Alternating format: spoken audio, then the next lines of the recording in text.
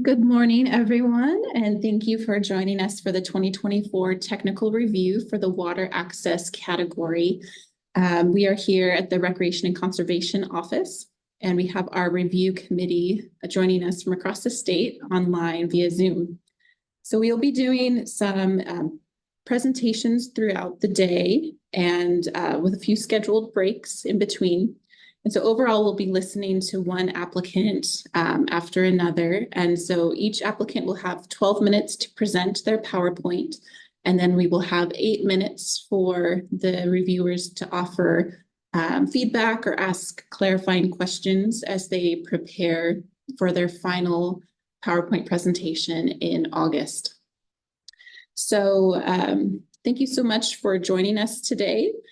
We do have our first applicant here joining us from City of Port Orchard. So I will go ahead and pull up the PowerPoint to make sure that we have that set up for them. Okay. So Nicholas, if you are here, you can go ahead and turn on your camera. I believe my camera is on. Can you see me? I see you. Very good. All right. Yeah, so I will, I'll turn off my camera probably, and then what you'll do is you'll click the screen after I do that and to make sure that you have control. And then when you're ready to get started, I will start the timer for the 12 minutes. Okay, and am I advancing the slides by clicking on the screen? Yes, you should be able to, you can go ahead and give that a try to make sure that you have control. It is not advancing for me. Try double clicking on the screen. Oh, there we go. When I double click, I see the menu for advancing the slide pop up briefly and then it disappears.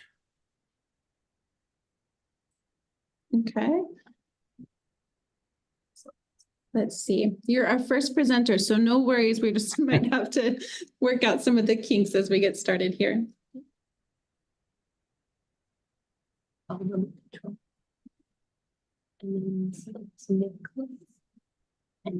Okay, there. I think we did it right this time. So go ahead and click. There you go. All right. It looks like my scroll wheel will also advance them. All right, and you said I have 12 minutes for the presentation, correct? Yes, you have 12 minutes and then 8 minutes for question and answer. So I will have my timer going and I'll let you know if you're going beyond the 12 minutes. All right, I'll do my best. I incorrectly thought I had 20 minutes for the presentation, so I'm going to have to talk fast. Okay. All right. So we ready to go? Go ahead and get started when you're ready. All right. My name's Nicholas Bond. I'm the Community Development Director for the City of Port Orchard.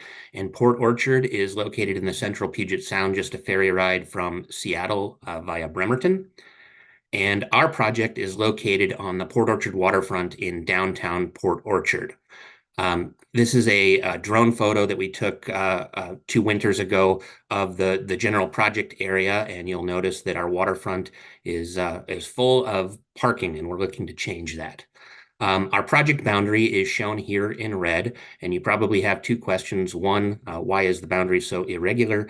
And two, why is it called Phase 2? It's called Phase 2 because Phase 1 is an adjacent ALEA project that was funded in 2022. We also have a community event center library project that is adjacent to this site that makes the boundary make a whole lot more sense. And the Phase 2 project is the final piece of funding we're seeking to complete this overall downtown redevelopment effort. The project context, this is a map that just shows the various ownership and project boundaries within the project area. Our proposed project, this is the concept plan with the boundary shown. And I'll move into the grant criteria. In terms of need and local priorities, the city conducted 3 concurrent planning processes between 2018 and 2022, from which this project was identified. The first of those projects was actually a site selection process to select a site for a new library and community event center. And through that process, the site that was chosen in part because it provided opportunities for waterfront plazas adjacent to that facility on Port Orchard's waterfront. And so that's what we're seeking to fund, is the sort of ancillary project to our community event center, which is the Waterfront Plaza Phase 2 project. This project was also identified in our downtown sub-area plan and planned action EIS, as well as the 2022 Port Orchard Pros Plan. Other projects along the downtown waterfront in Port Orchard within this service area are shown on this map. The yellow line is the Bay Street pedestrian pathway, which generally is complete across Port Orchard waterfront, but some sections are in better condition than others. Projects 3 through 6 are all proposed. They don't yet exist. And so this is sort of that master plan redevelopment area. And we provided a matrix showing what facilities are offered in these various parks. This project is one of a kind in terms of the amenities that are provided. The only park that is remotely similar to this is the Waterfront Park just on the east end of downtown. It's a little bit more of a traditional park in terms of providing shelters, a playground, lawn and picnic areas. And it's definitely well used by kids when the weather is nice because there's playgrounds and you can get down to the beach from this park. In terms of local need, another reason that we're looking to make park improvements downtown is we host a number of events in Port Orchard. This is a photo from the Festival of Chimes and Lights held every December, and the cruise in the summertime. Both of these events draw thousands of residents to the city.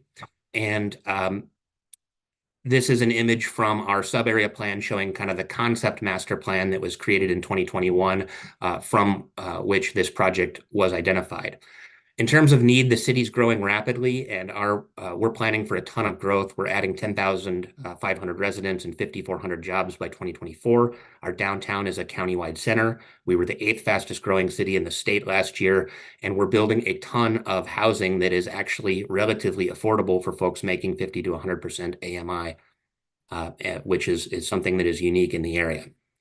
Our project scope looks to take this existing waterfront parking lot containing 56 parking stalls, 5 street trees, some drive aisles and sidewalks, as well as our marina sewer lift station and the Port of Bremerton's underground marine fuel tanks, and turn it into a very nice waterfront plaza where the community can enjoy their time by the water, and also provide connectivity to some adjacent redevelopment activities. In terms of recreational opportunities provided, water viewing is a big one. There's a stage that can host events that is proposed. Our multimodal pathway traverses the site. We'll have outdoor seating. The project is right at the entrance to the Port Orchard Marina, where you have boating and fishing activities. And there's a strong connection to this new community event center and library being constructed on the adjacent site. The photo here is just a segment of the Bay Street pedestrian pathway a little bit further to the east that was recently constructed, actually on another piece of property that was acquired with RCO funding. In terms of site suitability, I mentioned we went through a site selection process for our community event center and library, and ultimately settled on site 2 on this map because of the opportunities that it provided to provide the community with access to the waterfront. The funding source, however, for our library and community event center precluded us from using those funds to also develop a plaza, and so we are separately seeking to fund this project that has been identified in our various plans.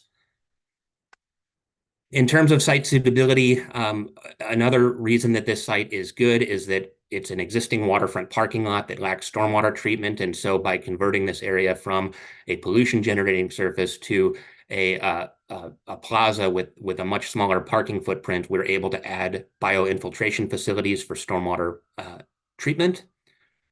In terms of project goals, our design goals, we were trying to create an accessible, exemplary, and flexible public plaza on the waterfront.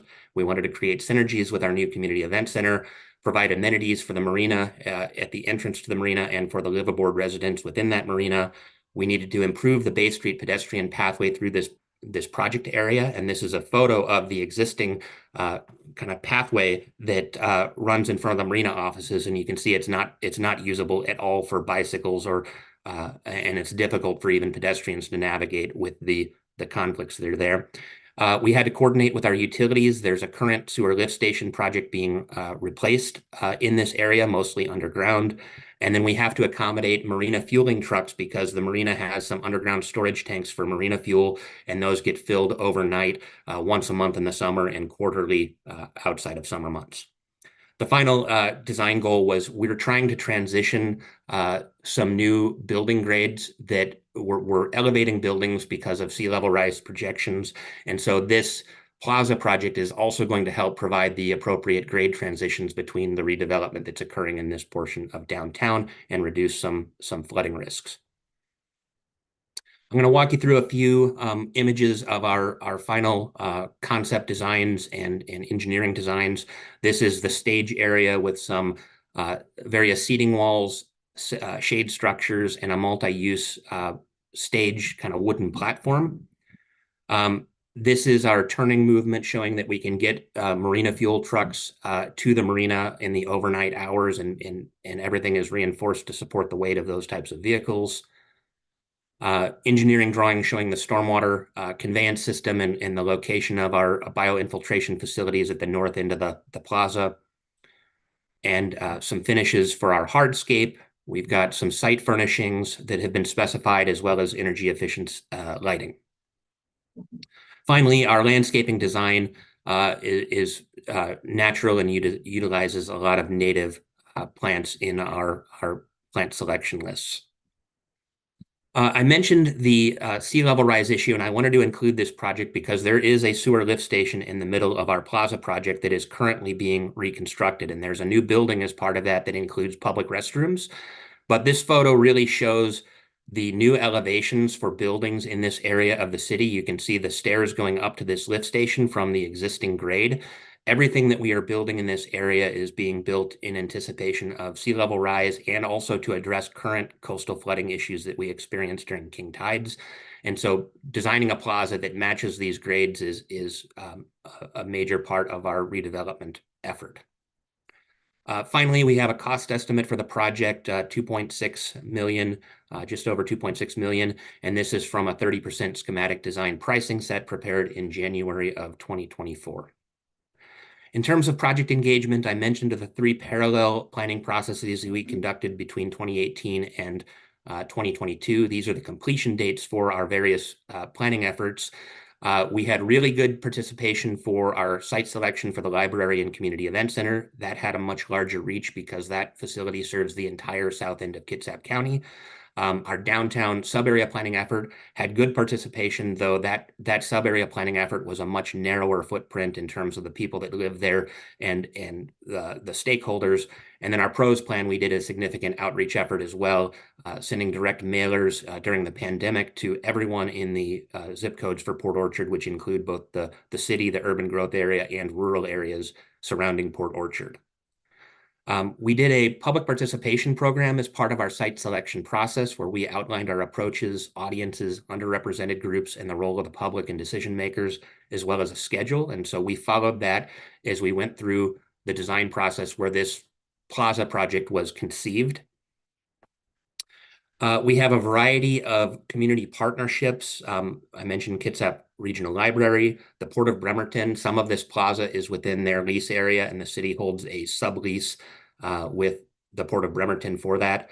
Kitsap Transit is a partner. There's a transit hub a block from the plaza. We have the Port Orchard Bay Street Association, the Kitsap Public Facilities District, which is providing funding for the Community Event Center and Library. And then Kitsap Bank is building a new headquarters just to the south and east of this proposed plaza.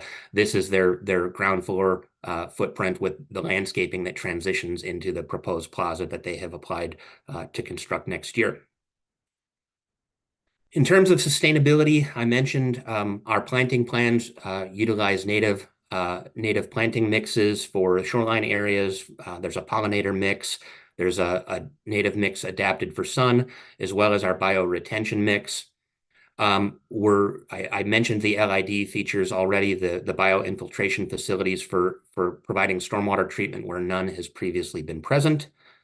I also wanted to touch on the sea level rise analysis that the city did as part of its Shoreline Master Program update in 2020. We have projections for sea level rise in downtown Port Orchard, and the next map essentially shows the flooding risk for all of downtown Port Orchard. Our plaza is sort of in the middle of the screen here off of Orchard Avenue, and you can see that there are various risks under the different projections and probabilities. And so that is part of the reason that we are looking to elevate this project, as well as we have a grant to elevate Bay Street through downtown, which currently floods. These are a couple of photos from December of 2022 when we had a king tide and the water came up over the sidewalks in downtown Port Orchard. And so we have a grant from the federal government to elevate Bay Street by 18 inches. And so all of the adjacent buildings that are being constructed will match these new grades for the road. And then the plaza has to provide the transitions between all of that new development. In terms of social factors for sustainability, we have a transit hub located 1 block east of the proposed plaza. There's passenger ferries, bus transfers, and the multimodal pathway bisects the site. And so again, that's only 1 block away. And in terms of economic factors, we have $100 million in public and private investment in this part of downtown. Part of that is the new Kitsap Bank headquarters, but the Community Event Center and library are shown here, along with the new Kitsap Bank headquarters that is in for permitting at this time. In terms of the diversity of economic or of recreational uses, again, water viewing is a primary use for this plaza. It is a place for people to gather and enjoy the waterfront. We have outdoor seating, educational opportunities associated with the library, wildlife viewing, boating and fishing as part of the marina, and there's the ability to host special events and festivals that could overflow into this area from the adjacent areas where we typically host those events. We did a concept here where we showed what it could look like if we had booths or tents set up in this facility on the handful of occasions per year where we have events in our downtown. And then finally, cost efficiencies. This is the last project in this redevelopment effort for which we need funding, and we are seeking $500,000 towards our project. And here is just a final concept plan map showing the project boundary, and I'm happy to take questions. Thank you so much, Nicholas. I'm going to grab control back. So first of all, you were over by just about 1 minute and 15 seconds. So just making sure that now that you know the time frame, that you fine tune that before August. So it looks like we have a question from James and then Kaina.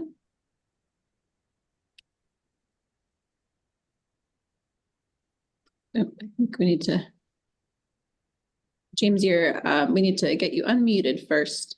There we go. Am I hear me? Yep. My first question is under project design, I believe.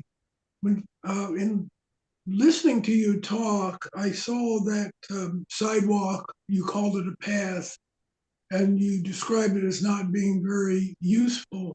I was wondering whether or not it's very accessible for persons with disabilities, and I didn't hear you elaborate on accessibility from that standpoint. I may have missed it, but I just did not hear it. And I think that for your actual project submission, you could spend a moment or two outlining the accessibility features of your project. And the second question I had was under project engagement. You listed on your screen any number of organizations that you contacted and the ways that you did it.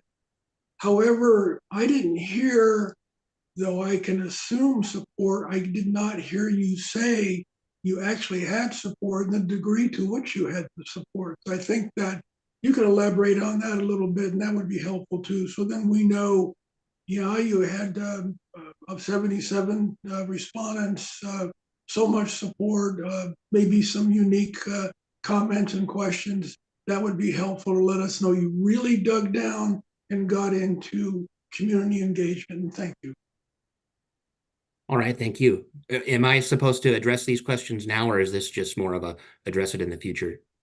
Yeah, it's really up to you. It's mostly for you to take into consideration, unless there's anything you want to say right now. But yeah, I'll just say that the the entire plaza as designed is designed for accessibility. There are definitely existing deficiencies with accessibility, especially that sidewalk photo that I showed, which is kind of technically it provides access along our waterfront, but it is not, with all the obstructions in the sidewalk, it is not currently accessible, I don't believe. So that's something that we're looking to fix.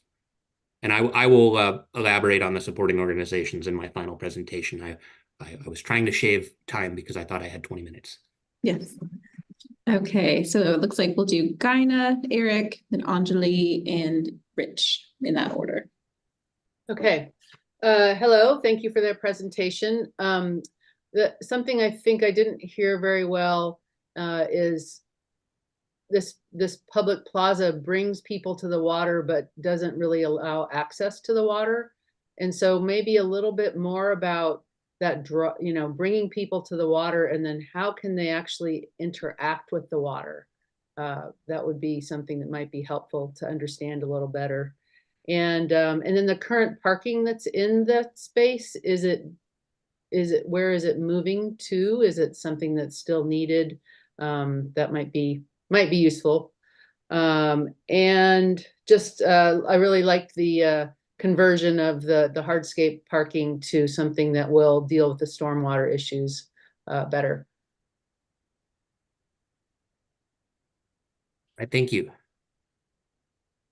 And I'll just say on public access, visual access, my understanding of the grant criteria is a form of access. So this phase 2 project is primarily visual, but the adjacent Aaliyah project actually provides physical access to the water as well as an overwater platform. And so this is sort of an extension of that project. But for this particular site, it's mostly being next to the water, not in the water. And during the technical review after this meeting, we'll certainly have Henry, the grants manager, work with Nicholas to make sure we're addressing any eligibility concerns with the water access piece of things to make sure it's a good fit, and make sure you're answering all those questions. Eric? Good morning. Okay, just a lot of small little things, if I may. By the way, I'm a kid that grew up in Port Orchard, used the marina all the time, fathoms of fun and all that good stuff. So well done on this proposal. So I'm glad to see you have a multimodal proposal according to the WASDOT standards. That's important. So am I to understand the multimodal pathway is indeed the visual access pathway that's along the edge of the property? Is that correct? That's correct. The pathway is between the plaza and essentially the ordinary high water mark, or the little bit of landscaping on the outside of the pathway before you get to the ordinary high water mark. Right. So continue to emphasize its important pedestrian linkage. The foot ferry, for example, that's important, of course. I assume the multimodal effort is all part of your city's complete streets approach in terms of all transportation options, including non-motorized. I see that you have a lot of ongoing community engagement related to your sub-area planning, your pros planning. You might also mention that you're an ongoing through your periodic update work on your comp plan, including your upcoming climate planning requirement, the mandate for resiliency. I think that's all important because it's an ever more ongoing effort by you as well as me and everybody else working on comprehensive planning. So that's important. Lastly, sustainability. You've talked about an emphasis on pollinator mixes and all. You might consider rooftop beekeeping as part of kind of a survivability of your landscaping and your plantings in terms of sustainability. Just a thought.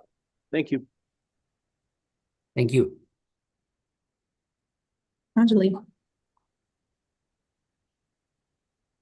Yeah, thank you. That was a good presentation. I was trying to understand the plan a little more, and you mentioned a stage, and then I saw a 3D rendering of a seat wall in that ellipse shape. I first thought that the ellipse was a stage, but then I saw a graphic you showed where there were 3 tables and chairs.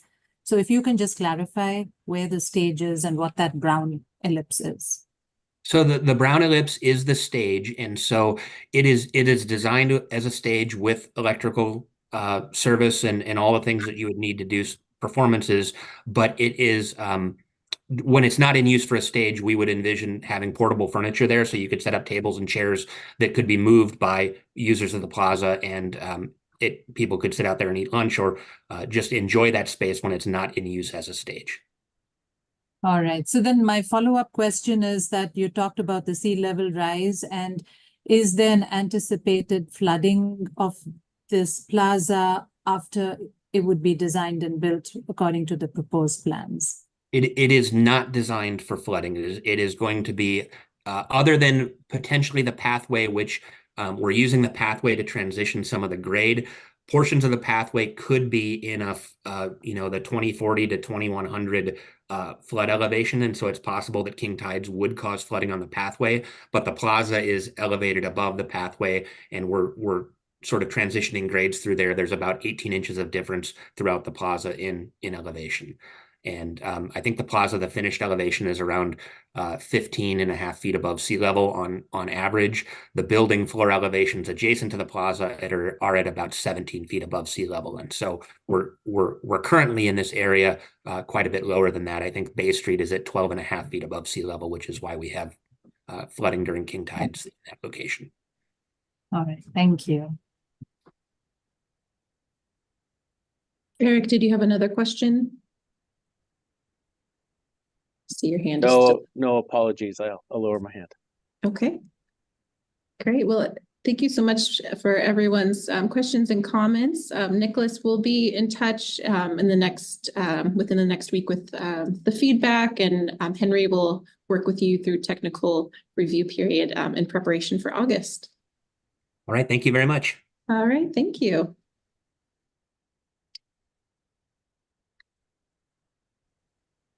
Okay, next we are moving to City of Shoreline.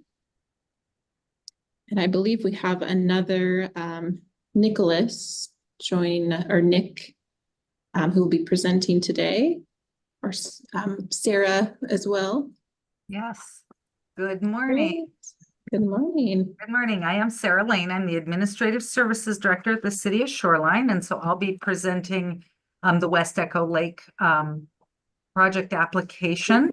So Sarah, let me, sorry to cut you off. Let me get you set up with the controls. Will you be the one clicking through? Yes, I will be happy to click through. That'd be great. Okay, so let me give you controls. So what you'll do is you will go ahead and double click on the screen and make sure that you can move forward and backward.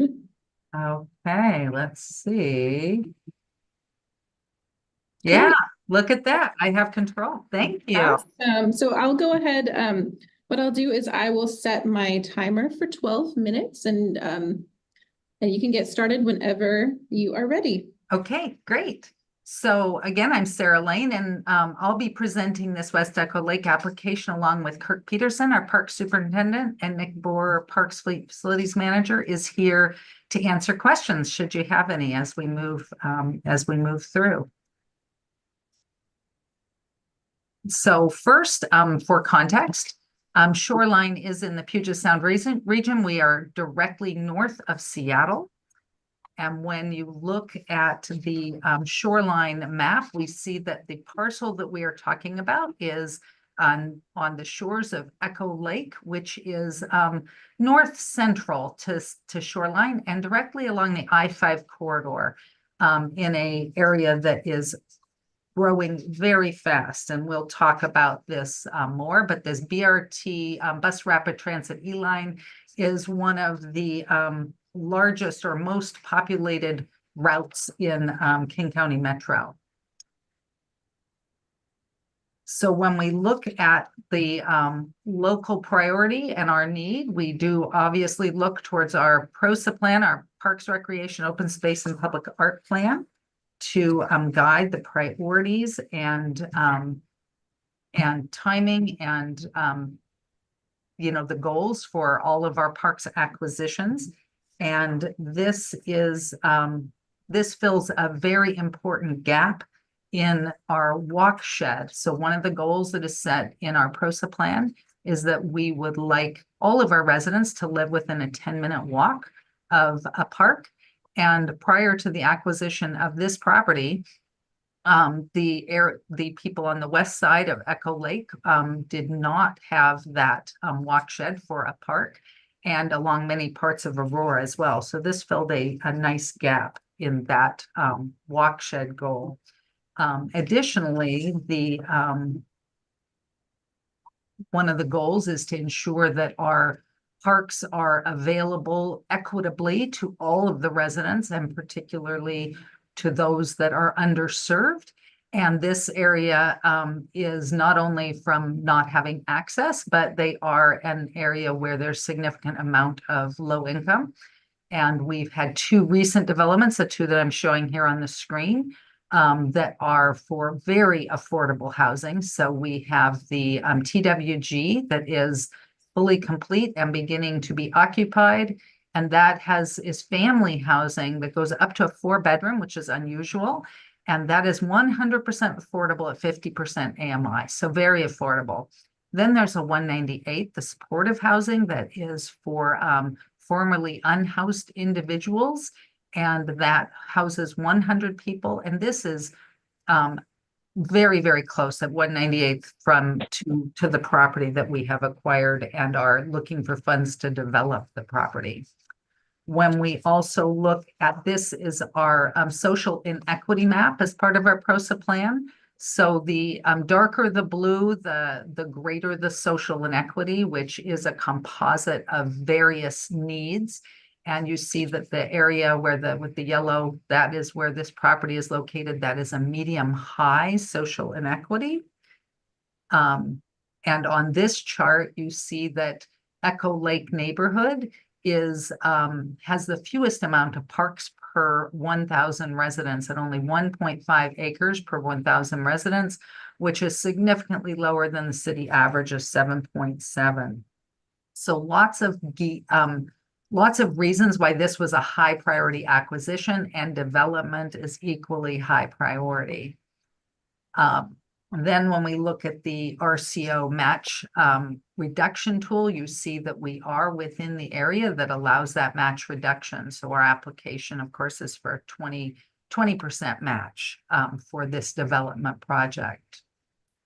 When we look at our project scope, this is a conceptual drawing that we have put together. So the project objectives are to provide waterfront access for the low-income disabled, senior, and high-density residents in this area. That would be a forested walking trail with seating and access for handheld watercraft on the boat. So as well as a natural viewing area. But it's a lovely, Kirk will show you some pictures later. This is just a lovely parcel, and we want to keep it as natural as possible, while still providing access for the public. So then again, when we look at immediacy of threat, it talks more about the development that is happening. This area here, we've got this oval, which is right there is Echo Lake, and you see 2,800 units will be added by 2027. So the whole city is undergoing a significant amount of development, but this area in particular is being impacted by that. So with that, I'm going to turn it over to Kirk Peterson to talk about site suitability and a few of the other aspects that you're interested in. Okay, well, thanks, Sarah. When we look at site suitability, one of the main points that you'll notice is this is one of the only undeveloped parcels on the west side of Echo Lake. And there is no public access to the water on the west side of Echo Lake. So it's really unique in that respect.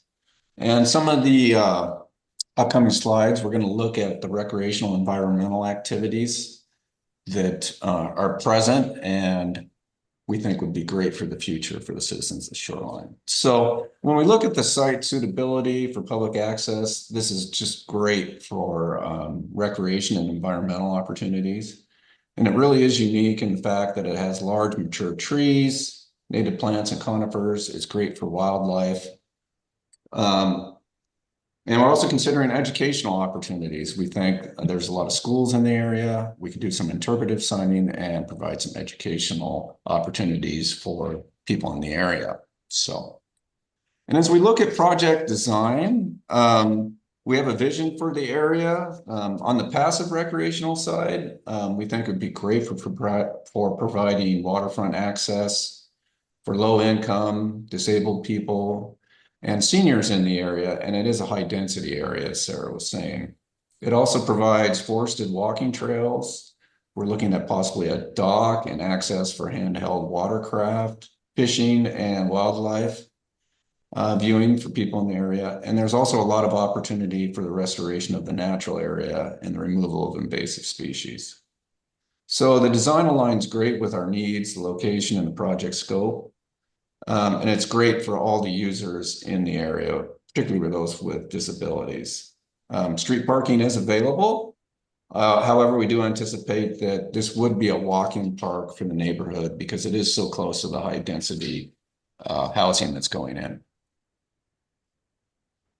And as we look at the project design, and with just a quick overview of our budget, we have estimated development cost of $237,000. And we have an RCO request of about $190,000, which is about 20% match. We do have a state grant that we're looking at for design and have obtained for $125,000. And so we're looking at a grand total of $362,675. And we're currently working with Forma, which is one of our contractors on our bond project. And we feel really confident about this quote. And we would like to begin design work in 2024, and we feel confident that we can begin construction in 2025. So coming back to engagement, we did some significant public engagement or outreach, I would say, when we were acquiring the property. It was a 100% grant from CFT. And so we took many forms of engagement to try and get feedback from the community about acquiring this property and developing it in the future. So we did have an online survey that we kept very, very short. One of the things we had learned when we were having sort of one-on-one personal contact with individuals is that they really didn't want to have to write letters or do anything. So we wanted a simple way for them to engage with us. And we did do online open houses, several at various times of the day, to try and get more engagement and share the information. And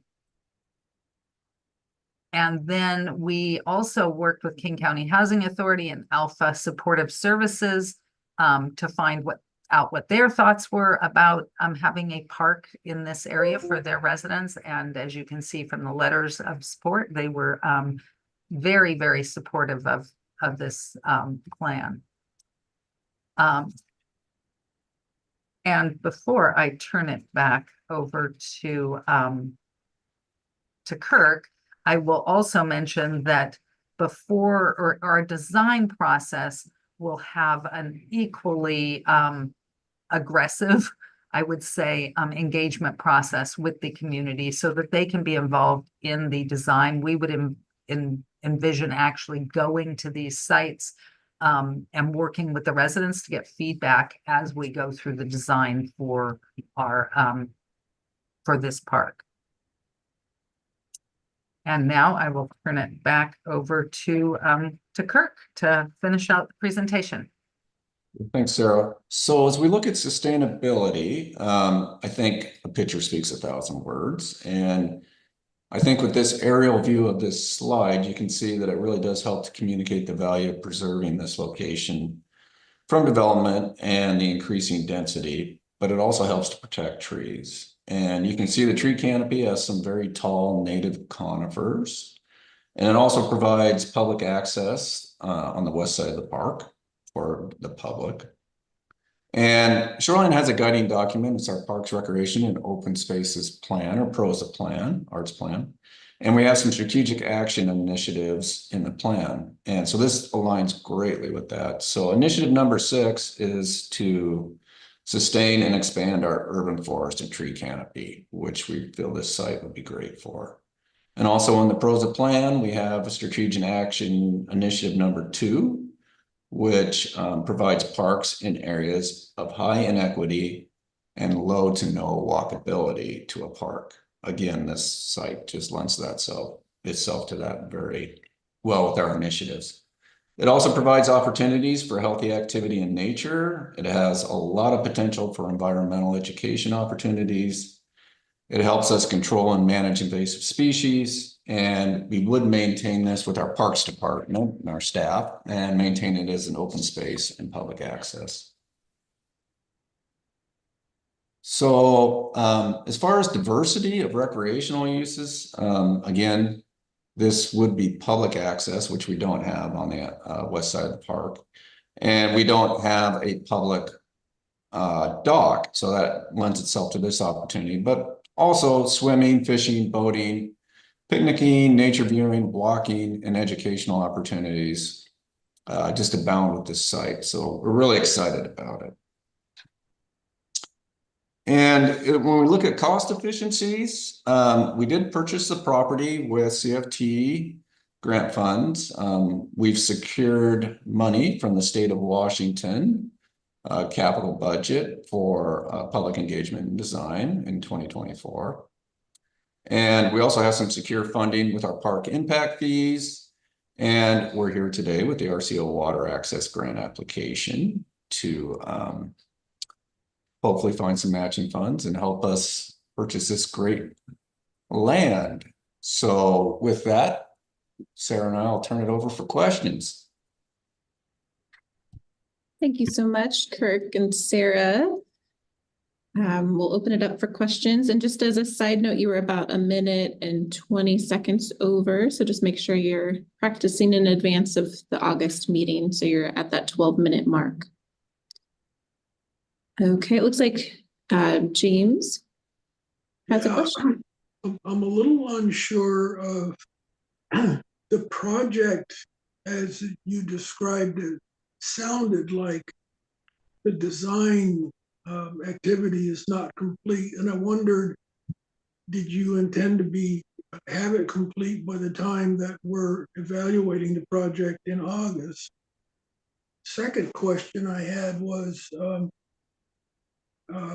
on the AD, looking at your project description and then listening to your presentation on the ADA parking and trail to the lake.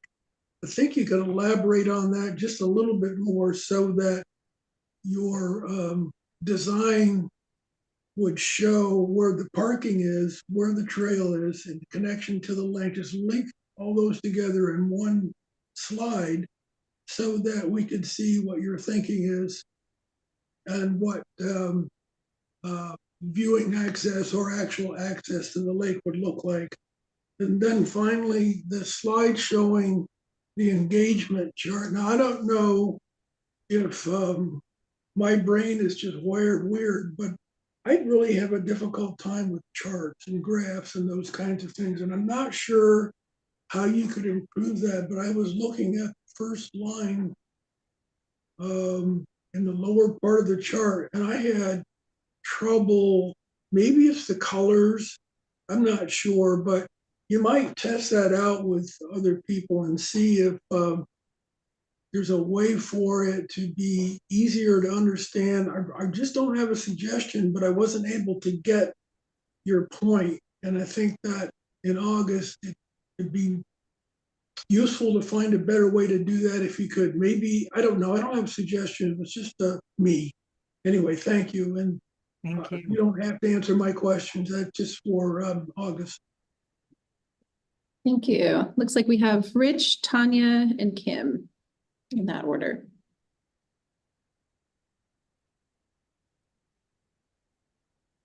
Yeah, thank you. I just had a few things came to my mind during that. Good job, by the way. The educational opportunities, if maybe you could speak just a little bit more to how that would work in a site that doesn't have parking or limited parking. Maybe there's opportunities to do that through interpretive signage and that kind of thing. The project schedule slide, I think, could have used maybe just a table just to line that out. I think would have been helpful. And then I might have missed it. I apologize if I did, but just, yeah, maybe if the map showed if there are other public access points on the lake, I think that would have been helpful for me. Thank you.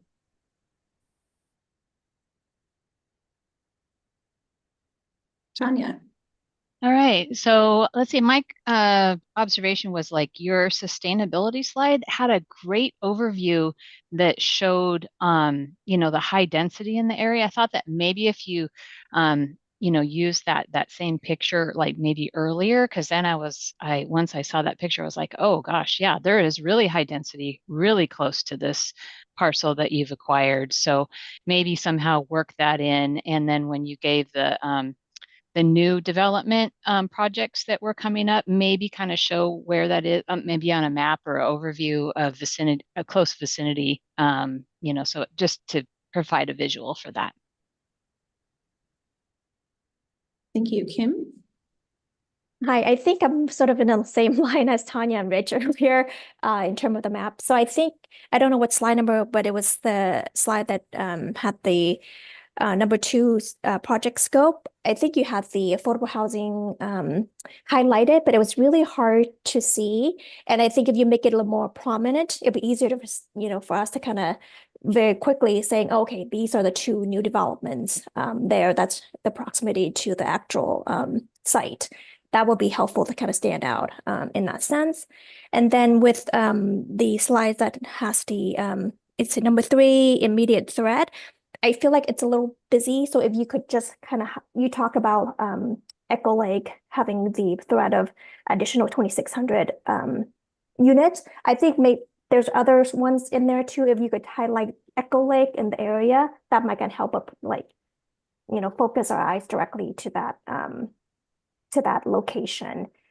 Because the slides just go by so fast that it's kind of hard to, find it a little bit.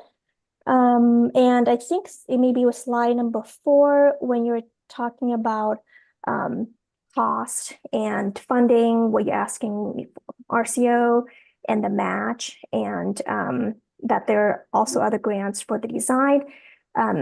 If you could, show that in a way, maybe not a chart, because James have a hard time with chart, but something easier to say them so it doesn't just go by really fast. Like I said, it's just quickly. So something we could catch our eyes on would be helpful. So that's all. Thank you. Thank you, Kim. Gaina? Thank you for this presentation. First of all, just to double check, is this only 1/3 of an acre parcel? Nick? Believe that is true, but Nick, can you confirm that?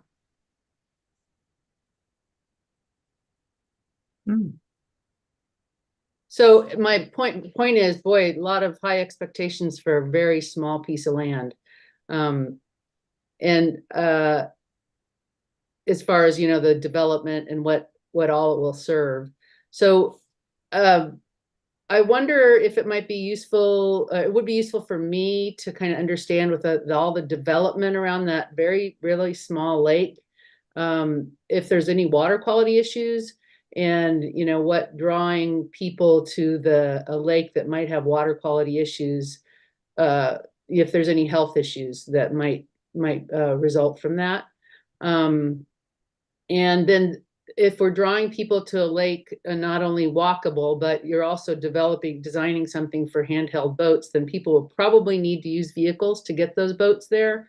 And so providing the parking for those, if that's one of the uses that's really desired, making sure that there's places for people to be able to park if we're going to do that. Yeah, that's pretty much all I have. I have a few more written comments, but thank you. Thank you. And to answer your question, it's 1,300 square feet, 13,000, I'm sorry. You can look at this picture here, and maybe we should include this, but long-term, the desire, so there's 3 properties to the south right there that you can see there. Long-term, extreme long-term, I mean, if they're willing to sell, we would certainly look at getting those also and increasing the size there and get a foothold on that quarter of the lake. I'm sorry, how many acres did you say? I couldn't hear that. It's 13,000 square feet. is the current of what we own right now. Okay, but there's a desire to add to that if at all Correct. possible. Copy. Thank you. Okay, well, thank you so much for your questions and comments for this one. It looks like you are also next up for the Ronald Bogg Park. So Sarah, will you be taking the lead on that one as well? Yes. Okay, so let me get that one pulled up and then we'll get you. I think you should still have control, so try clicking on this one to make sure you can move it forward. Yeah, there we Perfect. go. All Great. right, same thing. Oh. I'll get the timer started when you're ready. Great, I'm ready. So again, I'm Sarah Lane, and this time I will be presenting with Nick Boer. Oh, and this, sorry, from framing, this is our Ronald Bogg Park Southern Access, and this is the an application for property acquisition. So as a framing of where this is located, and I've got a larger map next, but this is located right next to I-5. And there is a park on the north end of this, of Ronald Bogg. This would be at the southern end, and the one of the challenges with the northern end is access is so close to I-5, it actually doesn't get accessed very often. When we look again at the broader map access, we are again north of Seattle, and looking at the shoreline map, this is almost central to the city of Shoreline, and it's again right next to I-5. As far as need for this, our PROSA plan has the SAI number 6, which is to sustain and expand Shoreline's ecosystems, including the urban forest canopy and watersheds. So access to this southern shore of Ronald Bogg does provide a great opportunity to improve the ecosystem of this bog, as well as provide greater access to the nature opportunities from this neighborhood. One other need from our environment is the heat index. So in our PROSA plan, in addition to looking at the walk shed, we also look at our heat index. And you can see the circle in the center shows that this is adjacent to a large heat index, which is a very large school zone. It's actually sized for a middle school, although it currently isn't a middle school, but it is a very high in heat index, severe heat index in that area. When we look at this table, which shows the acres per 1,000 residents, the Meridian Park neighborhood, of which this is, this parcel is located, is in the middle. I mean, it's not as in much need as our as the Echo Lake one we just talked about, but it is at 6.5 acres per 1,000 versus the average of 7.7 within Shoreline. And so therefore it has a decent priority for the city, but the ecological benefits are probably the higher driver. Again, as I mentioned, one of the things, and I think this will show on another map, is that the property is fully consumed in a wetland buffer. There's a history of surface water flooding there. And it's a great site for access because it has a slight slope towards the water, but it's fairly level, and just a lovely opportunity for restoration. I will point out that we have already purchased this other property, so that the acquisition of this property would give us a good sized access point for a small park adjacent to a right of way right here. And we'll talk more about that in a minute. So looking at our project scope would be, again, I mentioned we already own this property. We would access this one and develop those in the short term. with the goal of in the long term of getting, as properties become available and funding is available, of trying to access all of the parcels that are in yellow, with our higher priority being those to the east, in order to create an access around to the other park so that there could be a walking trail and eventually a full circle around this Ronald Bog Park. That is a very long-term vision.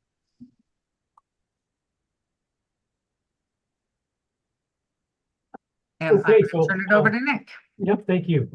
So looking at this, so this is a view from the lake. So these are the houses that are further to the east, and just shows the topography at the lake level there and the opportunities there for long term.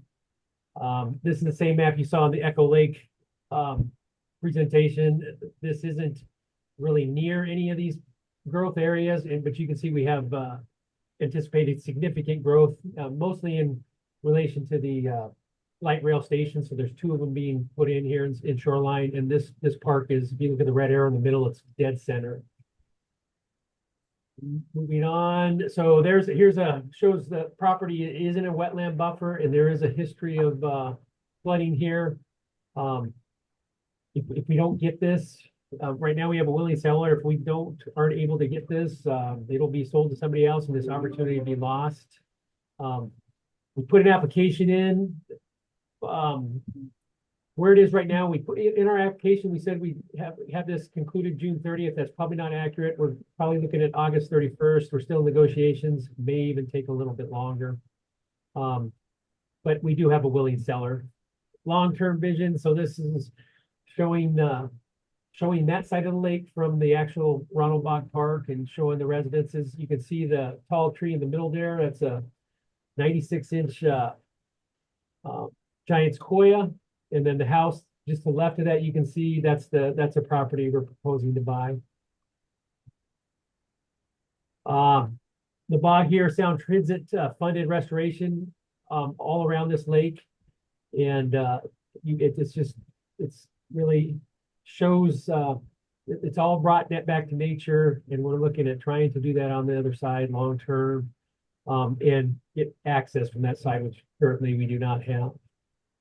Here's the front of the property, the right of way on the right there.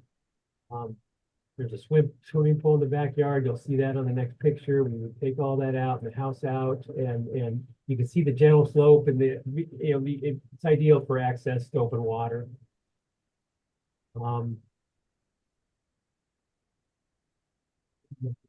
Oh, and here's the right of way. So again, an advantage here is borders the public right of way. It's unimproved. You can see parking there, so that we wouldn't have to take up site parking.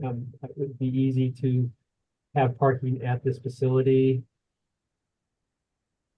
Moving on, look at this. So you can see the cement kind of curb line there. That's flood mitigation we have tried in the past. More these have flooded, so get the houses out of here, get infiltration restored, and it'll be better for the environment, better for the site. On the left there is an unimproved right of way, and we described that connection to James Keogh Park.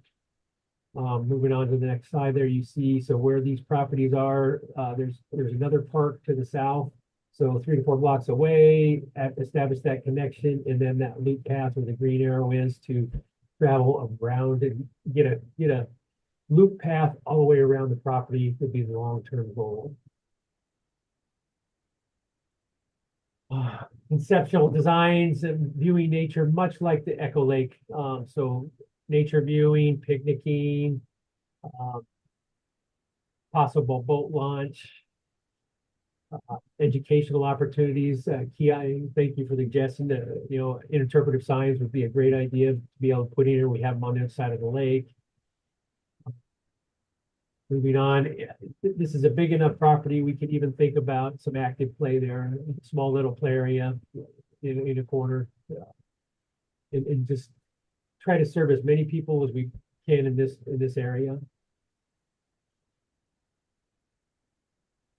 So, project engagement. So when we bought the property to the west of this one, we went through a significant engagement process, had public meetings on the site. And right now, we're in negotiations with other ones. As soon as we would do that, as soon as we conclude that, then we would have public meetings there. Sustainability, we're gonna remove the concrete, move the houses, and bring it back to nature. But with use, so we can share the use and share the activities with the public. Wide variety of people can use it. You saw the topography. It'd be easy to make everything accessible. The only reason, so we're asking for purchase funding here rather than development also. And that's just, we're unsure of matching funds. Eventually it'll happen, but we wanted to not bite off more than we can chew. So when you talk about funding, so we have secured park impact fees to fund this. We have submitted a CFT grant application to help with that. And we're coming to you for some money also. So we'd like to stretch those park impact fee dollars as far as we can. So if we get these grants, then we can use those park impact fees, develop this, purchase others, or develop other opportunities too. So the ideal goals here: increases open space, it's an opportunity for connection to James Keogh, wetland restoration in a known flooding area, increases access to water. It's a great opportunity to create a half-acre park with a lot of activities.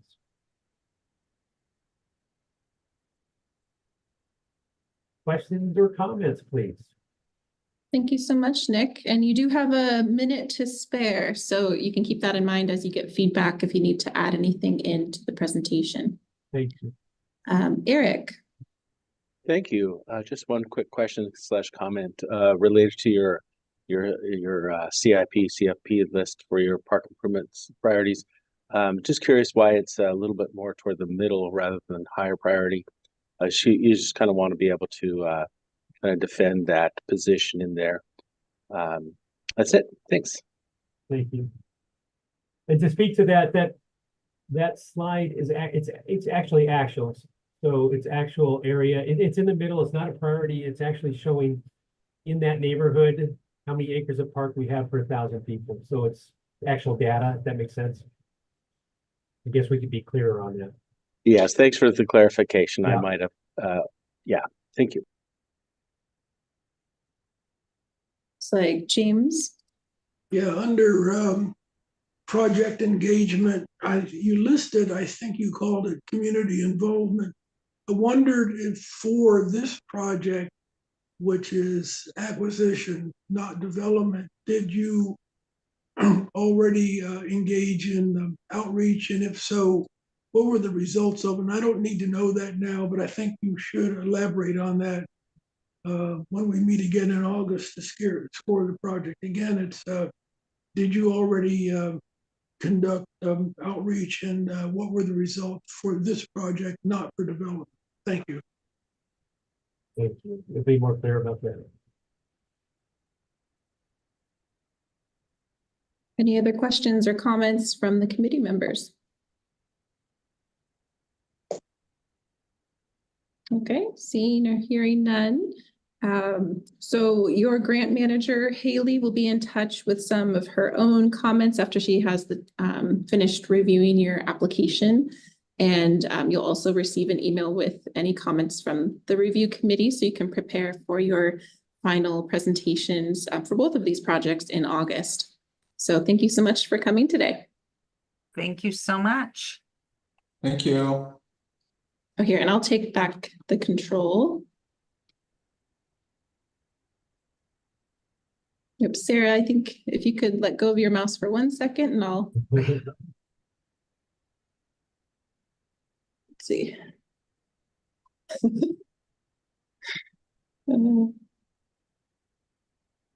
Okay, there we go. All right, so everyone, we are now ready for our scheduled break. So we will start back up at 11:25 with Vashon Park District. So please be back at 11:25.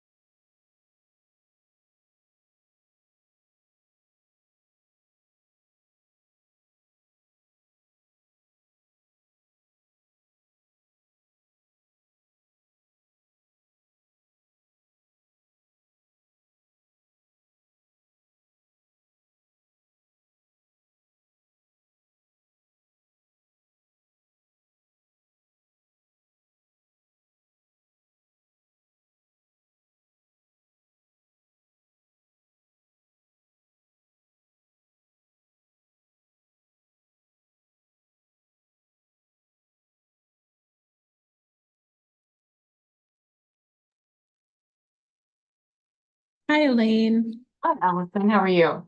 I am good. How are you doing? Good. So Right. let's see, where are the little control buttons, or do you you haven't turned that over to me I yet? haven't turned it over to you quite yet. We're just gonna wait a minute or two for everyone to get back to their computers since we were just on break. Great. But yeah, what I will do is I will hand over controls to you. And I'll let you know when I do that. And then you'll click on the screen to make sure you have the ability to go back and forth between your slides. And then you can get started at that point. And I'll have the timer going for the 12 minutes. So you know where you land with the time frame. Okay. Sounds good. Great. So let's see, I will go ahead and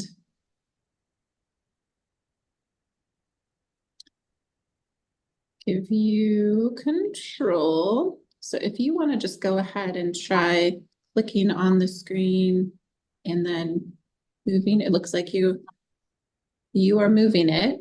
Okay. Great. So let's just give one more minute and then we'll get started. Sounds good.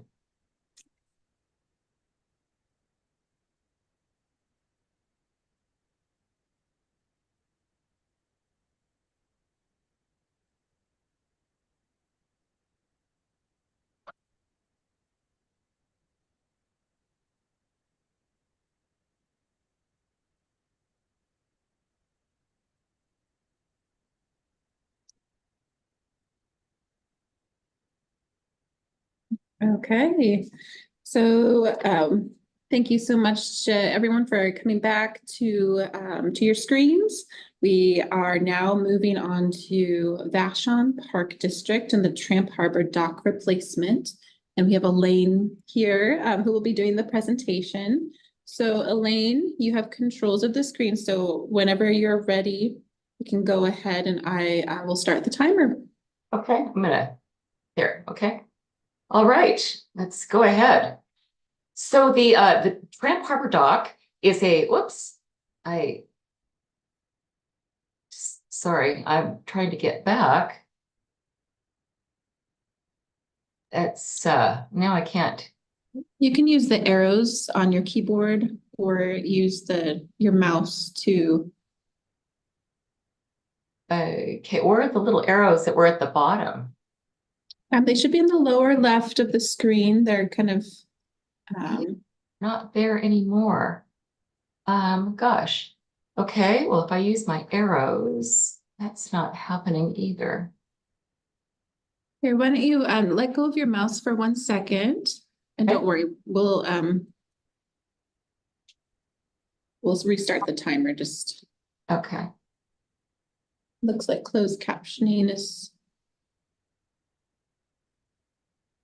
I don't know why the arrows disappeared.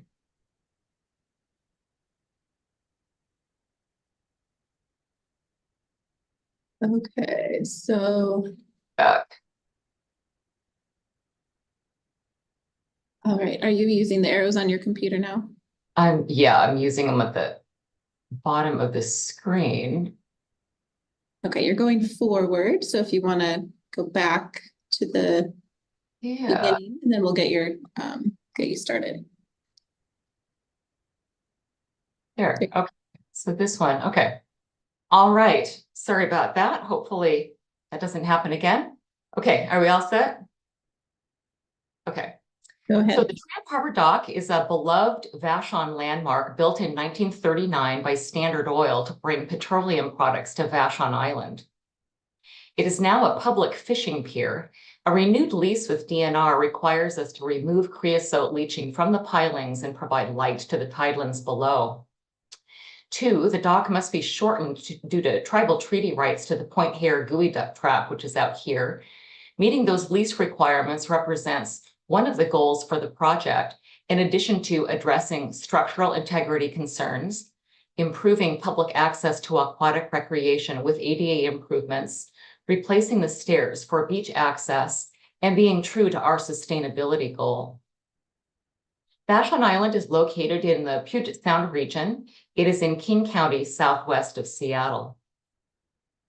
This map of Vashon Island shows the dock on the east side of the island at about midpoint. Vashon Island is the primary service area, but the dock is also heavily used by outside Asian communities during squid season. An aerial view of the dock shows the parking and picnic areas just to the north. A condition assessment was conducted in 2015, which found that 11 of the 98 piles had deteriorated and posed safety concerns. Because the DNR lease requires us to remove the present dock, it didn't make sense to spend the funds to repair the piles, so the dock is closed to public access. The bulkhead is unsightly. The parking conditions are informal, there is no ADA, and they are unsightly. The beach access stairs are deteriorated. Replacing the dock restores fishing, squidding, and other recreational uses, and replacing the stairs restores beachcombing, clamming, etc., other beach access recreation. There is no other public facility like the Tramp Harbor Dock. Other relevant inventory in the service area includes the Dockton Marina, which is a King County Parks public pier. It is a boat marina, but it's not used for fishing. The condition is new. Also, the Quartermaster Yacht Club, which is deep water, but it is a private fee-based club. Its condition is new.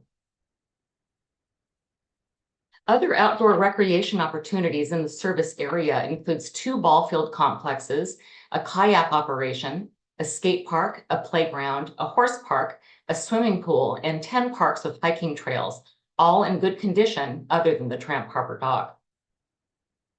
There are 8 other beach access parks where fishing is allowed onshore, but there is a gap in access and opportunity for an overwater marine environment experience. Several community surveys indicated 74% use the dock and 43% use it regularly. 38% use it year-round. From a 2015 survey, 40% use the dock for wildlife watching, 22% use it for fishing, but there is a myriad of other uses, as you can see. Given its use, it stands to reason that factors contributing to fluctuations in use include weather, fishing seasons, and wildlife availability.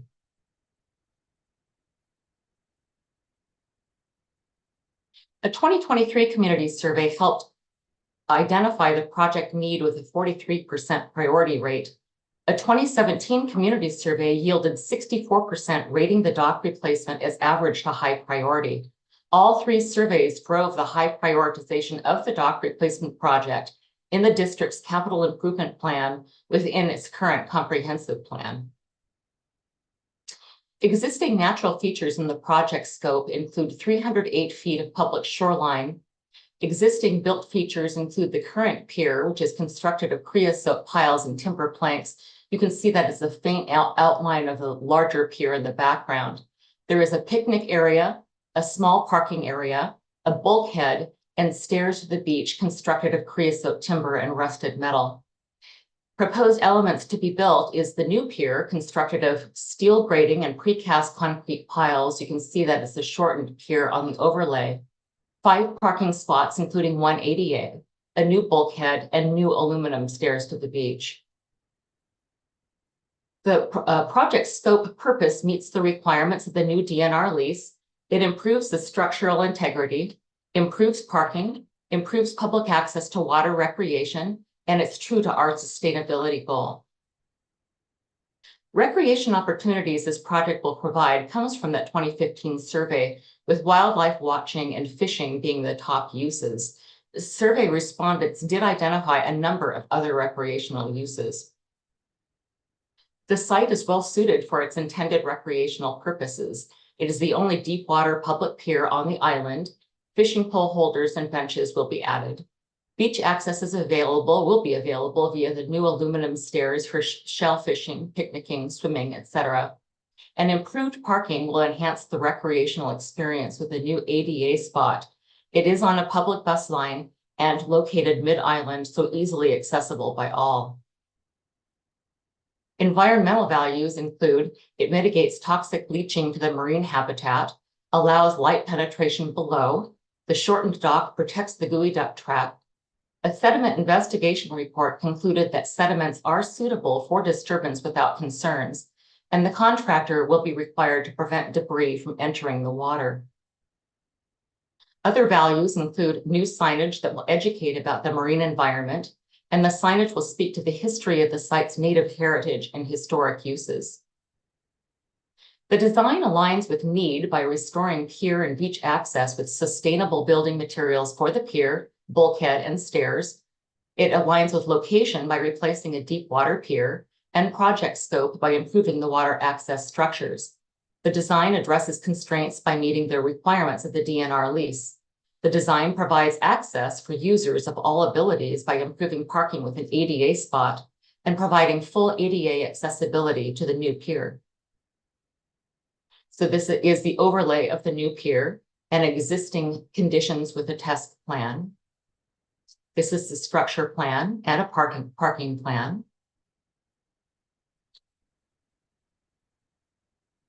Let's see, there we go. A stair plan and a bulkhead grading and drainage plan. The project budget was prepared by KPFF Engineering to be approximately $3.2 million. They provided considerable detail. The design is at 90% completion. It'll be 100% complete by this summer. 12 permits will be managed by Anchor QEA to be completed in November of 2025. This is a list of all the permits and the expected receipt dates. In terms of project engagement, it started in 2015 with a survey and 2 public meetings to gauge use. In 2017, there was a community survey for strategic planning, a 2021 community meeting to discuss the dock options, a 2021 Puyallup Tribe Council meeting to discuss the dock length relative to the geoduck tract, 2022 newspaper op-ed and public meeting to share replacement alternatives, a 2023 community meeting to discuss the 30% engineers design, and a 2023 community survey for comprehensive planning. The methods used for email, posters, postcards, and local press, populations engaged were Vashon residents, marinas, yacht clubs, and the state buoy list. The relevance was that 64% rate the dock replacement as a priority. A citizen advisory group was formed, and the dock design was determined. Relevant demographics that came from the public engagement was that 24.8% of the population is 65 plus, 10% are disabled and require special needs, and this drove the need for improved accessibility. How community input influenced the project design? They wanted a dock as long and wide as possible, bench seating, improved parking, beach access, and using sustainable building materials. Community partnerships that will be involved in fundraising include the Vashon Parks Foundation to raise $300,000 for the match. Other community partnerships for fundraising include the Vashon Bird Alliance, the Vashon Sportsman's Club, the Vashon Nature Center, and the Vashon Heritage Museum. The Vashon Park District has a sustainability goal in our current comprehensive plan, and we have a sustainability policy, so selecting sustainable building materials was a natural choice. This project protects, improves, and preserves the tidelands against toxic creosote and the need for sunlight penetration to the tidelands below. These are the environmental benefits. Other ecological factors: piers act as artificial reefs, harboring shallow water fish. Pilings are covered with sea creatures that represent food for fish. The water under a pier is often calm, which attracts small fish, and these attract bigger fish. The current lack of natural light can interfere with aquatic animals' routines. This affects the plant photosynthesis. Steel-grated decking will correct this. By design, the replacement structures will make them structurally sound to avoid impacts of extreme tides, storms, and long-term impacts from climate change. Social factors are: it's accessible by public transportation, will have improved ADA features, promotes socializing. The new signage provides marine habitat education and history of the site. Squidding and fishing attracts multi-ethnic youth from off-island, and sustainable building materials will improve public health and more livable communities. Economic factors are: The deck planks will be recycled. Financial contributions do not increase taxes or borrowing. The life of the pier is extended. It lowers maintenance needs. The new pier will not be lighted, so there will be no electricity use. And it promotes tourism as an overwater and beach experience, hence benefiting local businesses. The diversity of recreational uses for the pier, again, are wildlife watching, bird watching and fishing, etc. And from the stairs to the beach, shellfishing, photographing, and a long list of recreational uses. Cost efficiencies include the donations, fundraising by the Vashon Parks Foundation for $300,000. They're not in hand, but efforts are underway. There will be no private grants, but we will apply for a King County Parks and Capital and Open Space grant awarded May 2025 in an amount of $600,000. Other efficiencies include a contribution from the Vashon Park District's capital budget, $200,000. And the engineer is planning to attempt to save another $110,000 on construction. And that's it. Thank you, Elaine. You had 5 seconds to spare, so good job with that timing. Thank you. Eric. Thank you, and good morning. Hi, I wanted to just wanted to check in with you. Following along on the proposal and material that you have presented, as well as obviously your application material.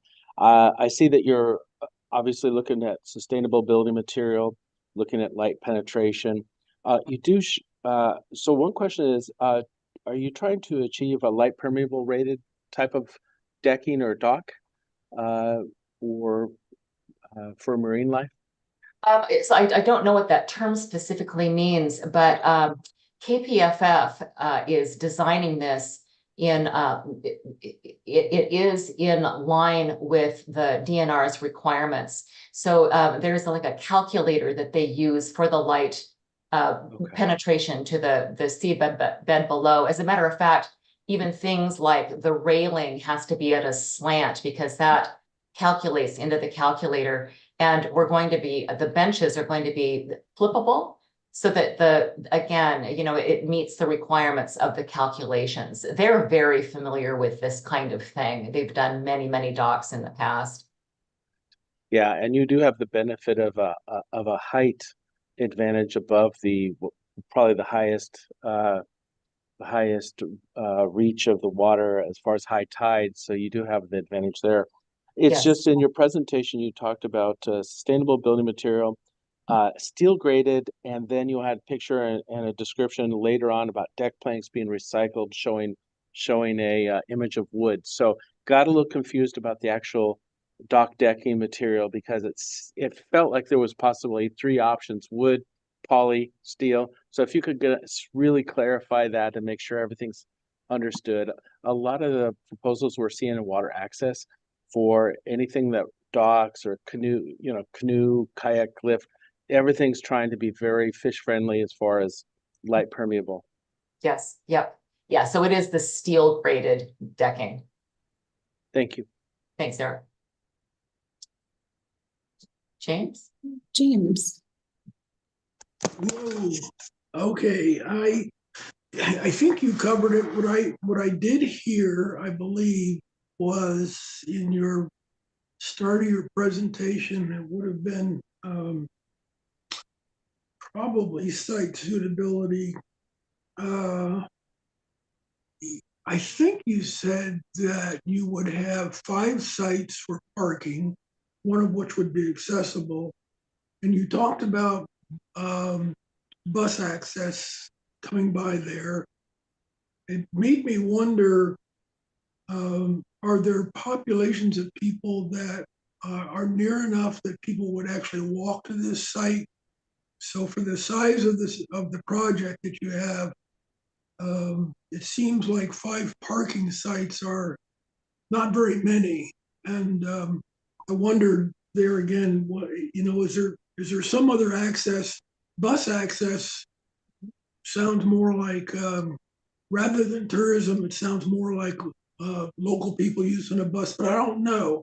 I guess maybe you could clarify that, why 5 parking spaces for the size of this project? You know, why not 15 or 20?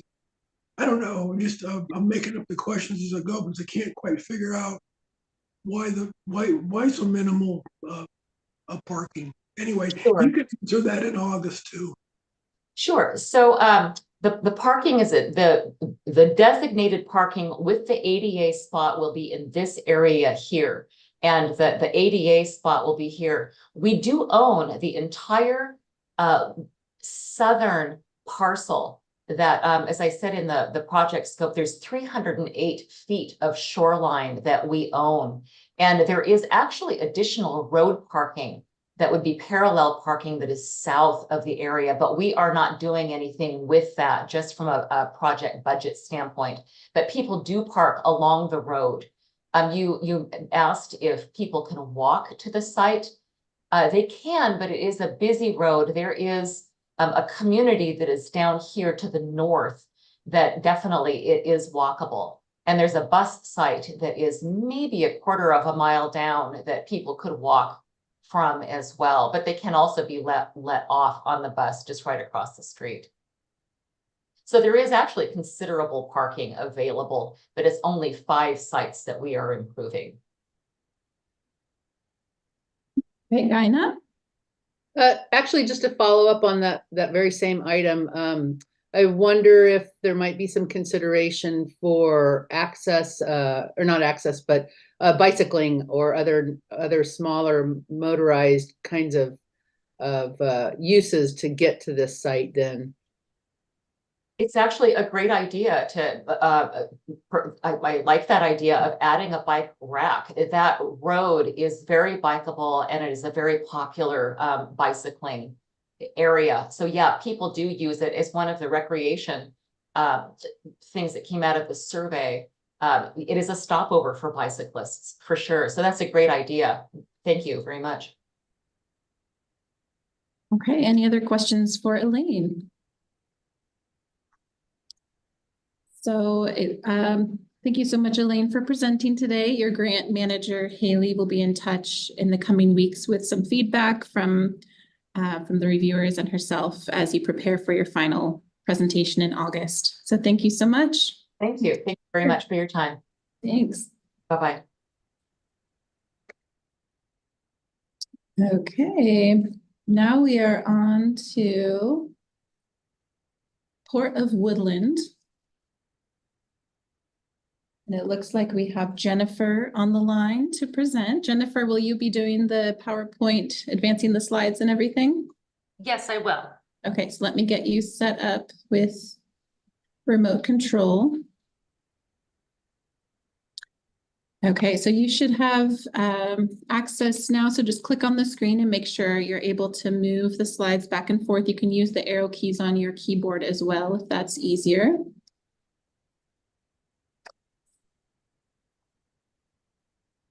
There, but we can see it moving. There we go. And so Okay.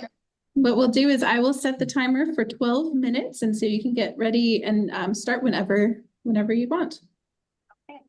Well, thank you so much. My name is Jennifer Ray Keene. I am the Executive Director of the Port of Woodland, and I am presenting our Austin Point Recreational Area project.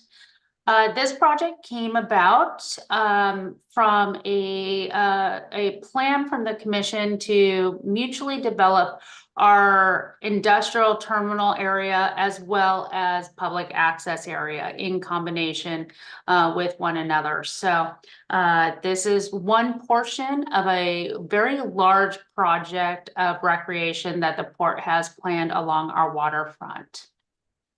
So this project, the Port of Woodland, is in Cowlitz County. We are in the southern portion of it. This project is along the Cowlitz, the Columbia River and the Lewis River. So we are at the confluence of the site. It is approximately 98 acres for the project site. It is from old dredge material from the Columbia River, from the navigation channel, as well as just tidal influence and And so it doesn't have any real significant historic and relevance. It's outside of the federal dike system that protects the city of Woodland. Of this site, there is a significant wetland area, as you can see at the bottom of the picture. And one of the projects that are part of the planning effort that the port did was to incorporate recreation into this wetland area. And that's what took us a significant period of time to come up with a plan for public access and wetland use.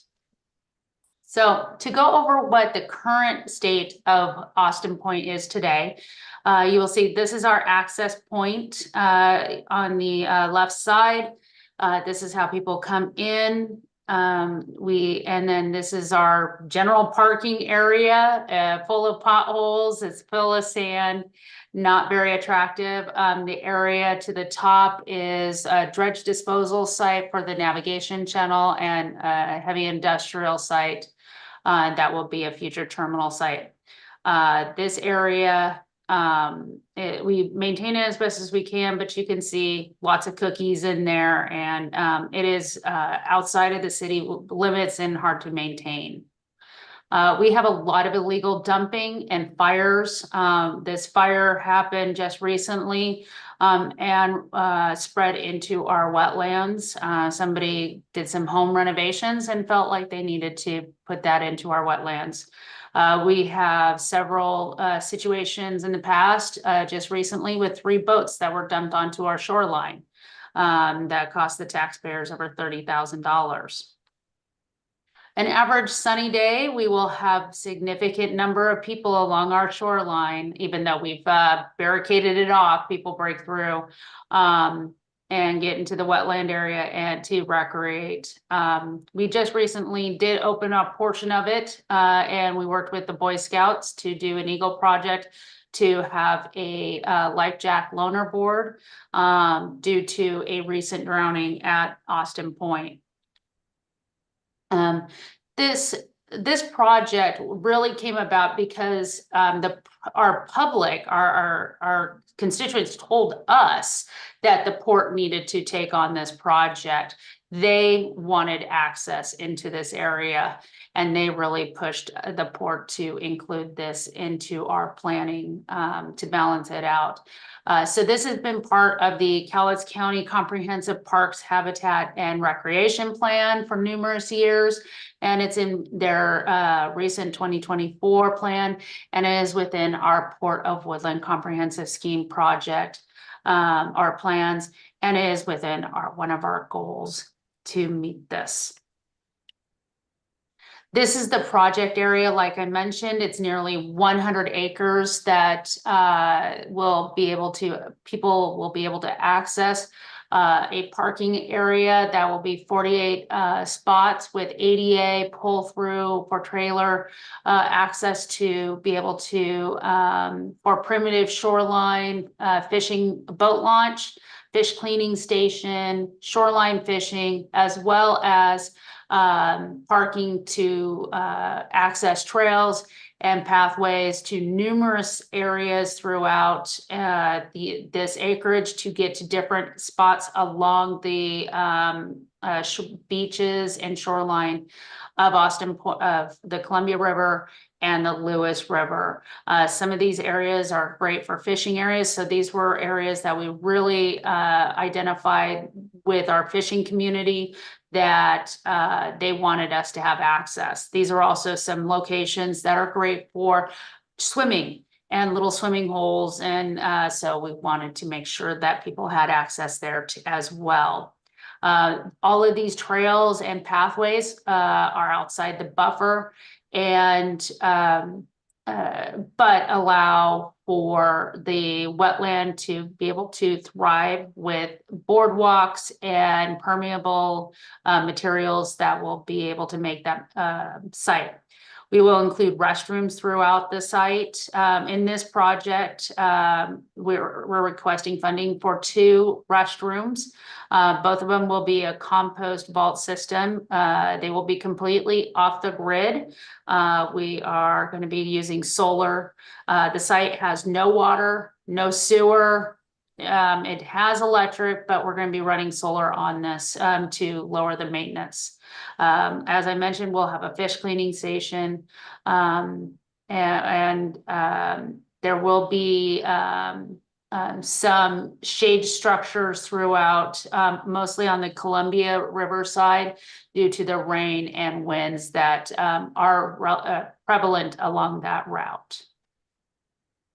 As I mentioned, these are some of the project or elements that are going to be that we're requesting for this project.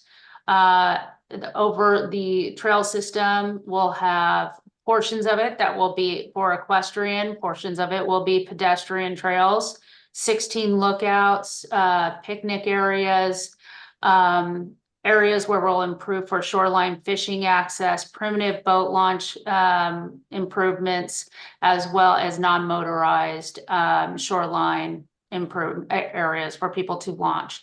Lots of signage and improvements to the wetland preservation areas, and removal of invasive species that the port is going to be doing, removing blackberries, Scotch broom, and the cottonwoods. Question 3 and 4 do not apply to the port. So skipping to number 5, project design. These elements are critical. There are, we're going to have a gate access to maintain the port or the site to be secure. We do have some issues because that it is far away from the community. We want to make sure that people are not moving into this area and living there. So it will be a gate access closed at night. So we will be securing that. We will be making sure that all of the restrooms are sealed up and that they're single systems. So, you know, looking at vandalism and those kind of problems. Doing shoreline or doing stormwater ponds, making sure that those are attractive, but also keep a natural look within the elements that we're trying to work through.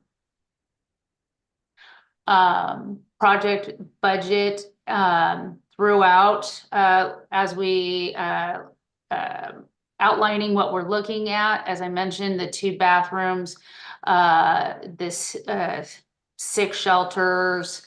There'll be fencing in some parts, mostly secure fencing because of some of the areas where there's lookouts and some of the drop-off areas, signage, the parking lots, utilities. Administration and A&E was developed through our consultants with Gibbs and Olson, and they also developed all of the cost estimates for us. As I mentioned, a lot of this came from the public. We had 3 open houses in 2021, as well as a survey in 2023 to the public of what they wanted. We left these open for about 6 months, and we received a fair number of engagements. The first one, we received 1,700 engagements of our Port District residents, and our port is 15,000, so that we felt that was a pretty significant number. And then our next survey of those who use Austin Point, we had 348 answer. So we do know a lot of what people wanted, and we try to incorporate that in all of our design features. As I mentioned, the boardwalk configuration to make sure that the tidal flow into our wetland will maintain the sustainability of that wetland for years to come.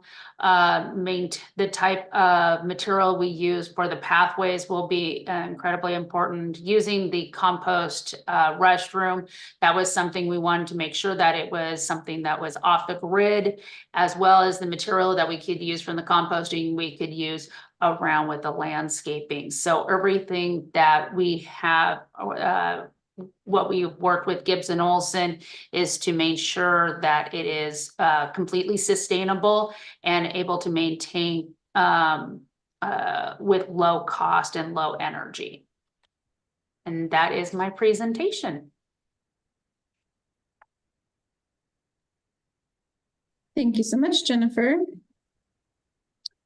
And I just wanted to note that you did well on time. You had just over 30 seconds to spare. But you do want to make sure that you address question number 4 for site suitability. That is still a requirement for development projects. Okay. So, and your grant manager can work with you on that to make sure you're covering everything that you need to. But let's start with Garrett, then Rich, and then Gina and James. Hey, Jennifer, Garrett Farrell, thanks a ton. Great presentation, awesome location. A couple things just from and I think the site suitability component of it, kind of echoing what Allison footnoted, but fish cleaning station with no water, that may be a maintenance concern. And then you mentioned primitive boat launch. How's that access going to work? Is that hand carry? Is that drift boats? Because you talk about pull through and equestrian and everything, and then the idea of how you connect people to the water. And if you are going to facilitate primitive boat launch, do you have a size and scale of that in mind, given that you got a confluence of 2 rivers there and a lot of beach erosion movement happening all year round? And then last but not least is maintenance and upkeep. You talk about gating it and trying to keep it out, but during PQ seasons and off season, what are your thoughts around maintenance and upkeep given the distance from town and everything that you mentioned here? Thanks. Okay, thank you.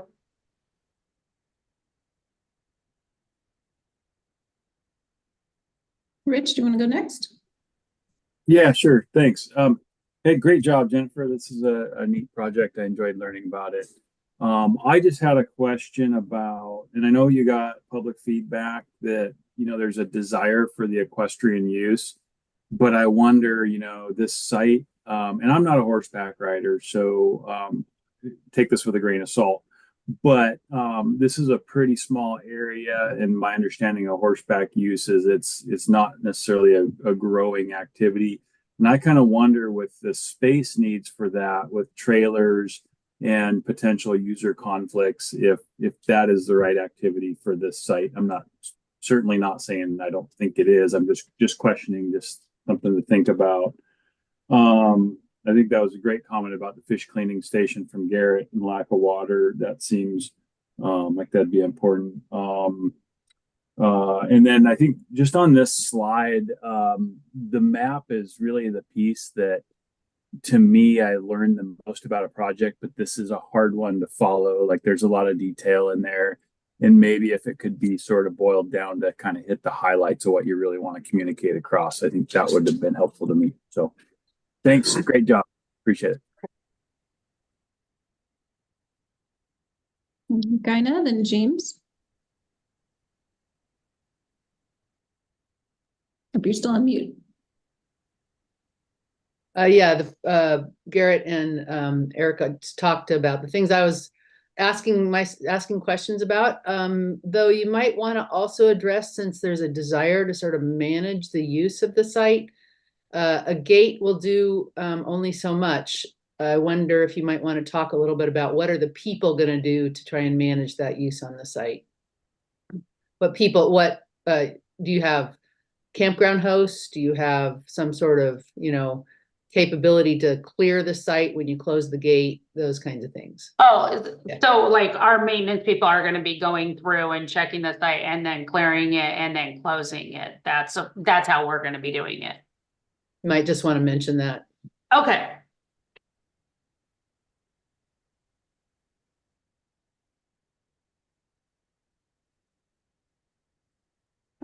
James, did you have a question or comment? I comment and a compliment on this project for the slide for community or project engagement. It showed a chart, which I got right away. That was really good. And so, Allison, I thought maybe for I guess it would be Echo Lake where they had that engagement chart. Yeah, that one right there. That's really good. I understood that. I could see it. I wonder if you could pass on this compliment and then to the your staff people that are working with Shoreline and Echo Lake and see if they could revise the chart that they had for community or project engagement. Because I think now, and going back and thinking about that chart they had, it was too busy and overlapping, where this one has got, it's just easier for me to see. And I don't know if it's just me or what, but that's my comment. Again, compliments to Port of Woodland for this chart and for me being able to understand it right away. Thank you. That's great. Thank you for that feedback. Okay. Okay, any other questions or comments for Jennifer? Okay. Well, thank you so much for presenting today. Your grant manager, Russell, will be in touch with his own comments, and we'll get back to you soon as you prepare for your August final evaluation. Okay, thank you so much. I appreciate your guys' feedback. Thank you. Okay, we are moving on to Peninsula Metropolitan Park. Penn Met Parks, and it looks like we have Barry here to present. Are you going to be moving the slides? Yeah, I can. How do I do that? I will give you control. So you should now be able to click on the screen and make sure that you're able to move. You can use the keyboard with the arrows on your keyboard to advance the slides or whatever works. That's working. All right. So Barry, you can get started whenever you're ready, and I'll go ahead and set the timer for 12 minutes. All right, thank you. Well, good afternoon. My name is Barry Shields, and I'm a project manager with Penn Met Parks in Gig Harbor. This is an application for WWRP water access category for the initial development of Tacoma de Mole Sandspit Park to expand saltwater access in the Hale Pass area. This 5.11 acre property previously served as a boys' camp for over 60 years, providing the opportunity for boys to go camping.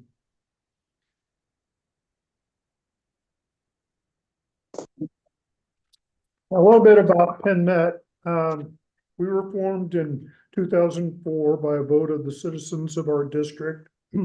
And one of the main objectives was to provide better funding and more local control for local parks here on the Gig Harbor Peninsula.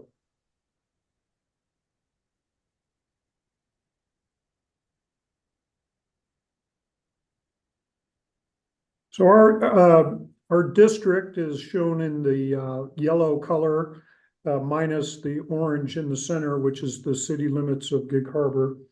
It covers 54.3 square miles of the Gig Harbor Peninsula, basically from the Narrows Bridge to the Purdy Bridge. Our service area has approximately 56,000 people in it, with 40,000 residing in our district boundaries and a little over 12,000 in the city of Gig Harbor. The Tacoma de Mole Sandspit property is located on the northeast tip of Fox Island on Hales Pass, shown by the star on the map. And on the left is an aerial view of the 3 parcels that make up the park.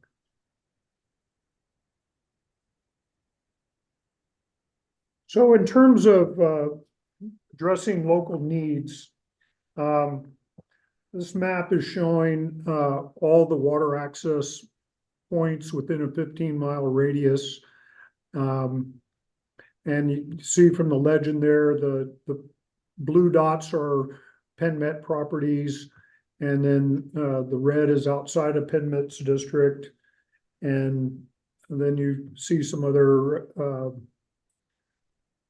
parks that are dependent on having to access going across the Tacoma Narrows Bridge or taking a ferry to Vashon.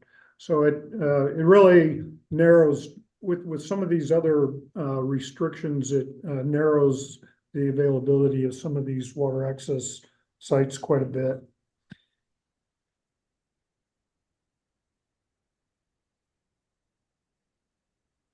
So focusing more on the Gig Harbor Peninsula, the current water access properties that we have are Woloshet Bay Estuary Park, which and then Sunrise Beach Park and Narrows Park. And they have no boat access or don't have particularly ADA access to the beach. There is a boat launch on Fox Island boat ramp, and then there's a Gig Harbor boat ramp, but they also are not ADA compatible. And then there are several street end piers that also aren't ADA compatible.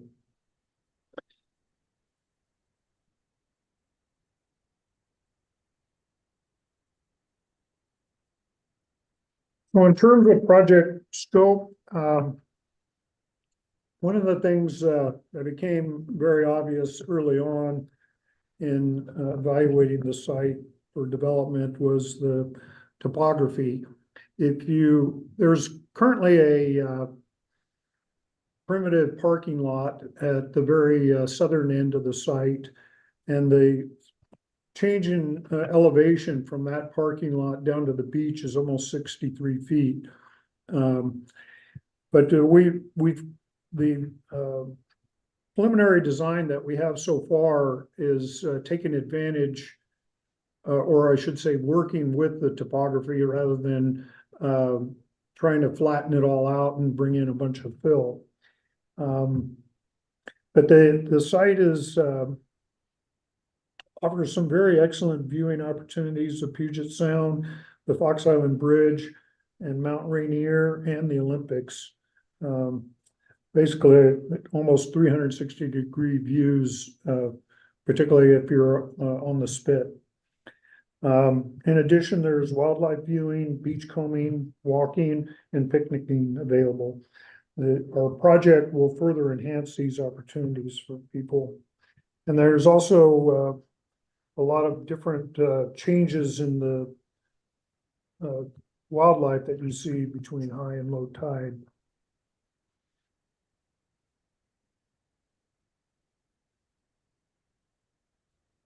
So here's a couple photos of the existing conditions and the kind of access that's available. The photo to the left is the switchback trail that comes down from the parking lot. I think you can see it in the photo, but the ground here has got a lot of clay in it, and when it gets wet, it becomes very slippery. This trail was actually a scout project from a number of years ago, and you can see there's roots and whatnot, and definitely needs some improvement to make it more accessible. The road or driveway that you see on the right is an old access road that we understand used to service a mosquito fleet dock that was located on the site once upon a time. But more recent purpose was basically a long driveway to get to a former residential house that was on site.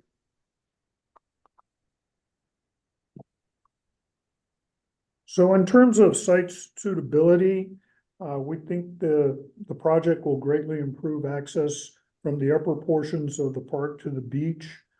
In addition, what might be described as casual picnic and gathering areas will be better defined and made more accessible.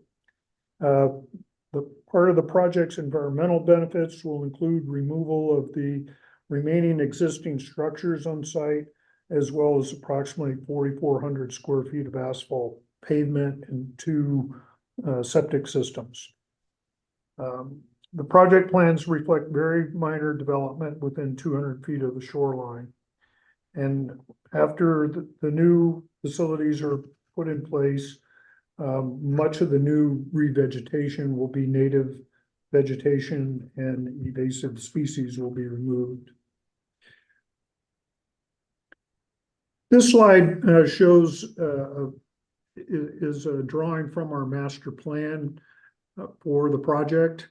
And basically, the parking lot that's shown on the left is already cleared, and basically the project will formalize the parking and delineate it better to increase the number of parking spaces. The paved road that you saw on the other photo or other slide is largely right through the red pathway, which will become the new ADA trail. And then it doesn't show up quite well on this slide, but there'll be a staircase that runs from the parking lot all the way to the bottom. That's between the red pathway and the green lawn area. And as you can see from the circles, there's plenty of beach access on really three sides of the property.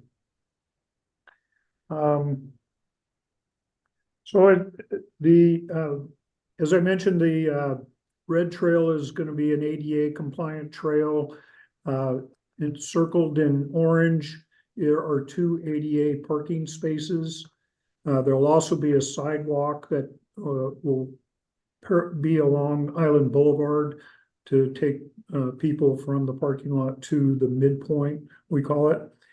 There will also be a picnic shelter and that's ADA accessible, and 2 ADA accessible restroom facilities, one at the midpoint and another one closer to the beach. The project will also include new interpretive signs that will discuss the site's history, as well as interpretive signs for the environmental aspects of the site. The overall project budget is $1.9 million with a construction budget of $1.2 million. The cost estimate was developed by an A&E firm with oversight by a certified cost engineer. The project is currently at the 15% design stage and is scheduled to have design completed this year, and permitting has already begun.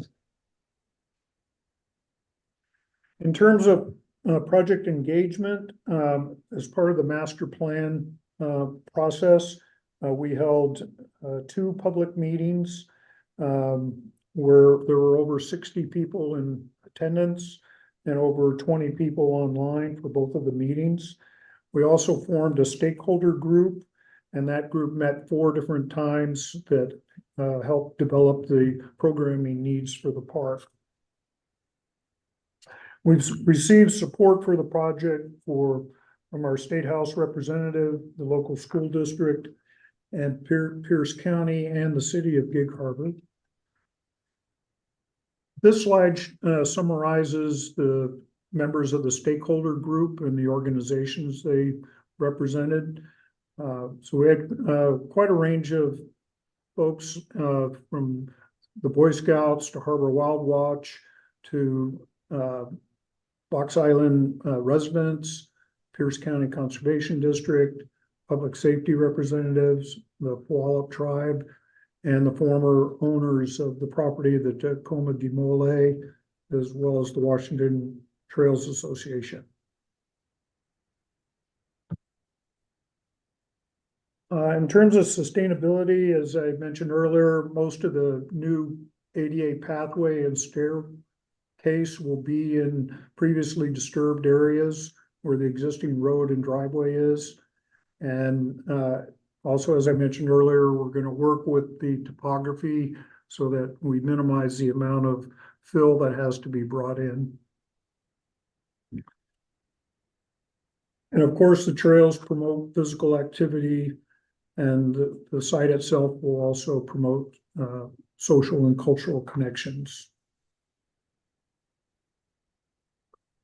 In terms of diversity of recreational uses, mentioned a lot of these already, but the site already offers swimming, fishing, and small watercraft, and picnicking and scenic and wildlife viewing opportunities.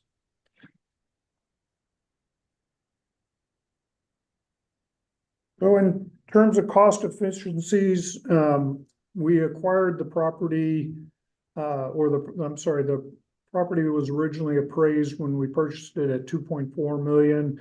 It was purchased for 2 million with a donation value of 400,000.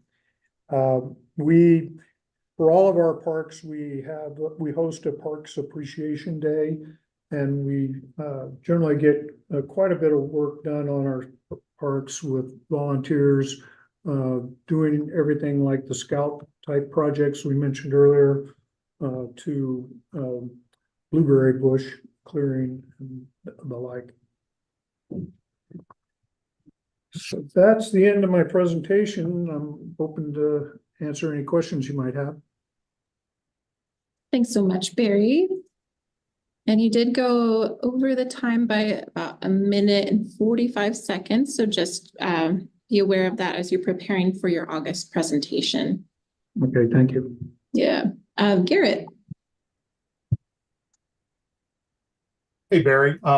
Garrett Farrell, beautiful site. I know you mentioned concerns about bringing in fill.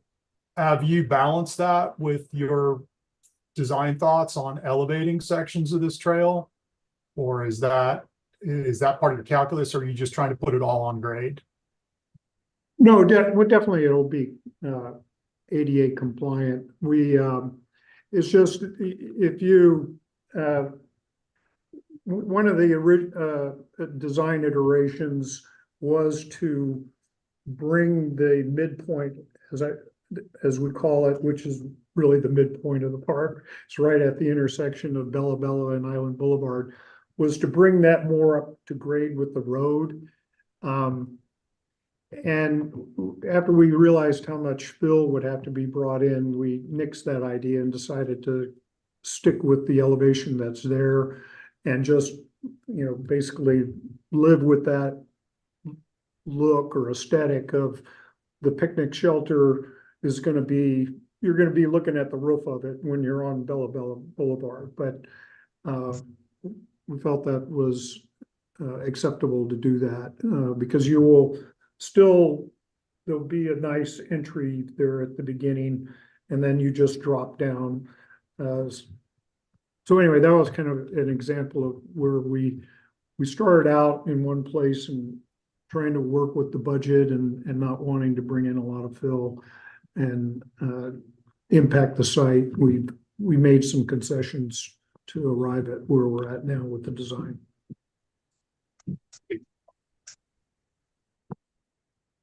Dinah, a question from you? Yeah, could you go back to the slide that showed all the water access points in the vicinity, please?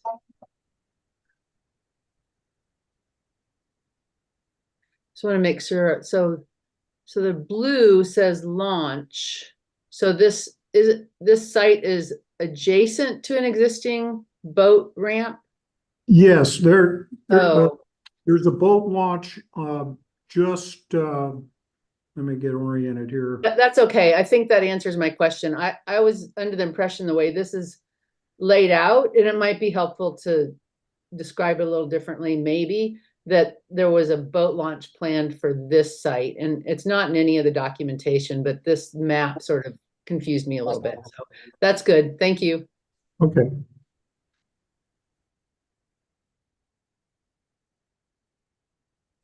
Anything else for Barry? Okay, so Barry, you will hear back from your grant manager, Henry, and so Henry will have some feedback for you based on your written application in PRISM, and then also will compile the comments from the reviewers. So he'll be in touch soon as you prepare for your August final presentation. All right, great. Well, thank you very much. All right, thank you. Okay, So that brings us to our lunch break. So what we will do is we will take a full hour for lunch. And we will plan to be back at 1:25 for Town of Darrington. Thank you, everyone.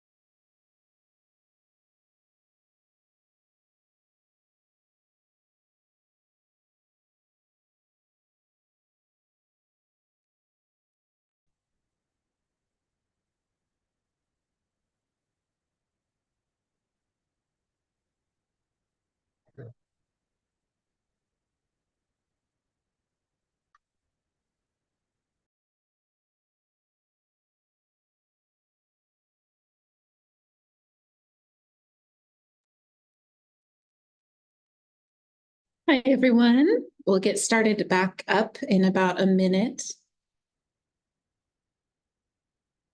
And I see from the town of Darrington, I think is it Oak, who will be presenting, and Taylor. Great. Yeah, that's correct. Taylor's going to have control of the slides. Okay, great. Well, I will go ahead and get Taylor set up with the controls.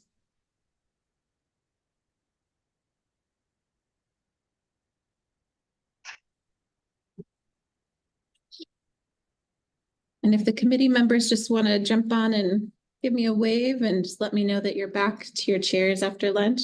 Hi, Eleanor. Hi, Eric, Kim, Garrett, Brad, Rich. Hope everyone had some good food, got to get outside maybe.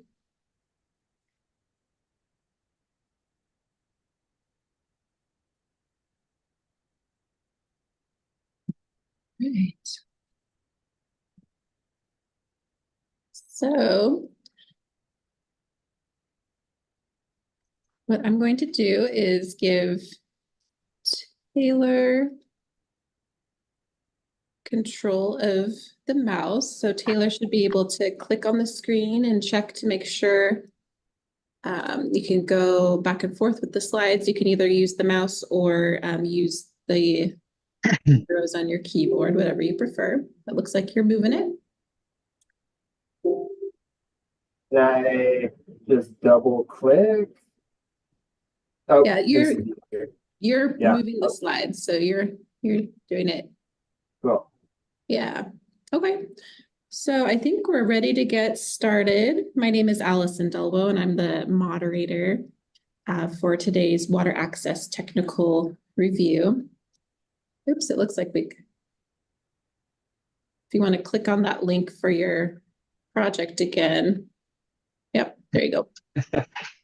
So I'll go ahead and start the timer for 12 minutes. And so you'll have 12 minutes to do your presentation, and then approximately 8 minutes just for the reviewers to ask any questions or give comments afterwards. So you can feel free to get started when you're ready. Hi, I'm Oak Rankin with Glacier Peak Institute, and I'm excited to introduce the Sauk River Access Park. This is about equity, inclusion, and access. Over 30 years, the Puget Sound area has boomed, but in Darrington, poverty has increased by 50%, schools have been cut by over a third, and kids are no longer getting outdoors. 10 years ago, we started on this park to save lives and community, and to create water access where there is none. Next. The creation of this park builds access for underinvested community, youth in the lowest income school in Snohomish County, as well as numerous visitors along Highway 530 and a rail trail system. Darrington is located in the mountains on the northern Puget Sound. Next. The wild and scenic Sauk River is located on the east side of Darrington. This is a phenomenal space to play on beaches, offer outdoor programs, bird watch, and learn about the indigenous tribes' long history at the rivers. Recently, Darrington lost its pharmacy and only daycares. We want you to join us in creating a future. Next. Existing access. To do this, we need access. This is the existing access where we face a barrier to get to the river, this side channel. Next. There are ways to get across, but these are not ideal. Kids have been stranded on the other side, as well as homeless and started wildfires, needing emergency personnel to come and rescue them. I pass it over to Taylor Leno with the Wilderness Society from here on. Thank you. Great, thanks, Oak. So despite their advantageous proximity to the Sauk River, the town of Darrington lacks walkable access to this wild and scenic river. Darrington's modest population of roughly 1,500 residents are fortunate to have an abundance of forest-based recreation nearby. However, for those with limited transportation, the primary green space in town is Old School Park, which can be connected to the town of Arlington via the White Horse Rail Trail. Those seeking to access the Sauk River, however, must drive a mile out of town to the Sauk River Bridge. This access point was described by residents as unattractive, with confusing parking, and dangerous given the high volume of log trucks traveling to the adjacent mill. Guided by interest from residents, the town acquired 4 parcels known collectively as the Evans property, with the intent of developing in-town river access. This property is joined to the north by land owned by Seattle City Light that was purchased with surfboard funding to conserve salmon habitat. At the time of SCL's purchase, there was a bridge in the northwest corner of the property that afforded access to the river's main stem in half of our proposed project area. Unfortunately, this bridge was later deconstructed, severely limiting access to the river and forcing visitors to cross unsafe log jams to access the island on the other side. Residents have since worked to find an adequate solution to restore safe passage to the river's edge. Currently, the southern portion of the project area is used for hiking, wildlife viewing, dog walking, and outdoor education programming, among other pursuits, and is well visited by Darrington's youth. However, we learned from town surveys that many in the community don't currently visit this site due to its access restraints. While Darrington's population is small, it's expected to grow by 18% by 2044. Additionally, visitation to Darrington spikes in the summer months as tourists enjoy a drive over the Mountain Loop Highway or celebrate at the Bluegrass Festival. While this river access project is anticipated to primarily serve residents of Darrington, we expect that visitors to town will utilize the site as a natural respite during their travels or a post-activity picnic spot due to its quick walk from the downtown district. It's important to also mention that Darrington is a disadvantaged community with a high degree of social vulnerability and poor health outcomes. The data from the Economic Innovation Group reveals how acutely distressed Darrington is in relation to adjacent communities. RCO's investment in this project will help the town further their nascent but growing outdoor recreation economy, as well as connect disadvantaged youth to healthy activities in the outdoors. This project is in line with goals in the 2015 comprehensive plan, as well as the soon-to-be-released 2024 plan, and will also help the state actualize many of their goals in the Washington score, like reducing barriers to the outdoors for disadvantaged communities and supporting projects that are grounded in collaborative partnerships with a keen eye towards ecological protection. We're seeking RCO's support to develop a river access park that will retain the existing riparian and forested landscape within the 40-acre project area, with the addition of constructing roughly 1.5 miles of trails and supporting infrastructure, improving the current parking, and rebuilding the pedestrian bridge to provide access to the river. Additionally, we learned after submitting our application that SCL has an interest in transferring their property ownership to Darrington. We'll work with our grant manager to explore whether this recent development will qualify to be a combination project. Here's an overview of what we're envisioning for the property, including trailhead access in the northern and southern ends of the park.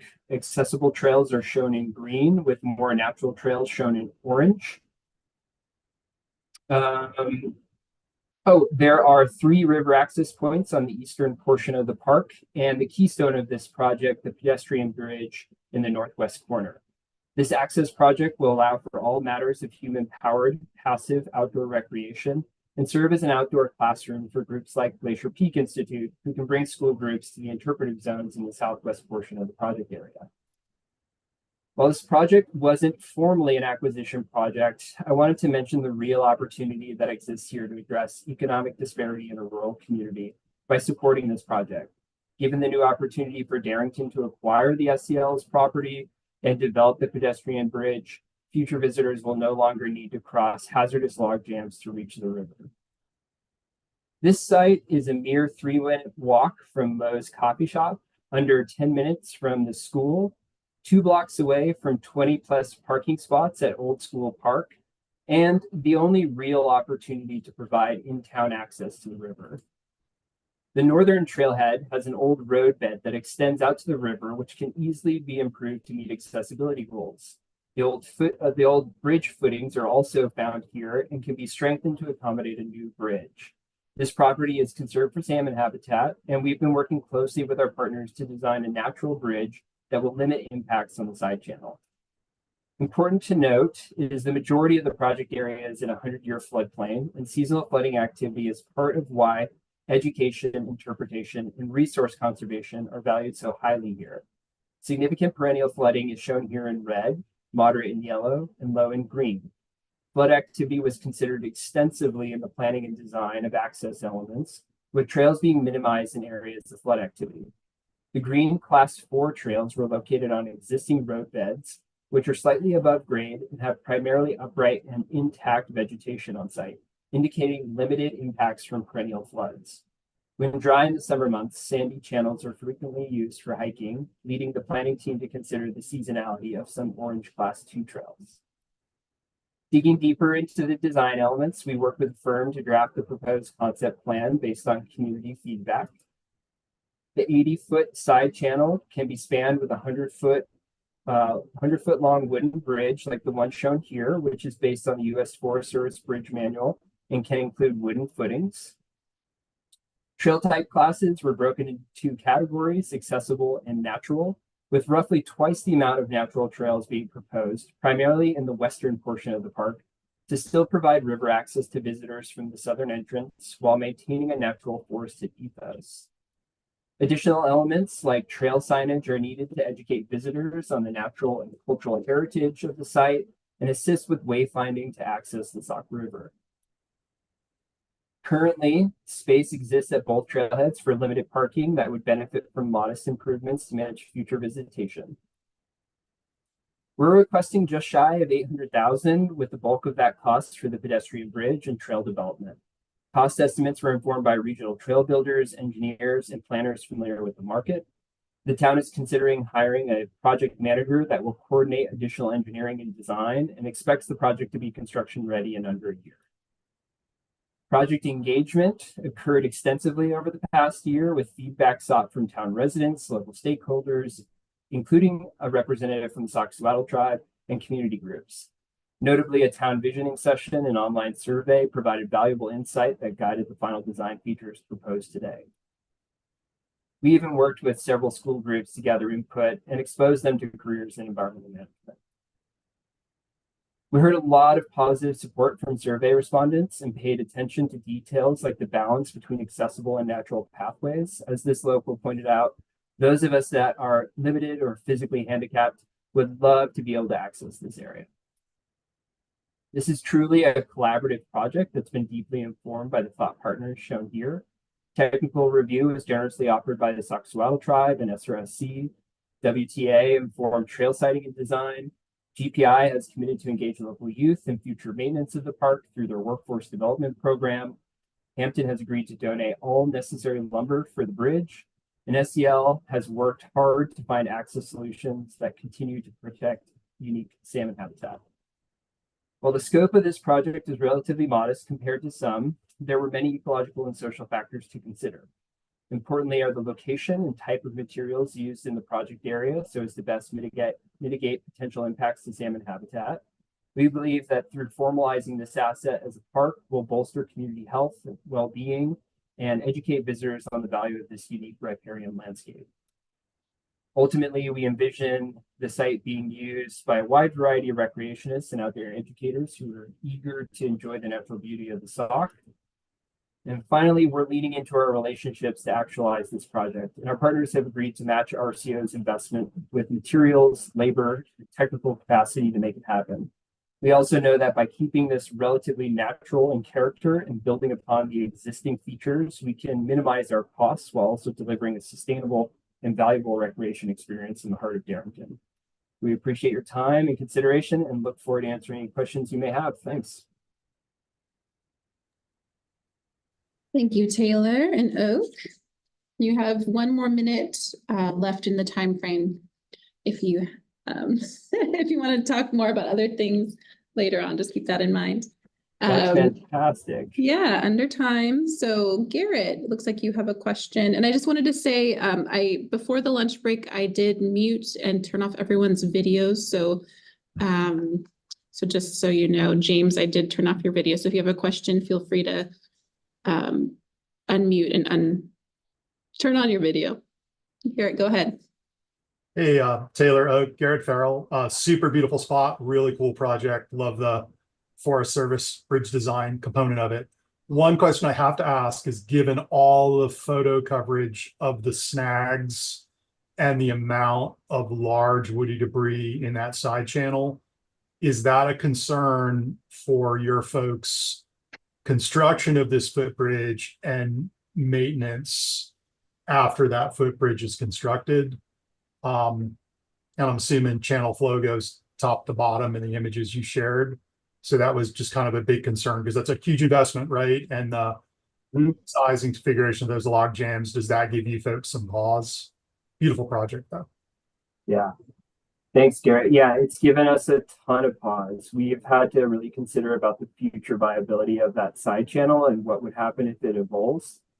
We've been chatting with a company called Herrera to look into options about managing that. And actually, the town and interested parties are actually looking into what can be done to manage the flow in that side channel for fear of potential environmental catastrophe if that side channel were to fully avulse and run into the mill that's downstream.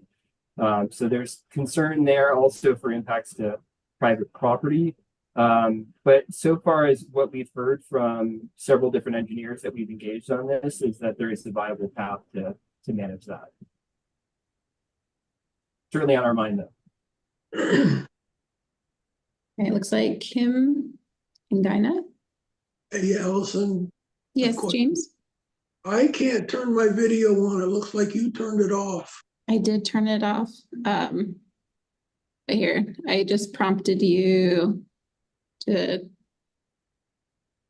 I'll have Tessa work with you on the back end to make sure you can. Oh, there you are. We see ya. Yeah, I have a question whenever you're ready for me. Okay, we'll do Kim, Gaina, and then James after that. Hi, I think it's great that you look into the SEL property also. And I don't know if by the time you come back in August, whether or not you have some news on that. But I would kind of want to get information a little bit about what impact would it have if you can't acquire the SEL property or that goes away to some private private entities that's going to be owning it. Is it going to impact to your project in terms of access or what is the immediate threat to that? I think that would kind of help with whether you come back with a combination project or as, immediate threat for the site. Thanks, Kim. Because there's a deed of right on the property for salmon habitat, I doubt that it's going to, well, it will not go to a private developer. What we're trying to figure out now is the 3 criteria as to whether or not it could, a transfer of that property from a public utility to the town would still qualify for an acquisition project based off of the legislative text. And I think it has to do with whether or not Seattle City Light would need to receive compensation for the property, which I think they would not. So we need to explore that a little bit more. Either way, right now, Seattle City Light has made a commitment to either transfer that property, which is their preference, or to create some sort of access easement. Right now, we're leaning into the transfer. Yeah, and I think just, adding that piece about the access would be helpful. And either way, whatever SEL decides. Gaina? Hi, this is Gaina Sears. Thanks for a great presentation. I was curious about, so the trails look really cool, and then there's some benches associated with once you get to the Sauk River.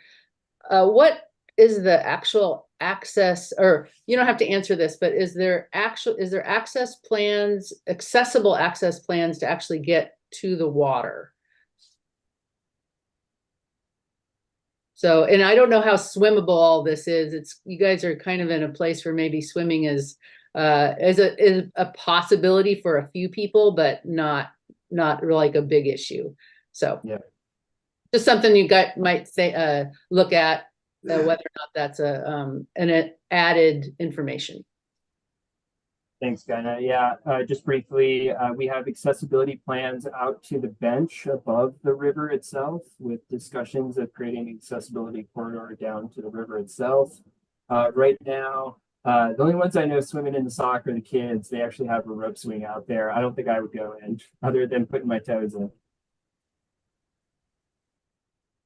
And we have used it in the past when there was a bridge at GPI with a rope down, so they can go down this bank, make some steps for doing environmental education, taking samples in the river so the kids can really learn from it.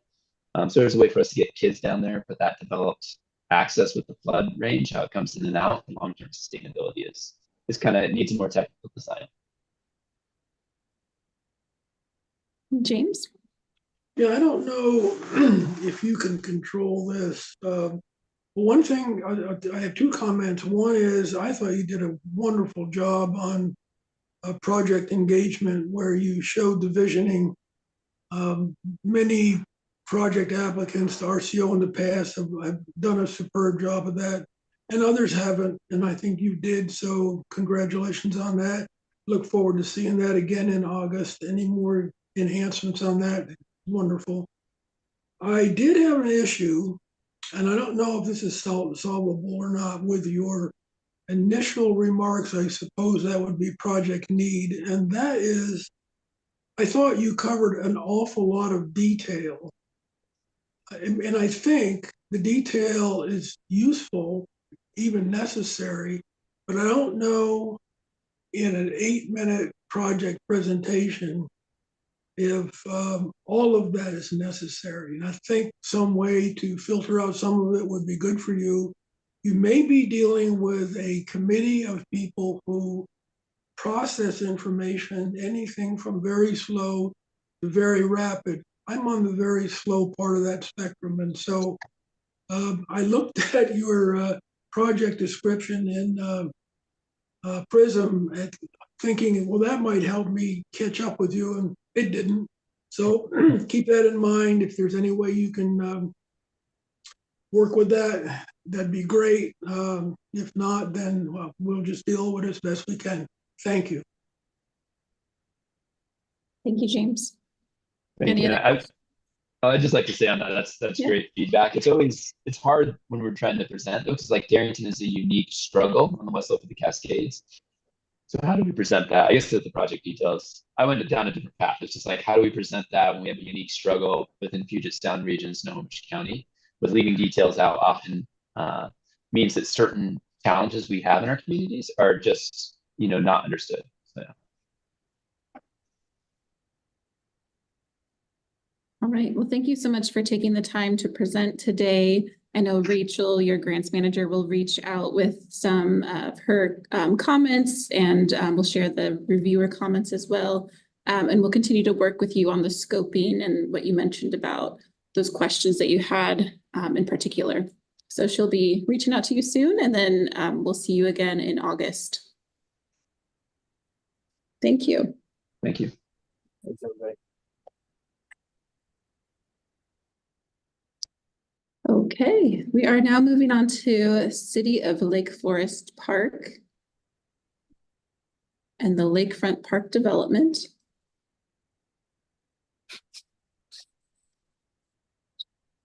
And presenting that, we have, it looks like Corey.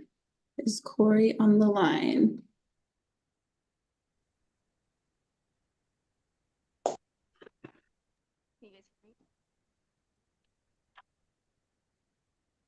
Can you hear me, Corey? Yes, can you hear me? Oh, there you are. Okay. Awesome. Okay, so Corey, I will give the remote control to you. Just one moment.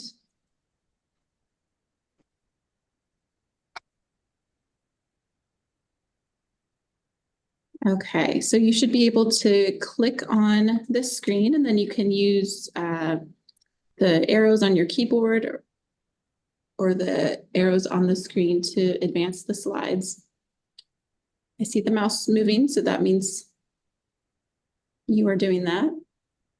Oh.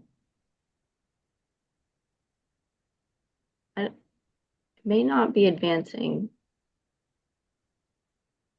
Okay. Did you click on the screen? Yeah. And then can you use the arrow? There you go. Oh, there we go. It's moving now. Okay. Okay. So I will go ahead and start the timer for 12 minutes, and you can go ahead and get started whenever you're ready. Okay. Hello. Thank you for this opportunity to share the City of Lake Forest Park's Lakefront project for water access. My name is Corey Roach, and joining me is Amber Miklasek, our consultant's project manager. This is a Lakefront Park project. Goal is to create and expand water access while providing passive waterfront recreation. Lake Forest Park is roughly 3.7 square miles with just over 13,500 residents. This is a predominantly bedroom community located in King County, perched on the north end of Lake Washington. Lake Forest Park property is located near the city's town center and city hall, just off the Burke-Gilman Trail and next door to an existing park, Lion Creek Waterfront Preserve. This project will include waterfront access, community gathering spaces, recreation, and renovate the existing Lion Creek Waterfront Preserve.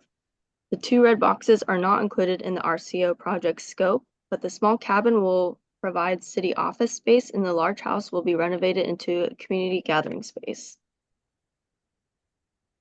The site is in a developed suburban urban residential area. 2 major highways are located within 100 feet of the property boundary and public preserve. 1/3 of the site is a gated public preserve that is open from dawn to dusk daily. 2/3 of the site is a former residential property with numerous outbuildings and a large lawn. The residential property is secured with a locking gate. Around 85% of residents of Lake Forest Park do not have legal access to a shoreline within city limits. As identified in the city's PROS plan, the city lacks public water access, park space that is walkable to residents, and has a low ratio of park acres to population. There's also a large gap of playgrounds. There are only 2 parks in the city that includes playgrounds currently. The primary goal of this project is to develop this unique opportunity to provide water access and increase park space with approximately 150 feet of sandy beach, an all-activity dock for swimming and kayak use, grassy parkland, parking, a plaza, picnic shelter, bathhouse, playground, and community gathering spaces throughout the park along Lake Washington. This will provide pedestrian park access located approximately 350 feet off the highly used Burke-Gilman Trail.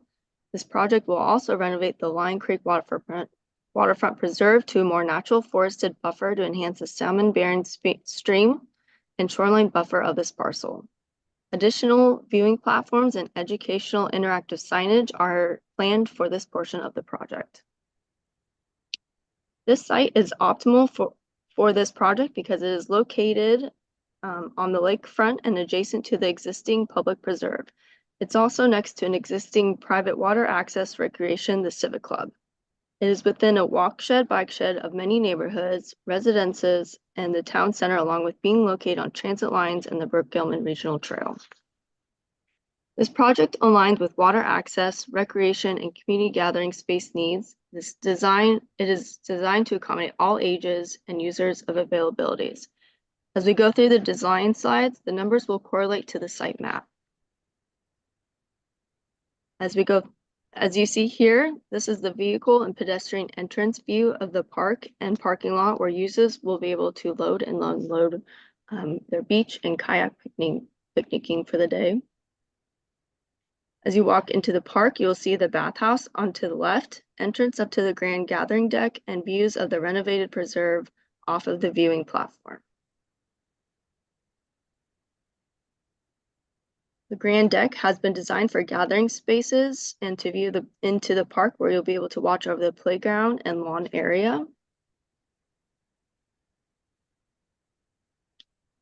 This view is of the grand deck to provide gathering space for leisure activities and open opportunity for activities like yoga or classes for Eagle Scouts and other art integration. A picnic shelter with tables and seating areas will be included. An outdoor rinsing shower will be connected to the shelter for easy access off the water. Here's a view of the proposed dock that will include a kayak launch and space to gather, sit, and enjoy the views. And here's a snapshot of what the park will look like looking into the park from the water. And as you can see, the beach access, gathering spaces, and preserve to the left. There is a high level of community support and engagement from the community. The schematic design was approved unanimously by council. We have around 25 support letters from our community partners in neighboring cities. We have been communicating with the tribes throughout the process and received feedback we have incorporated into the design of the preserve. There has been over 3,000 visitors to the website, strong responses to our 2 surveys, and great conversation tabling at community events, and local art groups are excited to help integrate ideas throughout the park. There's been 2 successful and heavily attended workshops. The design is a result of co-creation. Engagement was designed to first capture community's vision and program, then apply the program to the landscape. Design options were then provided to the community for input, and the final design is a synthesis of community selection. Further community input will be gathered and incorporated into the next phase of design. The park's design and location encourages walking, biking, as it is in walking distance to neighborhoods, transit, the town center. This is a pedestrian-focused development. Parking at the park is proposed to be operationally limited, such as time limited or restricted to load and unload.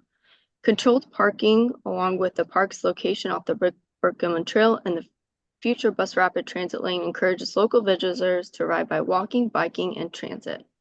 The goal is to retain as many trees as we can. Enhancement is a driving principle of the design.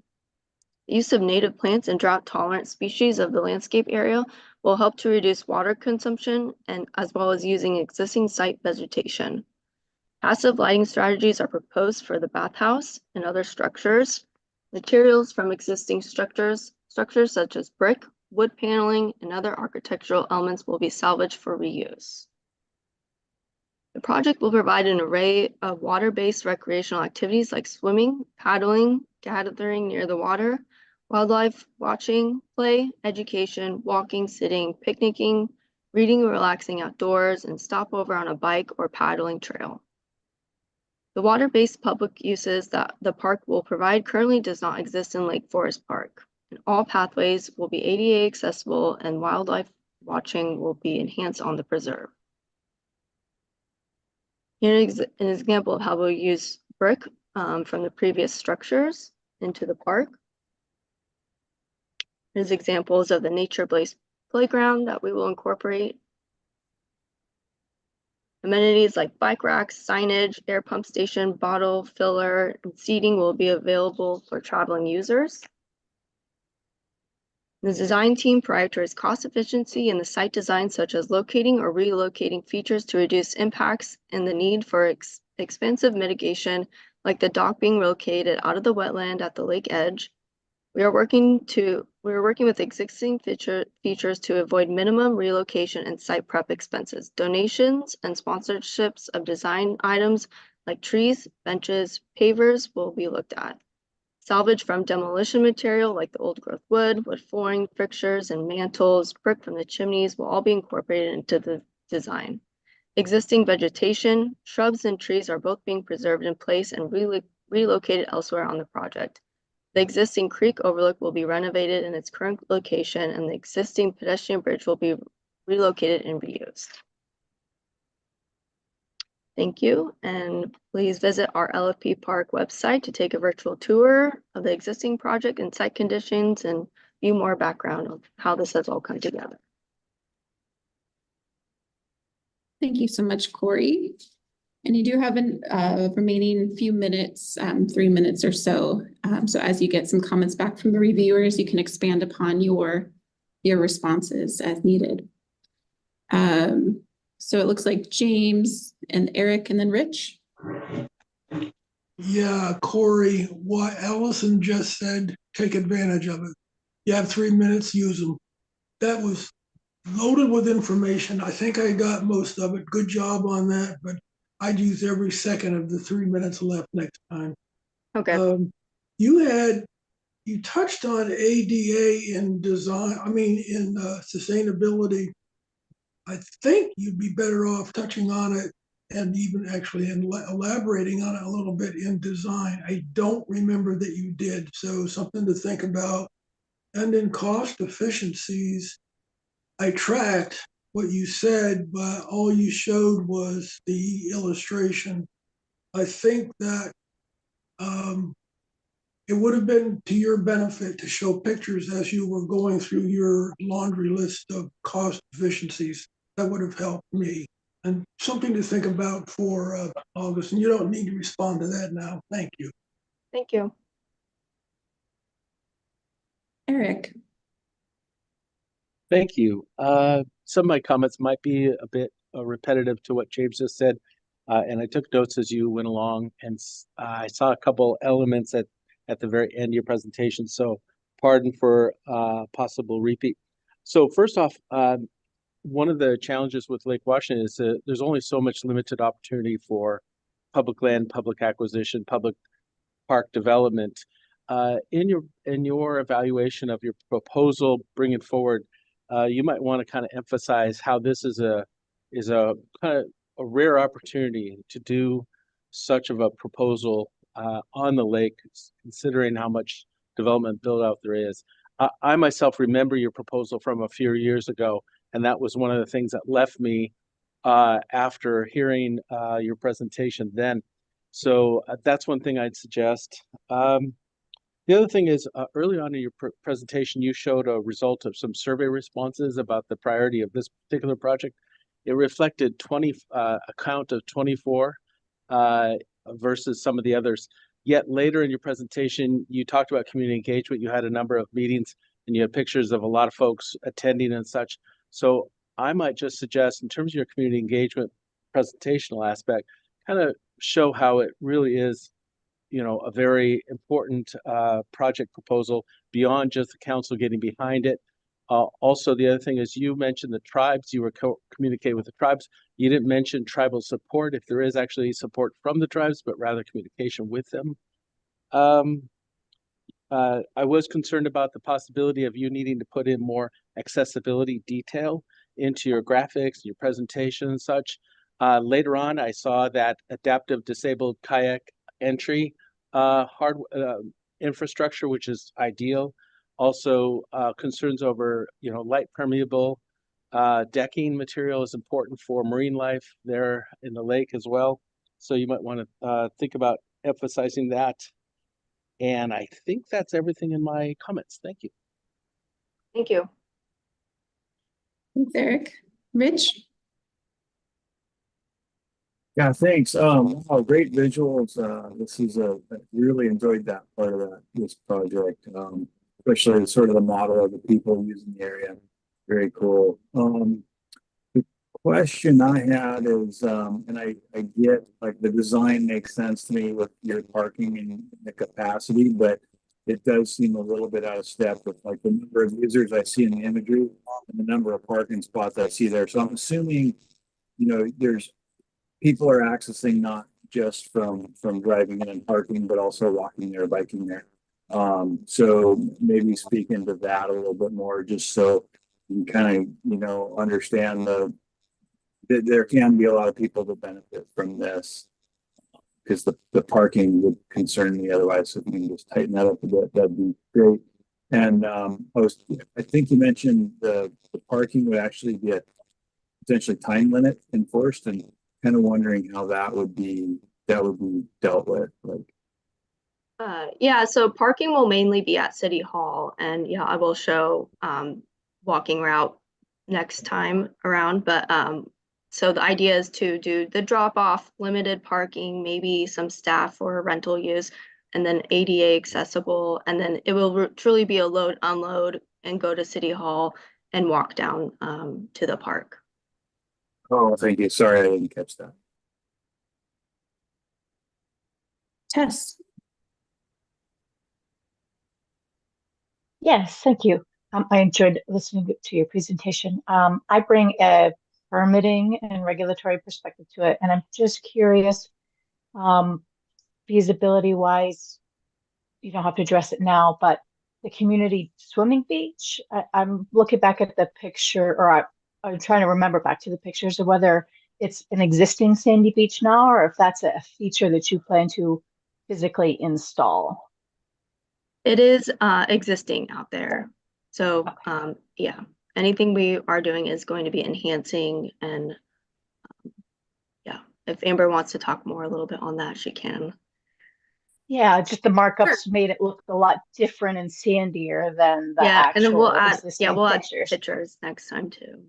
Sure. Yeah. Before and after of the beach might be helpful. So we know that a lawn is not a preferred condition for the beach. So we're not actually installing a lawn. The extent of lawn that's shown is a reduction, but a preservation of the current lawn. The sandy beach is quite smaller currently because it's on either side of a dock that's right in the middle, and it actually is right in the middle of a fringe wetland. And so the intent is to pull out the concrete abutment, that's the armoring that currently supports the end of the dock, remove it, and then relocate the dock to the one spot on the shoreline where there is not a lake edge wetland. And then just to maintain the lawn as it is, maintain the sandy beach as it is after that material is pulled out. So we can definitely add some before and after and expand on that if that's an important detail. I think focusing on the beach restoration, you're removing structures and removing armoring, which is a big benefit. So highlighting that and showing the before and after would be great. Dinah? So it appears from the pictures, and I didn't quite get it, that there's some boat launching, kayak launching, and swimming all going on basically in the same area. Is that there might be something you might want to look at from a safety perspective, if there's any issues there?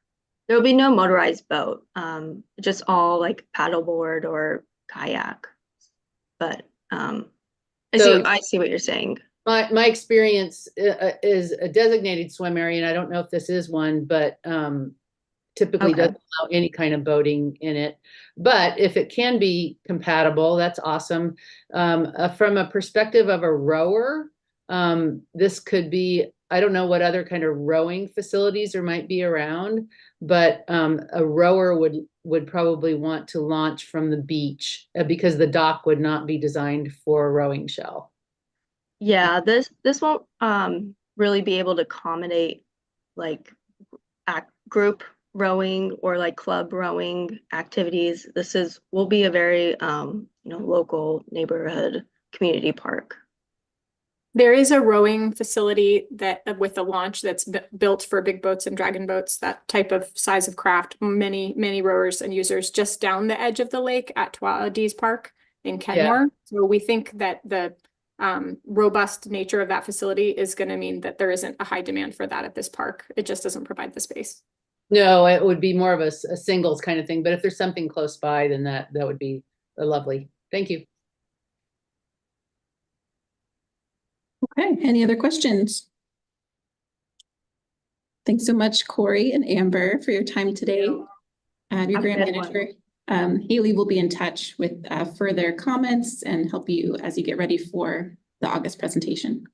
Perfect. Thank you. Thank you.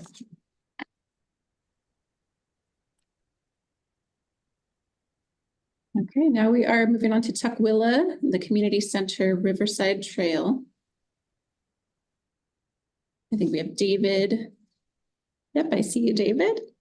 So I will go ahead and give you the remote controls so you can click through slides. If you want to go ahead and unmute yourself. Sure thing. Test. Yep, we can hear you. So you should be able to click on the screen and then advance the slides either using your keyboard, arrows, or using the arrows down below. Okay, looks like I'm good. Okay, so I'll go ahead and I will start the timer for 12 minutes and you can get started whenever you're ready. Thank you. Good afternoon, everyone. My name is David Rosen. I'm the fiscal analyst for Tukwila Parks and Recreation, as well as the primary project contact for water access application number 241802, otherwise known as the Tukwila Community Center Riverside Trail and Canoe Launch. I'm also joined by Pete Mayer and Chris Kelly, our director and deputy director. For starters, looking at the state map, this project is located within the city of Tukwila, located in sort of the central Puget Sound of King County on the western side of the state, just due south of Seattle. Moving into the regional map now, we're looking at the city of Tukwila itself, which has a residential population of 22,000 people. However, that population in the daytime grows to about 150,000 as it serves some major employment centers such as South Center and the Seattle-Tacoma Airport. It's important to note that Tukwila is a very centrally located city. It's a mile east of SeaTac, 12 miles south of downtown Seattle, and 17 miles north of Tacoma. And it also meets at that Interstate I-5 405 interchange as well. with the project site being located at the Tukwila Community Center, which we're going to show now. Tukwila Community Center is located at 12424 42nd Avenue South in the Allentown neighborhood of Tukwila, right on the banks of the Duwamish River. Some other areas we'll take note of and points of interest is immediately due west is State Route 599, Interurban Avenue South, and the Green River Trail, which allows for a lot of pedestrian and biking access to the site. We also want to note that we have the 42nd Avenue South Bridge for ingress and egress right there as well. Looking at the project area itself, we're calling it the Riverside campus of the Tukwila Community Center, which is sort of that south exit from the community center itself. And the north side that you see there shaded in blue is the Upland campus, which is a separate section of the campus that we've master planned as well, that we're hoping to apply for funding in future rounds. But this project area of the Riverside campus, what we're focusing on. That project area is about 2.94 acres of the total 12.8 acres that the campus is itself. Looking at the site location and calling your attention to the left visual, once again, we have that Upland campus grayed out for you, and we're going to look at the Riverside campus. The current Riverside campus is a natural sort of neighborhood park feel, if you will. It's a grass lawn with a lot of trees, shrubbery, and foliage throughout. There's picnic areas. There's a cement pad for a Gaga ball pit. There's also a small spray park there for youth to use. And we also have pedestrian pathways throughout. If you look at the exact south exit out of TCC, this comes to a nice sort of brick wall, fenced wall that overlooks the river as well. Right to next as a concrete staircase that brings you down to what we're calling the Riverside Trail. Calling your attention to the right side of the screen of that visual, these are circulation routes throughout the property, orange being vehicular traffic, blue being pedestrian, and purple being pedestrian, but unfortunately currently non-accessible pedestrian circulation by way of either the staircase or grading of the site. We've confirmed with our consultant, the Berger Partnership, that these non-accessible pieces of those trails will be made accessible by the completion of this project after topographic analysis has been performed. Looking further at the site location, we're going to go clockwise from the top right, just to give you an idea of the current state of the property and of that Riverside campus. As you exit TCC in that top right picture, you can see once again it's a grassy area with some basic trees, that brick wall that kind of has you next to the river, but not able to directly see it. If we look at those bottom two photos, that's that concrete staircase we're talking about that brings you down to the Riverside Trail. On the left side of that picture as well, you can kind of notice that the foliage and trees allow you to be next to the river, but not exactly able to interact and recreate with the river. And that's something we really want to change here. And we also know we have some slight drainage issues there as well. Looking at the lower center picture, that's what you see directly as you exit TCC itself, talking about that wall and that overlook over the river itself, which we're going to change in the project. And that lower left is another view of the river, once again, with some slight drainage issues, some foliage that's kind of blocking your view and ability to sort of interact and recreate with the river. And in the far left is that spray pad and spray park that we currently have located there as well. Why we need this project. So you're looking at a parks asset inventory for the entirety of the city of Tukwila. You'll note that we have a large amount of green Duwamish River that goes through the city of Tukwila. We have about 11 miles or so of the river that moves through. This creates about 22 miles of shoreline. After our analysis, we believe that about 7,900 linear feet of that shoreline is on public parks land that's for public neighborhood parks. Of those parks that you see in the blue diamonds that are waterfront parks, only one of our parks in the system actually has waterfront access and boat and hand launch access, denoted by that red diamond due north. That's the Duwamish Gardens located in Tukwila. It has those features, but unfortunately it is limited access. It's in an industrial area. There's no public transit capability. And there's only 4 or 5 parking spots. So it's very limited in how it can be accessed and the capacity for that site to service water access needs in the city of Tukwila. So TCC is a much better suited site for that. Moving into population trends, the increased need for the city of Tukwila to have greater water access capabilities.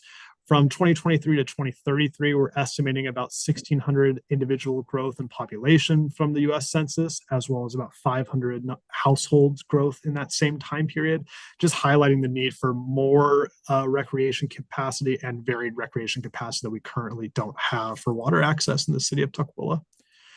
Further moving forward on health demographics within the city of Tukwila, we want to call attention to 3 key demographics that we've been able to receive from King County Department of Public Health.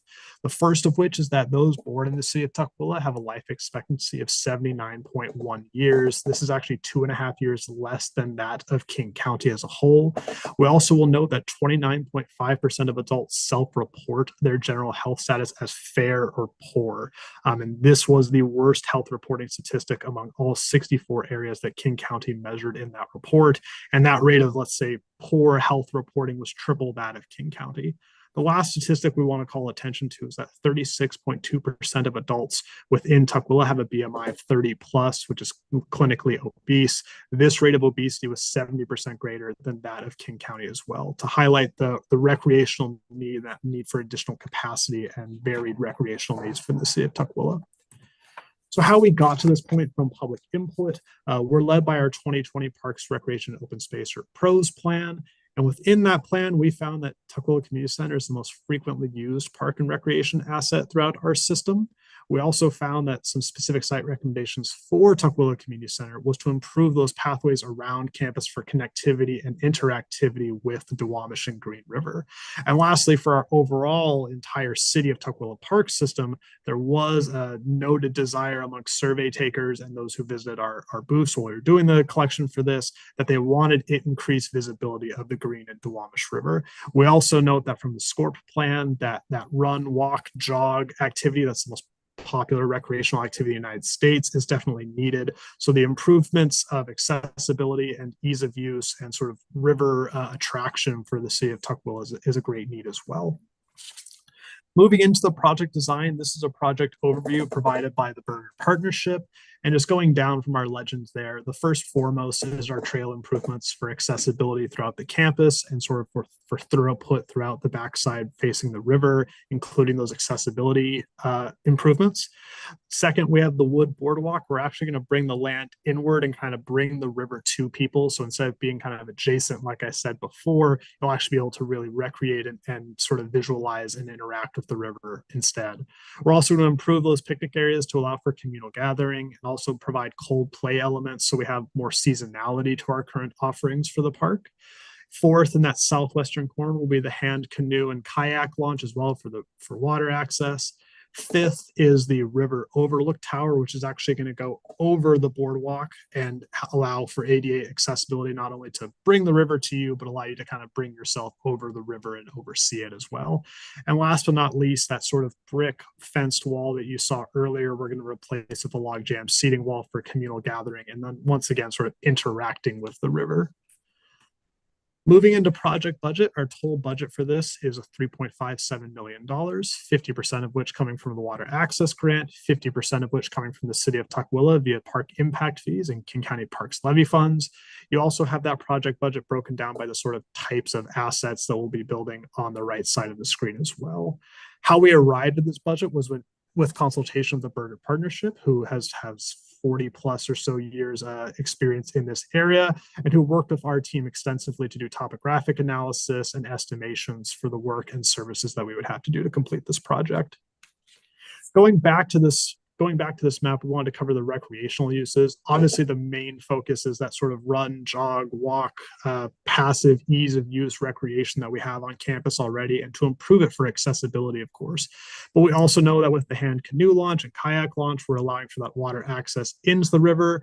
We also know that we actually have a decent amount of fishermen who come to TCC and who fish out of the Duwamish River. So that'll improve access for them as well as we clear the foliage out in the backside. But on top of that, we also are allowing for communal connection, that creation of third place via the log jam seating wall and the improvement to our picnic areas. But lastly, we also have sustainability measures along the entirety of that Riverside Trail with erosion controls that will be put into place, as well as any removal of foliage facing the river will be replaced with natural plants that allow for stream bank stabilization as well. Why TCC is the most suitable site for this work? First and foremost, it's a very connected site. It's within a King County Metro Flex Zone. It's next to the Green River Trail, so it allows for biking and jogging. It's near a future light rail station. It's near a current park and ride. It also has a large parking lot, so we're not afraid of the capacity for the site. As we already stated, it's the most used recreation site in our system, and also it is receiving current investment inside as well, as we're doing an HVAC replacement project at TCC. So we want to match interior investment with exterior investment for a full experience. Project engagement, we worked with the Burger Partnership to master plan the entirety of the TCC campus. In mid-November of last year, they did a community cafe where 49 attendees who spoke 10 different languages from Tukwola's diverse community came and gave their ideas for what park improvements meant to them. They did the mood boards that you see on the left that covered amenities, park features, play, park character, and sports and games that they would like to see at the parks. And this just further reinforced what we already knew from our pros plan, that destination play, walk, run paths, and sort of ease of access and use that people need in their parks. Last but not least, concerning cost efficiencies, we have an extremely robust environmental stewardship program with the Green Tukwila Partnership, and they have partnerships with Earth Corps, Dirt Corps, Partner Employment, and several tribes in the area for stewardship projects. And we're going to work with those partnerships to help us with the environmental stewardship, restoration, and work that will be needed on the premises. And thank you very much. Happy to take any questions. Thank you so much, David. You were spot on with the timing for 12 minutes. Okay, Eric and then Garrett. Great presentation. A lot of good information here and well put together. There were a couple of slides though that tried to put too much together on one, like the mood boards a few slides ago. Also, did you have some special drummer behind you giving you a nice drum support? Because we heard a lot of tapping, kind of rattling, or maybe it was my brain. I don't know. But no problem. It just kind of occasionally went, and I was just going to say, well done if you had somebody really giving you the musical support. But apart from that, I just want to point out also that you did a great job showing the ADA benefits and the elements in that regard. So that's all. Thank you. Thank you. Garrett.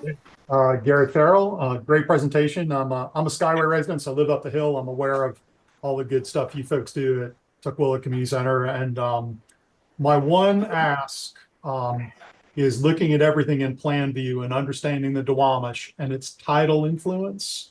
When you're talking about the canoe launch, your item number 4, it would be really good to maybe have a cross section in there and to have some understanding of how you're going to interact with the river, given that you are tidal and you kind of have that high bank, low bank condition.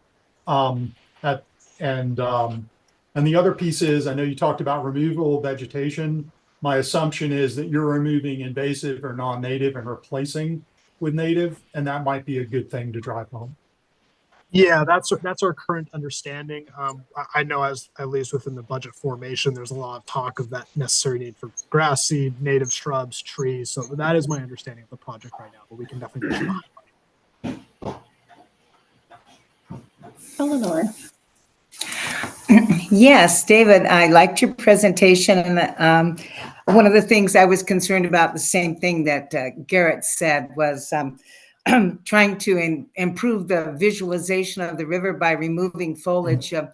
And we know, riparian areas cool the water for fish and help control flooding, and also clean the water too. So with all your stewardship partners and everything, I'm sure you'll be real careful about those riparian areas and foliage.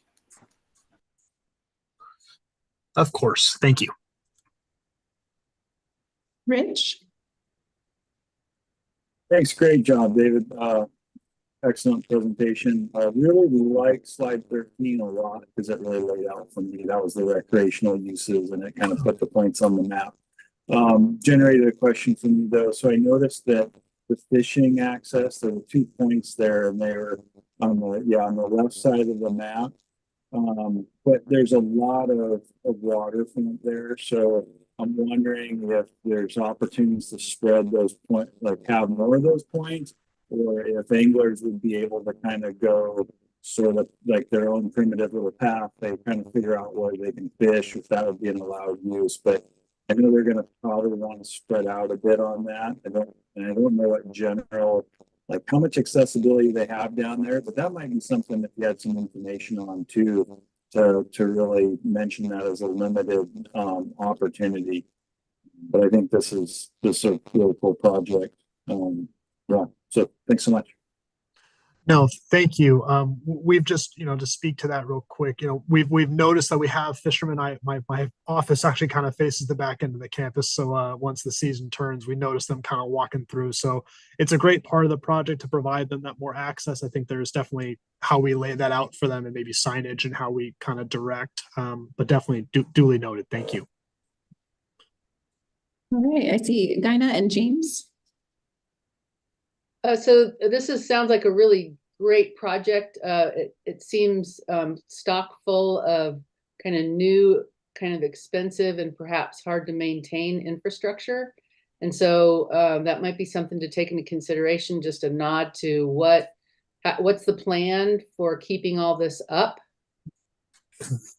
And then a second thing is if there's any possibility for some sort of accessible boating entrance as well for the canoeists, the kayakers, just to be able to get to the water is another, possible structure. But with all the structures you're looking at, maybe that's a fit as well. Understood. Thank you. James.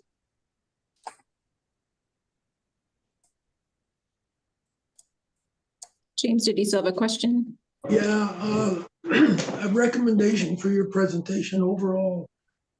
I suggest use a pointer as you're talking about each of the elements of what we see on a slide. That'll do two things. It means we don't have to find it, and it'll make you slow down just a tad, which would be perfect for me. Thank you. No, thank you very much. Right. Rich, did you have a question or comment? I was just gonna ask what connection means on this map on slide 13, but I think I answered my question. That's just a place for people to meet and connect, right? Yeah, we're definitely trying to focus more on, we have some of those areas now, but to make them more open and improved, I think it's best obviously with the picnic areas, but I think that seating wall is the biggest one.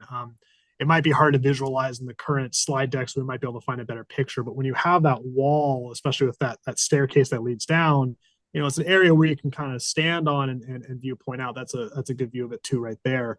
But when you have that wall that you're kind of staying on there, you can kind of be there and stand there and look at the river. But that log jam seating wall is that ability for you to kind of sit, gather, congregate, if you will. So that's kind of the focus there. Maybe a better way is maybe to have that image be like community as opposed to connection or something. But that's kind of the stressing point there. Is sort of this is a communal gathering space that we're kind of growing the capacity for said gathering. Thank you. Okay, David, thank you so much for your time today. And your grant manager, Haley, will be in touch with you regarding any comments that she has on your application and to help get you prepared for the final evaluation in August. All right. Thank you so much, everyone. Thank you. Okay, it is time for another break. So we are going to come back at 2:40 for Department of Fish and Wildlife. So see you at 2:40.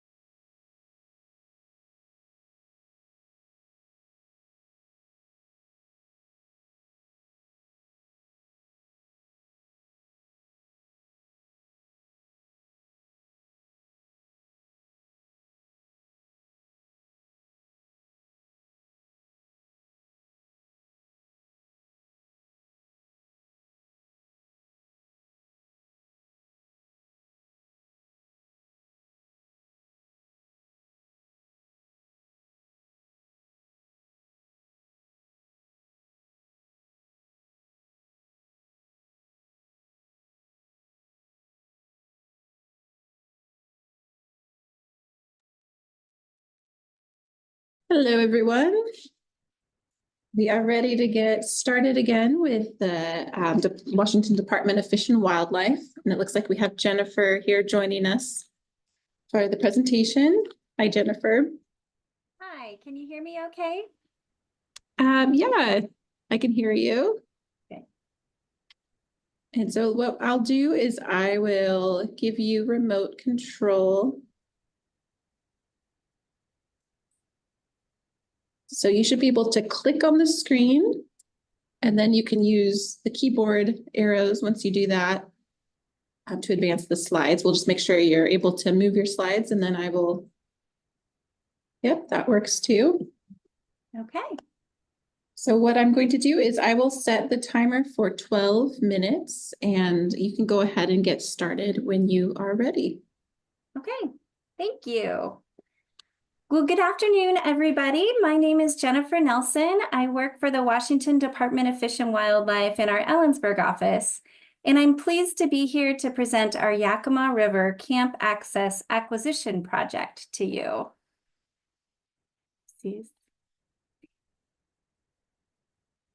The goal of the project is to acquire nearly 87 acres with 1 mile of the main stem Yakima, just 3 miles east of Cle Elum in Kittitas County. Acquisition of this property will permanently protect the shoreline from private development and ensure public access to the river in perpetuity. The project is located in Kittitas County, near the center of our great state. And this map shows the project location relative to WDFW's nearby access sites. You'll notice the close proximity to the Teanaway Junction access site, and I will cover that in the coming slides. This figure comes from the American Whitewater website that shows the commonly floated reach from the Teanaway Junction site down to Thorpe is a 16-mile float, class 2 float, generally suitable for novice users. The majority of recreational tourists to Kittitas County come from King, Snohomish, and Pierce counties, with Cle Elum being just east of Snoqualmie Pass and right along Interstate 90. It's a very popular destination for visitors, and many are drawn to the river. This figure shows how the proposed acquisition of the Yakima River Camp Access property is immediately adjacent to our Teanaway Junction access site. Together, these properties will ensure public access to 200 acres and 2 miles of the Yakima River. This is the Yakima River Camp Access property we hope to acquire. You can see the existing boat launch and the parking area near the northwestern corner of the property and the braided nature of the river in this reach. You'll notice this split immediately downstream from the launch. We'll be zooming into this area in the next slide. Oops. Okay. Here you can see log jams have formed, making the river extremely complex and dynamic in this area. Boaters must know to take this channel, I hope you can see my arrow, for safe passage through the project area. These log jams create amazing fish habitat, but can be extremely hazardous for boaters and floaters, and they're located within a half a mile of our boat launch. This image was taken in March of this year from the property, looking upstream at the log jams and complex properties. I'd like you to notice this large ponderosa pine tree because it was recruited to the river by May within 2 months. This is a great example of the ever-changing nature of this reach of the river. Many recreational floaters have discovered that just a mile down the road, they can park along State Route 10 and launch into the Teanaway River at its confluence with the Yakima River and avoid these logjam hazards.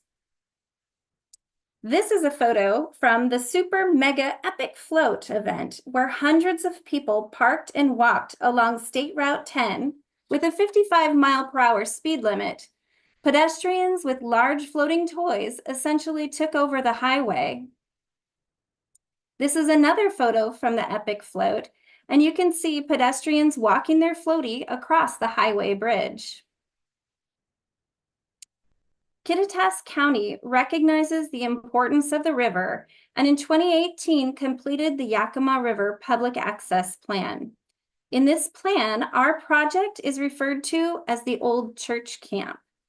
Acquisition was identified as a high priority in all three categories to improve public safety from the log jams and the highway traffic, for providing on-water opportunities, and for increasing opportunities for multi-use shoreline activities. This slide comes from the county's river access plan, and our project area is identified in bright green. What I'd like you to take away is that this color green indicates the largest variety of river users that are relatively safe within this reach. Acquisition of the property is a high priority because it supports so many different uses. This is a photo of an existing trail on the property leading right to the river. Inflatable kayaks can be launched in numerous locations without the need for any improvements. Beaver dams have created wetland complexes. These features provide a different type of water access and special opportunities for wildlife watching. This is another trail leading to an area used by the owners for camping and launching their raft. Access to the river would be immediately available to people of most abilities immediately upon acquisition. This is a side channel on the property and another opportunity for the public to enjoy the diversity on this amazing property. This project provides an opportunity for the entire community to see the big and little things that make the river such a magical place and to connect with nature. For the sake of time, I'm going to skip this slide showing the loss of floodplain habitat in the Yakima Basin. And this is a Google Earth image of a development along the Yakima River, less than 4 miles upriver from our project, and is a good example of what we don't want to see happen on our property. Beginning in 2015, the owners of the property began the process to apply for a conditional use permit for a campground on the property. This is the proposed campground layout, updated as recently as last year, and would provide 134 camping sites along with a private clubhouse and private access to the river. This campground has been approved for a conditional use permit. To keep their options open, in 2022, the landowners applied to rezone their property from 20-acre minimum lot sizes to 5-acre lot sizes. I'm certain the owners would have a more creative layout than I've shown here, but 15 to 17 individual lots could be created, locking up 1 mile of river access to private owners within their HOA. This rezone has also been approved. The development pressure and potential is real for this property, and the owners are looking for a return on their investment. They want to sell to WDFW because they recognize the value of their property to fish, wildlife, and the public, but they won't wait forever. Over the weekend, while exploring the property, I found this red from a large trout or steelhead. Steelhead are federally listed as threatened, and there are only 83 in the upper Yakima River Basin right now. This red was like finding a needle in the haystack. This is a special place. This property is ideal for a water access site. It contains a mile of the Yakima River, and I want you to notice how all of these channels come together at this location and flow north toward the railroad tracks. I'd also like you to notice this bare, large open area that's relatively high ground compared to the rest of the property. This is a photo of that bare ground I just pointed out, and it would be used for a parking area immediately with minimal effort or investment.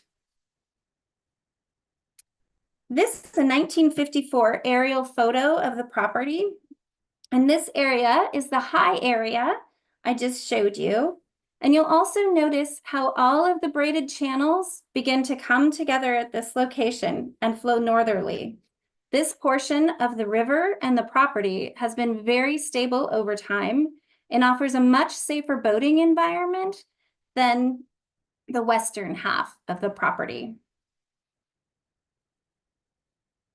Several trails are already created and they're ready for public use. Kids of all ages will enjoy skipping rocks into this perfect little swimming hole, safe from the swift currents in the main channel. Here's another boat that could safely use the property immediately. While our focus is on acquiring this property, we've already began to think about potential for future improvements on this land. We are fortunate to enjoy the broad support for acquisition of this property. Our public engagement has largely been accomplished through the Kittitas County Public Lands Advisory Committee and the River Access Subcommittee. We are proud to have their support, as well as support from the Yakima Nation, the Sheriff's Office, WashDOT, commercial river users, as well as conservation organizations. Outreach will continue to be ongoing to better understand the needs and desires for this land. WDFW has staff that maintain and manage the land adjacent to this property, and we have a design team that specializes in water access facilities. It's important that we take advantage of this opportunity to purchase this property now. The owners are looking for a return on their investment, but are willing to wait to see if we are successful with this grant application before selling or developing their property. I thank you for your time and allowing me to present our Yakima River Camp Access project to you today. I welcome your feedback and be happy to answer any questions. Thank you, Jennifer. Spot on with the timing. You were 12 minutes on the dot. Great. Okay, Rich. Great job, Jennifer. Hey, I just wanted to mention that with regards to O&M of the site, you might want to mention we refer to it as the 9B funding. So it's from the legislature. So we do get O&M funding from legislature for newly acquired properties. So I think that might be helpful to mention. I also, I guess, and you don't have to get into it now, but would like some clarity on, so those log jams are a hazard. How would it work for like takeout? So it seemed like if you take that Y and you end up on the lower end, the downstream end of the property boundary, the boundary would come out, like it wouldn't line up with where the voters would split out. So just kind of understanding that dynamic of, you know, how voters would use it, how they would put in or take out on the site. Yeah, I think it was slide 34, which showed an area maybe, yeah. So, center of the property is where the log jams are. So they take that right forward and they come out, and it doesn't look like they could really hit this acquired property to do a takeout, but maybe I'm not quite understanding it. So you need to get into it. Yeah, and that's all I had. Great job. Thank you. Thank you. Oh, and sorry, where the new boat launch, if you were to pursue that, where that would go.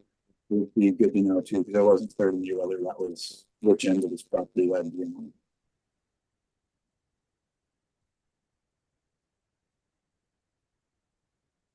Anjali? Yeah, great job, great presentation, Jennifer. My question is, since the current owners have looked into some development potential, have they done any critical area studies along the waterfront that you are aware of? Yes, they have. They've done multiple critical areas reports over the years, and most recently they completed a channel migration study associated with their campground development. It's been substantially reduced from what was originally proposed in 2015. All right. Thank you for that. And that might be worth mentioning that they have some of what's shown there is supported by studies. And so there's no limitation to access to the water. Okay, thank you. Yeah.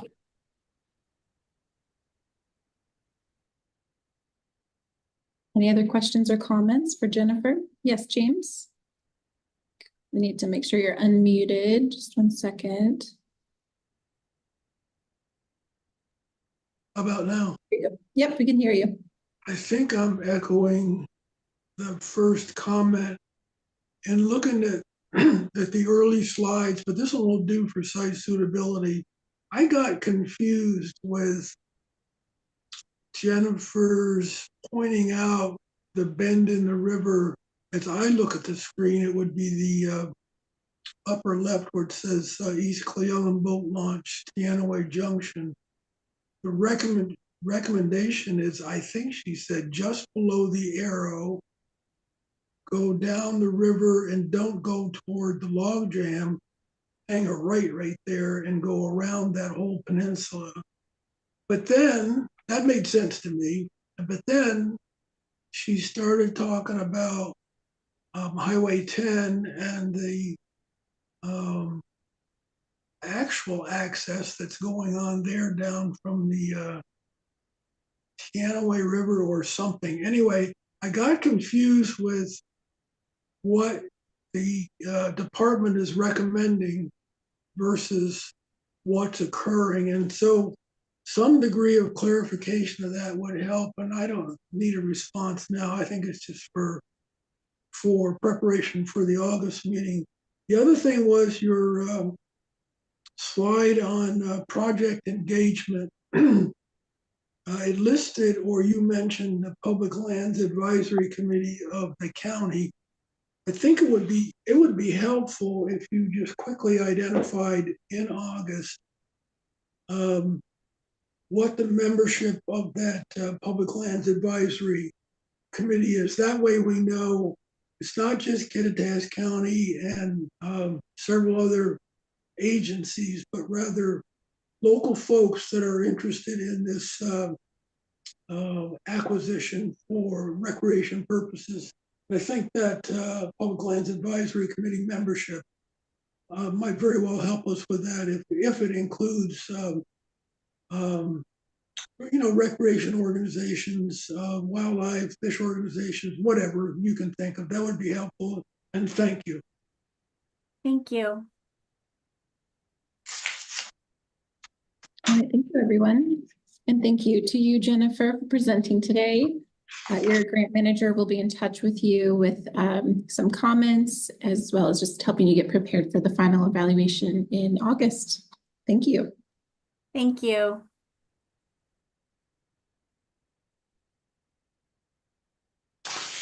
Okay, next, we have Port of Columbia, the Lions Ferry Marina. I think I saw Jenny is ready for the presentation. So Jenny, I will go ahead and give you controls so you can click through the slides. Great, thank you. So I just gave you controls if you want to click on the screen and then make sure that you're able to advance the slides forward.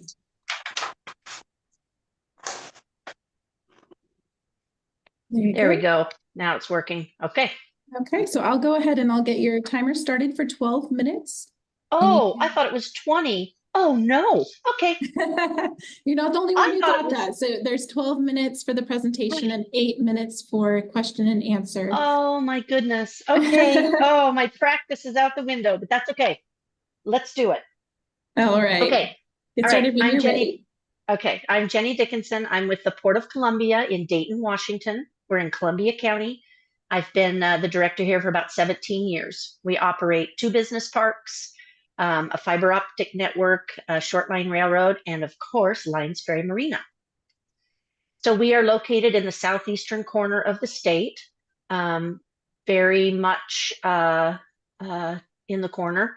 And I guess the next slide shows a little better. We are located, the northern border of our county is the Snake River. And Lions Ferry Marina is located on Lake Bryan, which is just above Lower Monumental Dam. Little Goose Dam is a few miles upriver. The Palouse River flows into the Snake right across from Lions Ferry Marina at Lions Ferry State Park. And Palouse Falls is located a few miles north on Highway 261 towards Washtenaw. And our project is actually at the confluence of 2 rivers and 4 counties, Walla Walla, Columbia, Whitman, and Franklin.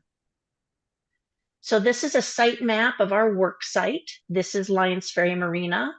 The green object is the spot that shows where we are proposing to construct 10 pull-through RV sites with patios and a new upland restroom and shower house. The black line is the boundary of our lease with the Corps of Engineers. The port leases this from the Corps of Engineers and has since the early 1970s. And we in turn sublease it to a private concessionaire and operate it as a partnership.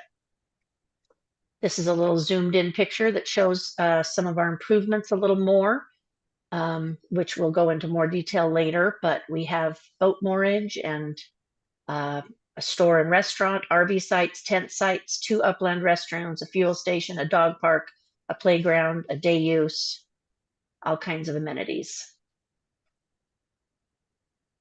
So the site condition, this is a picture taken from this proposed site of the pull-through RV sites. It shows the adjacency to developed recreation sites.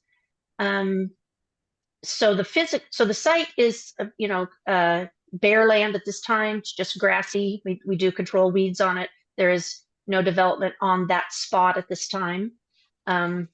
But I think also the condition of the entire marina is important for me to point out at this time. When I started my job at the Port of Columbia, the marina was not in the best of shape. And it was functioning, but it had been a long time since anyone had given it much care. And it took me a while to figure it out, but I figured it out, figured out what the problems were, and we have kind of revamped how we run it. We have restructured the leases we have with the private concessionaires. We have incentivized them to make a profit and use some of that money to maintain the facility. And that has really been what has helped us turn this facility around, is because it's not only the public trying to maintain it, but the private sector is using the revenue generated to maintain the site.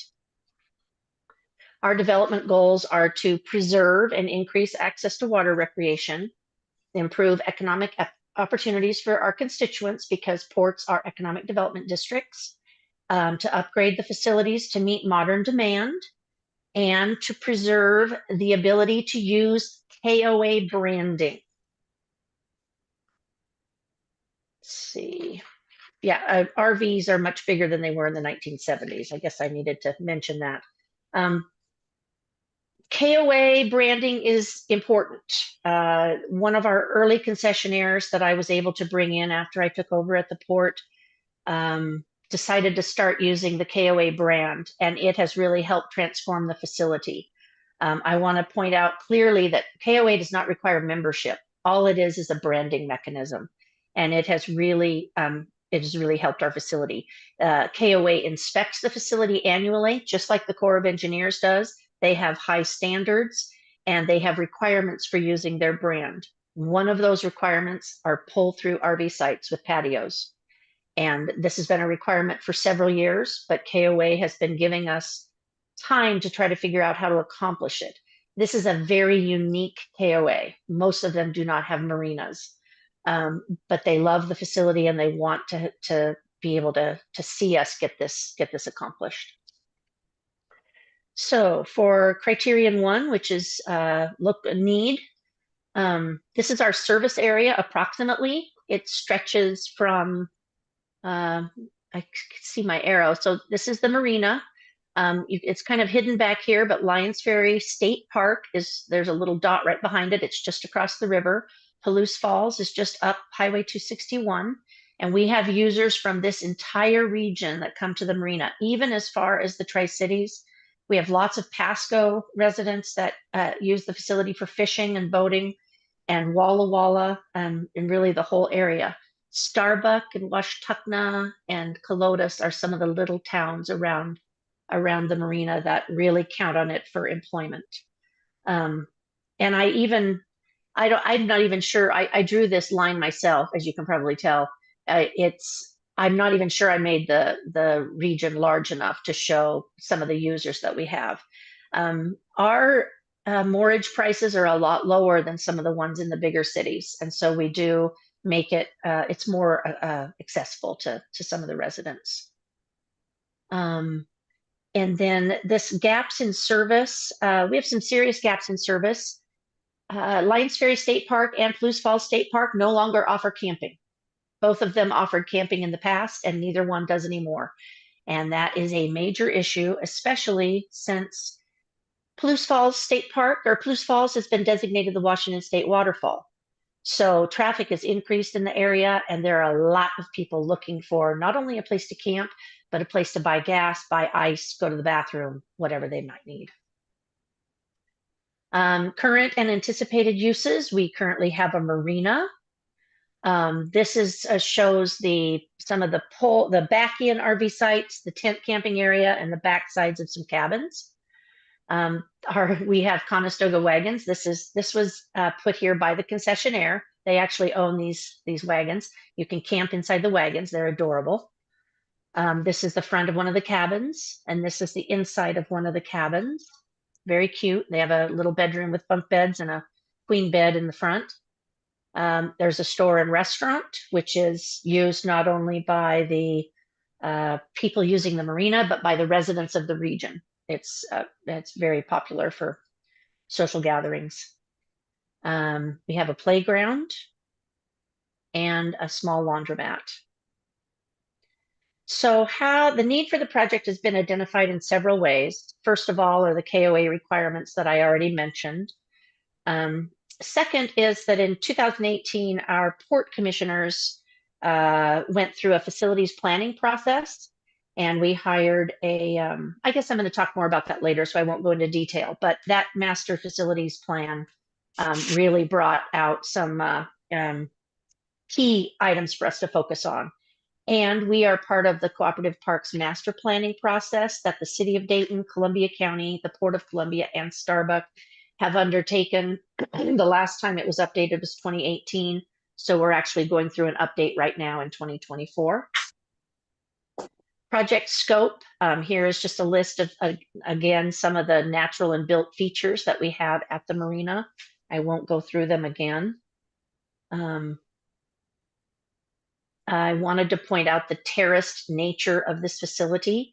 It is built on a hillside, and so it is not possible for us to renovate any of the existing sites into pull-throughs. There just flat out isn't room.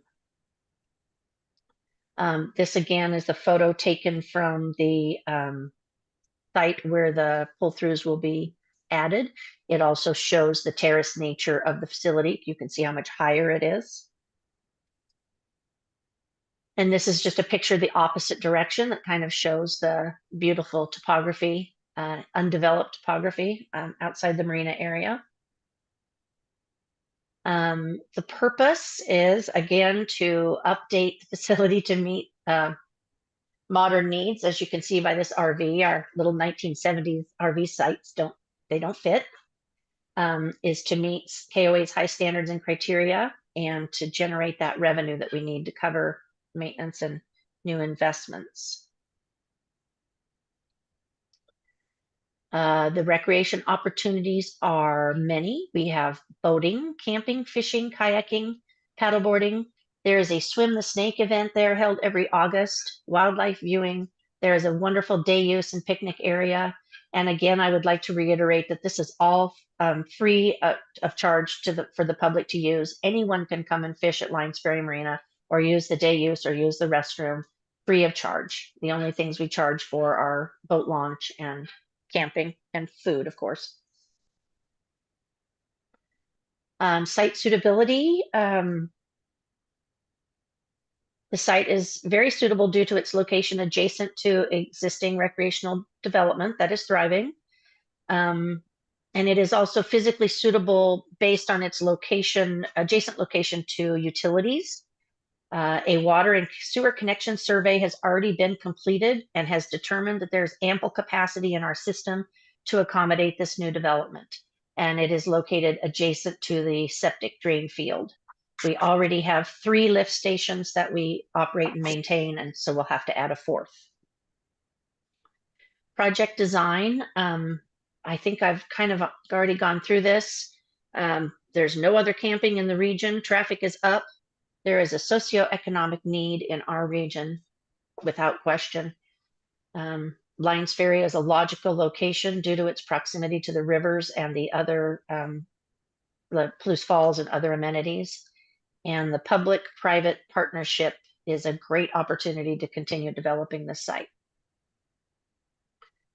Project design. This is a closer-up drawing of the pull-through sites with the patios. 2 of the sites are ADA accessible, and the restroom will be and bathhouse will be ADA accessible. It's a pretty great opportunity to upgrade. The 1970s facilities were not as accessible as this one will be, and anyone will be able to use the restroom. Budget. So this is our budget, and this was developed by an engineer from Anderson Perry with input from the KOA National Design Department, the port, and the private concessionaire. The costs do seem high to some of our partners when we talk about this project, but my experience with public works projects and using prevailing wage tells me that it's probably not high. There is a great deal of earthwork that must be done because of the slope. The estimate does include sales tax, and it does include a cost escalator, so we would better match up with what we think prices might be in 2026 when this would be constructed. Additional design and permitting can be completed within 6 months of the notice of award. And the real estate application that is required by the Corps of Engineers is already in process. I've done several of them, so I've started another one. Project engagement. One of the greatest things that KOA brings to our facility is their annual customer care surveys. They actually survey the users of the facility every year, compile the information, and share it with the concessionaire and the port. It's really helped us determine what the needs are of the recreation public, and has helped determine our direction. 2 examples of that would be the playground. It was something we kept hearing over and over again, that the people wanted a playground. And the other one is the privacy barriers between the tent camping sites. It was a simple fix of something we hadn't thought of, but the public really demanded it. The second most direct method was that facilities master planning process that I discussed that we undertook in 2018. We hired a design firm to take us through the process of evaluating existing infrastructure and improvements, seeking input from the users and also from the residents of the region, and putting it into a plan that would help shape our future decisions. The partnerships we have developed with the users of the facility, concessionaire, the Corps of Engineers, and area residents is remarkable and really shows how important this place is to everyone. And people attended from pretty good spread across the region when we held our public meetings, and we held them at the marina. Sustainability. This project is important because it helps with our sustainability. it has helped tremendously to have this public-private partnership and generating revenue for taking care of the public facility. I want to mention, if I have time, that we operated Lions Ferry Park for a very brief time when I first started at the port. And I learned quickly that when you mow a giant patch of grass and you take care of bathrooms and you take care of a swimming beach and you have no revenue, that it just doesn't work. And so that's why it's a state park again and not a private facility. So I'm pretty proud of the way we figured out how to operate this public facility with a private partnership that has really, really made it thrive. Our rural region really counts on the social and economic benefits, and it's a very unique facility. And Jenny, And we're I thought already, sorry to cut you off. Okay. We're at 3 minutes That's okay. over. So if you just want to click through your remaining slides. These are just pictures of the marina back in the 70s before we got our first RCO grant to start developing it, our first and only. So just fun old pictures. That was it. Oh yeah, that was the recreation uses. And then I did want to point out real quick the great in-kind and donations that we have been promised for this project, more so than when I put in the application. That's it. Thank you. Sorry. Thank you so much. Great. So does anyone have any questions or comments? Kim. You're still muted, Kim. Hi, I'm Kim, and I just have a clarifying question. The funding you're asking from RCO for the project is just to pay for the cost of the pull through and the new bathroom, right? But correct. The site itself provides all these extra money that you talked about in that Correct. sense. Okay. Yes. Yeah, I think that's all for now. Thank you. Thank you.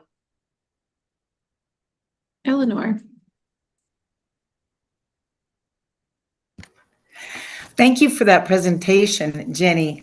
I have a question in regards to the RVs. Does KOA have an age of the RV rule? You know, like the RV can't be older than 15 years or something like that? No. Okay. Not Thank that you. No. Okay. Thanks. It looks like James has a question. Yeah, 2 comments on your list of, pardon me, recreation opportunities like boating, fishing, wildlife viewing. You don't need to respond to this, but think about it for your presentation in August. It'd be useful, I think, for you when you list all those recreational opportunities, show some pictures of people doing what it's already been listed there. That's a help to see that. And secondly, on project engagement, maybe you could elaborate a little bit more on who in the public, not organizations and agencies and that kind of thing, but who in the public was contacted and how you did it and the results you got from through surveys, meetings, other than at the port, if there or marina, if there were others, but however you did that, it'd be interesting to have a little bit more detail on that. Thank you. Thank you. Rich, a question or comment? Yeah, thanks. Thanks, Jenny. I love this area. So this is pretty cool to see this project. So you have ADA pull through stalls identified here. I'm just curious, and I'm guessing because of the slope, and you already talked about the terraced nature, this is maybe not feasible, probably not, but is it possible for a path to be developed for the ADA folks to be able to get down to, you know, the water's edge or the play areas or the concessions, just kind of get down into that area down below? Yeah, if I can't go backwards in the slide presentation, but due to my misunderstanding of how much time we had, I showed, oh, here we go. I showed a picture. We have an ADA fishing deck and a path. So you can, there it is right there. So there's a a pea gravel path that goes all the way from the store and restaurant to this fishing deck. And then from the store and restaurant, you absolutely can get to the RV site on the asphalt pavement. So it would all be accessible. Yeah. Yeah. Great. This is something we did several years ago with a grant from the Department of Fish and Wildlife. Thank you.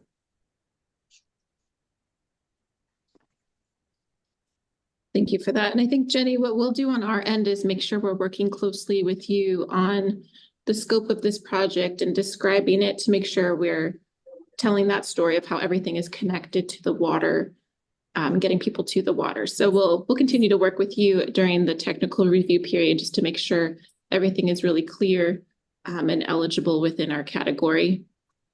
Oh, okay. And is that a time I can ask questions?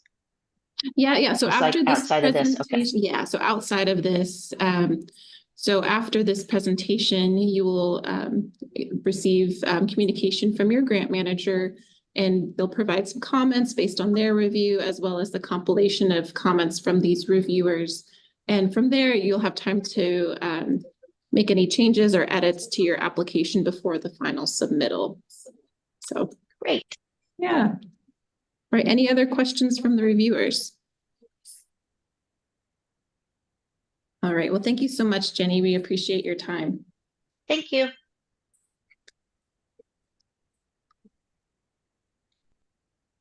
Okay, we're on to City of Poulsbo and the Oyster Plant Park.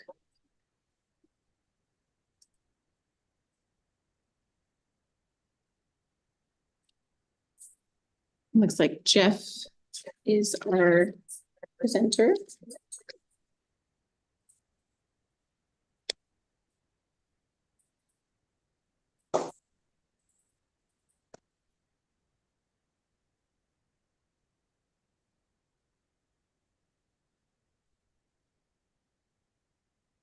Let's see if Jeff is here.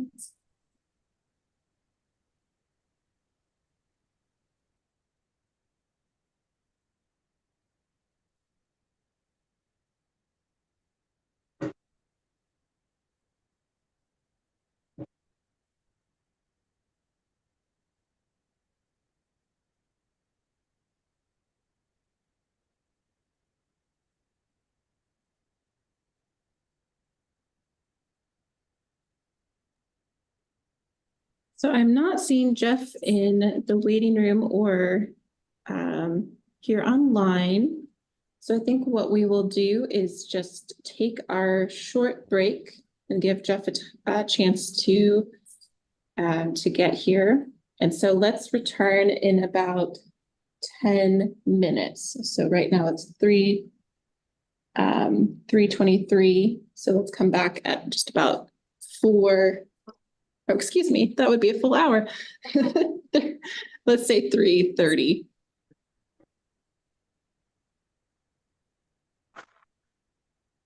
Hey, Allison, I just sent Jeff an email and I'm going to just go give him a call too.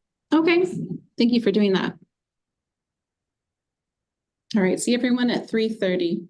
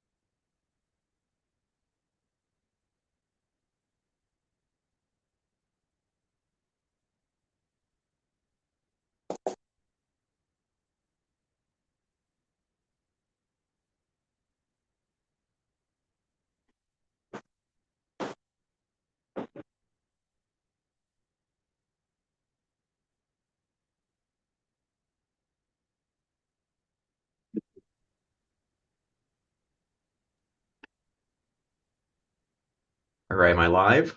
There's Allison. Hi, Jeff. How are Hey, you? my microphone works. All We right. can hear you. Hey, good to see Okay. you. Yes. Okay, so we were just taking a break up until 3:30, so people should be making their way back now. So I will go ahead and give you the controls so you're able to click on the screen now. So you can click on your screen and then you should be able to use the arrows to move your slides forward. So Best thing. I went through this with Tessa. It worked. It worked last week. Hang on, let me try clicking on the screen. There we go. I'm controlling one more time. Arrow key. Okay. maybe Arrow. I need to hold on. Let me check to make sure I did this right. View options. It says I can control your screen. Okay. Let me try double clicking. Arrows were working last time. There you go. Okay, I don't know how to go back. Oh, there we are. I see the buttons at the bottom. Okay, we'll figure it out. Okay.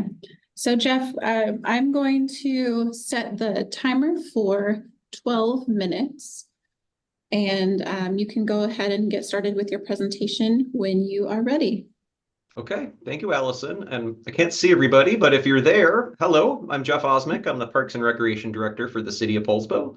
Thank you for having us. This is my first RCO presentation. Very excited to be here.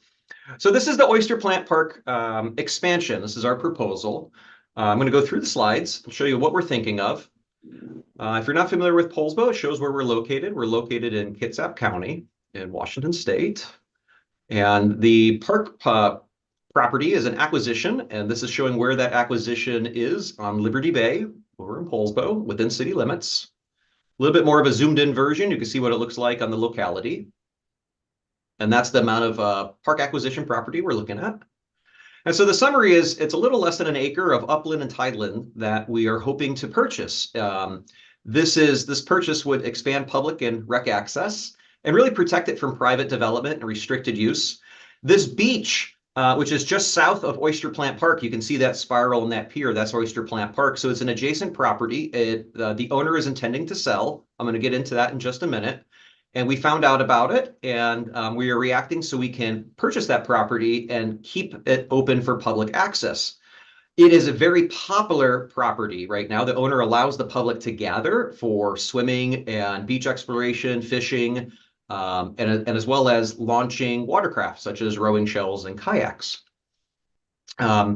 It's a need because of all our parks in the city, we have only 4 different areas that provide water access.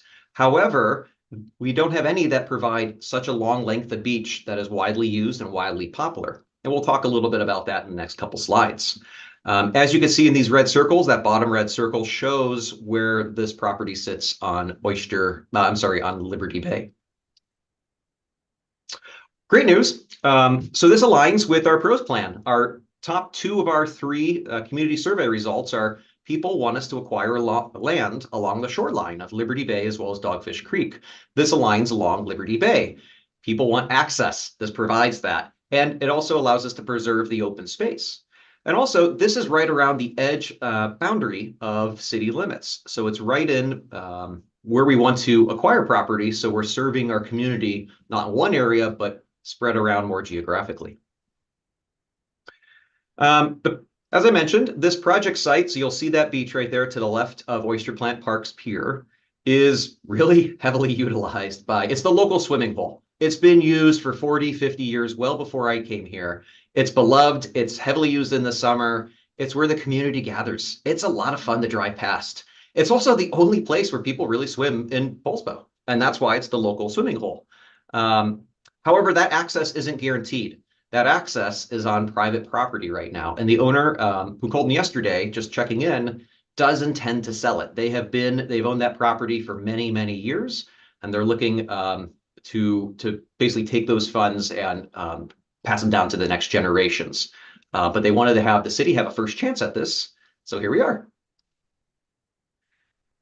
So other local needs, this is going to provide that expanded beach access, as you saw, of our 4 parks. This is one that will allow us to launch hand-powered watercraft, especially for rowing shells and kayaking and stand-up paddleboarding. And it really protects that shoreline. It's a pretty straightforward acquisition project, if I may. On that, about rowing shells, what we have here is just one letter of support, and this is the Kitsap Rowing Association. They host a frequent regatta that brings a lot of different rowing clubs to the community and to Liberty Bay. And this is really the only place where they can trailer run all these shells, and then they do beach launches. And they've been doing this for a number of years, and they've done it with the landowner's understanding and being listed as additionally insured on the landowner's insurance. But if that landowner changes, there is no guarantee that the public will have access to this. We want to retain this public access for generations. I will also say that much of Poulsbo's, the Liberty Bay shoreline is privatized. So this is a rare opportunity to acquire water access for our community. Scope. You can take another look here at what the beach looks like. Really straightforward project. It's a stony beach. We're not stepping on vegetation. These satellite photos are more during a low tide scenario, so you can see how big this is. And there's a little bit of low bank access where you'll see where the picnic table is. And Allison, I have a question. Are people, can they see my cursor? Does that show up on the presentation? The white cursor by the picnic table? I'm not seeing it right now. Okay, well, I'll just narrate through it. So where you see the picnic table area, it goes from, it's a brownish piece of grass, and then right north of it, you'll see that there is a green piece of grass with a spiral. So there's a little piece of land, and that comes with this property, and it's adjacent to our oyster plant park. And so it's a very easy transition for us to take down that private fence, put a picnic table, allow people to utilize that space that's currently private, not used at all, and then put a few viewing benches at the top. We wouldn't be doing that many improvements on the upland side. We just want to retain access for people to get to the beach and use it. But these are some of the smaller amenities we can put into place more or less immediately. Scope again, so it's a durable surface. We shouldn't be harming very much. Changing any type of use, we're going to keep it for the local community for swimming, beach exploration, sun tanning, boat launches, and fishing. And it expands upon a footprint we already utilize. And so we're not creating a new park, we're just making it bigger and better and protecting it for future generations. I will say that there are no other similar properties adjacent to Oyster Plant Park. You saw in the other satellite photos that there is a marina just south of this, and can't expand that way. This is the only property, and it's we're really fortunate that this is coming on, and hence we're here to present. A little list of what kind of recreational opportunities will be allowed or we'll see. I can tell you firsthand that these are all happening right now. These happen every single year. So local swimming hole, plenty of people bring their families and they picnic. It's the one place you can actually get a tan, if I may, over on Liberty Bay. And then fishing, because it's right adjacent to Oyster Plant Pier. And we talked about boating. And I did not mention that Oyster Plant Park on the pier, and there's a slide in here in just a minute, is a birding area as well, where we've worked with Kitsap Audubon for purple martin nests. And you will see a slide of the purple martins here. So there's that red circle. I was just telling you that south of this area is the marina, so we can't go that way. Again, it's the only piece of property that's available and that could be made available that can expand Oyster Plant Park. So just a really great fit. It's a priority right now because if we don't purchase this, it could be made private. It will go to the private market without a doubt. It's not a donation. They're not interested in donating, and that's completely fair. We want to make sure that we, the city, that we can expand this park and keep it for generations. I will say that the funding, if granted by WWRP's Water Access Grant, we're intending to match the Aquatic Lands Enhancement Account and do a 50-50-ish match. To make this parcel happen. So it is going to be a matching grant. And grant funding is required to purchase this property. The city doesn't have funds for the acquisition. This is more or less showing a different viewpoint of the beach. And again, if we do not purchase this property, it very well could be lost. And adding to acquiring this property will enhance what we already have. Keep it in for the community.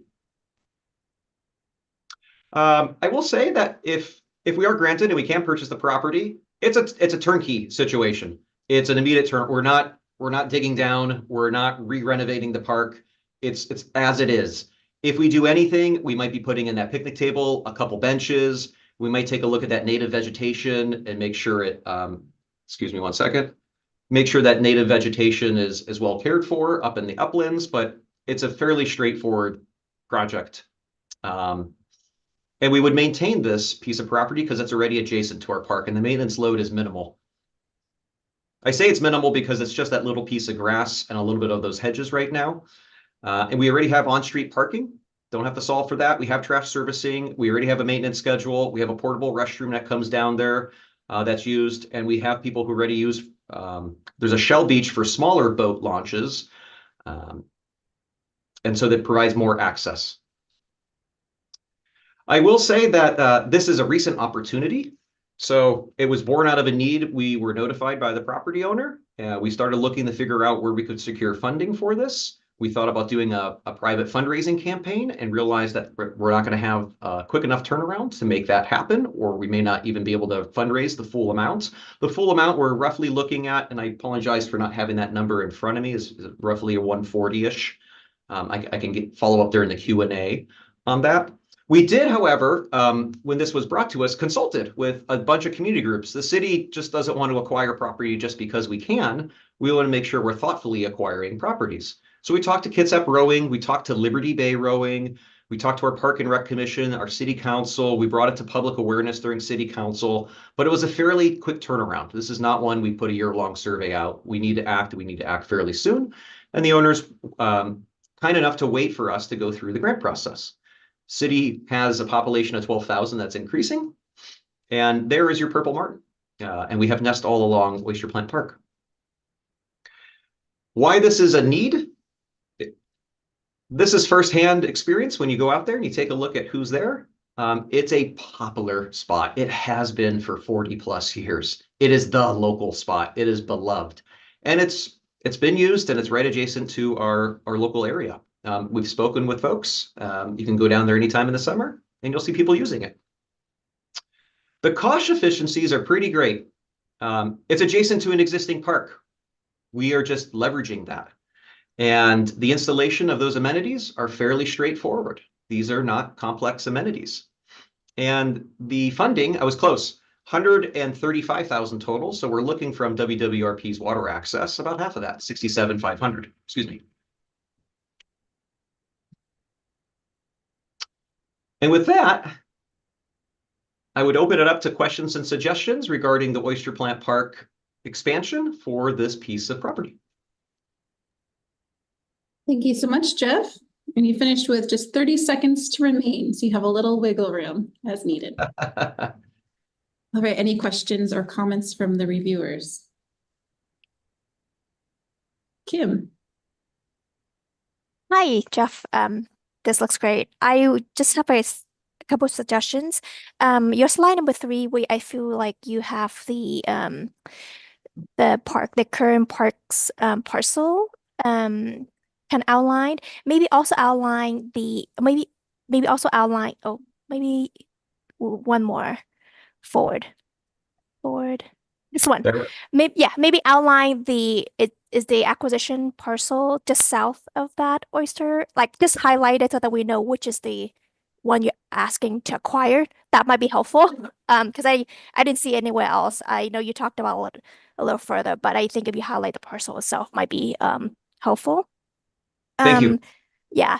And just a question. I do see parking north of the park. Is that private parking for the marina that's sort of there? Yes, we only have, in fact, you can see it in the slide. Look at the very top of that slide. You'll see three white vehicles on the right and 3 empty. The city for sure has the left one. And then the 2 others are technically ours, so we can use it for maintenance. But, you know, we go back and forth with them because the property line, if you could actually see where our property line goes on that. So we use 3 of those for sure. And it's kind of a touch and go on that 4th because property line crosses the spot. Good question. And then on-street parking too is what we have. Okay. Yeah, because I do see maybe 3 stalls on the on-street parking. Look like some of them might be ADA. Well, one of the other slides, if you just zoom out slightly, we might be able to see, on-street parking. I think there are a few that are super zoomed out. So maybe just slightly out a little bit where you could still see some features of the on-street parking. And because when you're talking about that, that might be helpful for us. And then and I don't know if this is something you could address, but I know you're using Aaliyah to match this program. So it's critical that both grants get approved. Otherwise, it's a no deal, right? Because the city doesn't have any funding. Yep. So the way we're doing it is, oh, I'm sorry. Was there a suggestion there, or would you like? No. I was just asking, in the situation where one get awarded and the other one doesn't, then it becomes a no deal for you. Is that? Currently, yes. So ideally, we get both grants because we go for that would be ideal. If we don't, then it's going to have to go to city council, and we would say, listen, we have half funding. Where is this in a priority list? Do we need to move a capital improvement project back? Do we need to maybe move some of our park impact fees?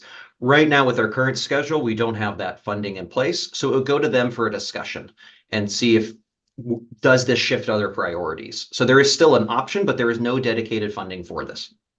Great, thank you. But not a definite no. Ideal. Yes, that's what I want to kind of figure out. Thank you. Thank you. All right, Eric. Hi there. Great job today. I wanted just to point out it might be really helpful to highlight some of the ADA accessibility features and benefits as a result of the project proposal. You talk about how you have small craft launches. Of course, there's now new technology in regards to that for those needing ADA provisions and allowances for launches. Talk about clear or protective marine life being underneath any docking in terms of light transmittal. That's pretty much all I have to contribute at this time. Thank you. Thanks, Eric. All right, Gaina.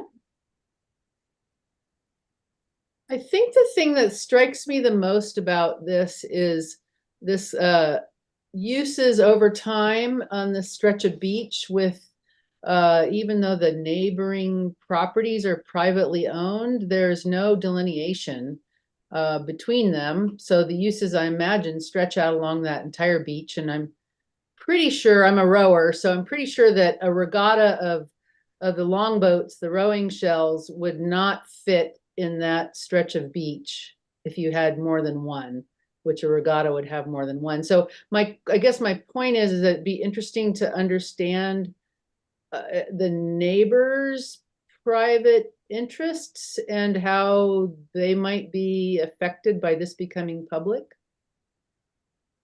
Could I ask a question, a clarification question? Would it be helpful to talk to the neighbor north of this green highlighted area, right? And say, hey, this is a proposal that's coming forth. Do you have concerns about people maybe moving from the public area if this was granted to your property, and air those so we know that for instance, you would know what their thoughts were on this? I would think so. If I was that neighboring property owner, I would, even though those uses probably have been occurring, I would think it would be good to be upfront and transparent about that. All right, I love that. That's a great one. As for rowing, great, you're a rower. That's what happens with North Kitsap Rowing Association, is they trailer all those in, they go down the beach and they launch them. I don't know if they go to the adjacent property north of what you're seeing, though. My understanding is they use this property and Oyster Plant Park for the large regattas. But I can ask for clarification if that's helpful. That's their world, and I did ask for a photo, and they didn't have time to get it to me of showing where the shells are on the beach. Yeah, I don't mean to get them in any sort of hot water, but that would be a relatively small area, I believe, for a regatta for more than a few of the large boats. Thank you. I'm going to follow up with Mac on that one. Any other questions or comments? Eric, did you have another one? No, it's just me forgetting to lower my hand. Pardon me. No problem. Okay. Well, thank you so much, Jeff, for your time today. And we will have your grant manager will reach out with their comments as well as the compilation of all the comments from the reviewers today, so you can prepare for your final evaluation in August. Well, thank you everyone for the feedback. I first time going through this. This is really helpful. So thank you. I appreciate all your input, and I will follow up with this with our grant manager. Thanks again. Great, thank you. Thanks, Allison. Okay, so we are now going to City of Lakewood, the Edgewater Park improvements. I think Mary is here to present. Mary?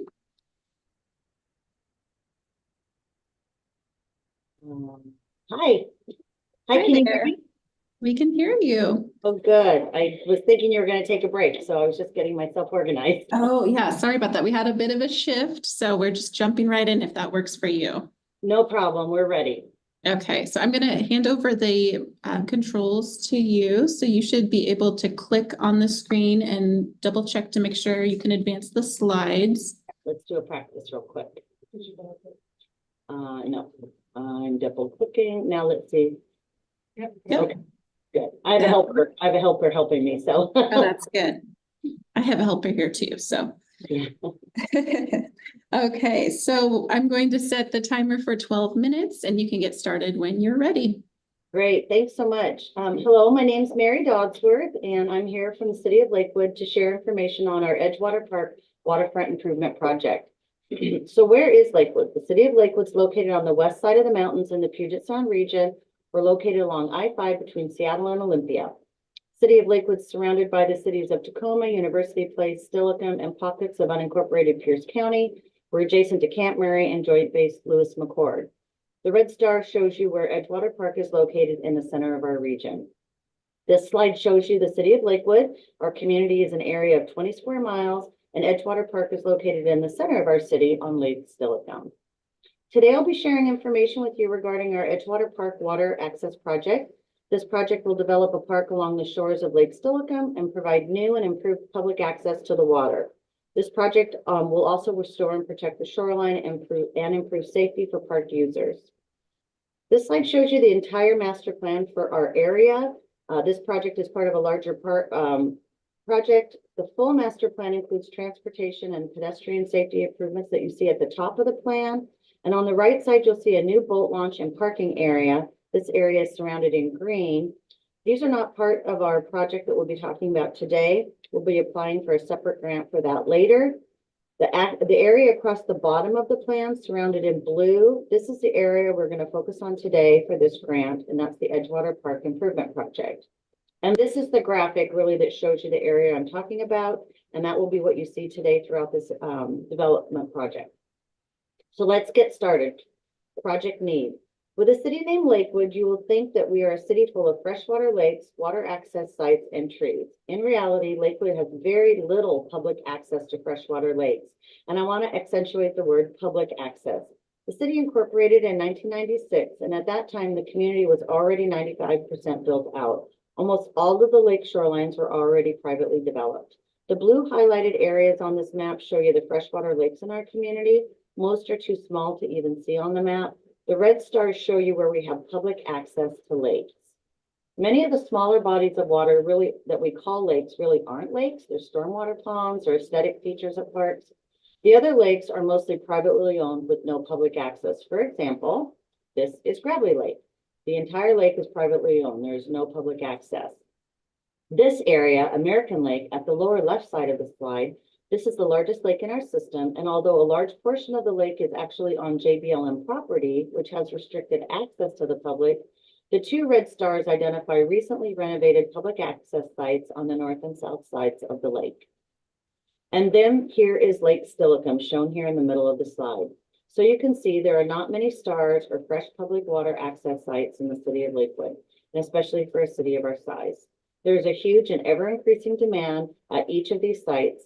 That's why developing this site for public use and water access is so very important. Lake Steilacoom is a 306-acre freshwater lake fed by 3 creeks. This slide shows you that the entire lake is privately developed except for our 2.8 acres park site. We have 860 linear feet of shoreline. This site is relatively undeveloped except for a primitive boat launch.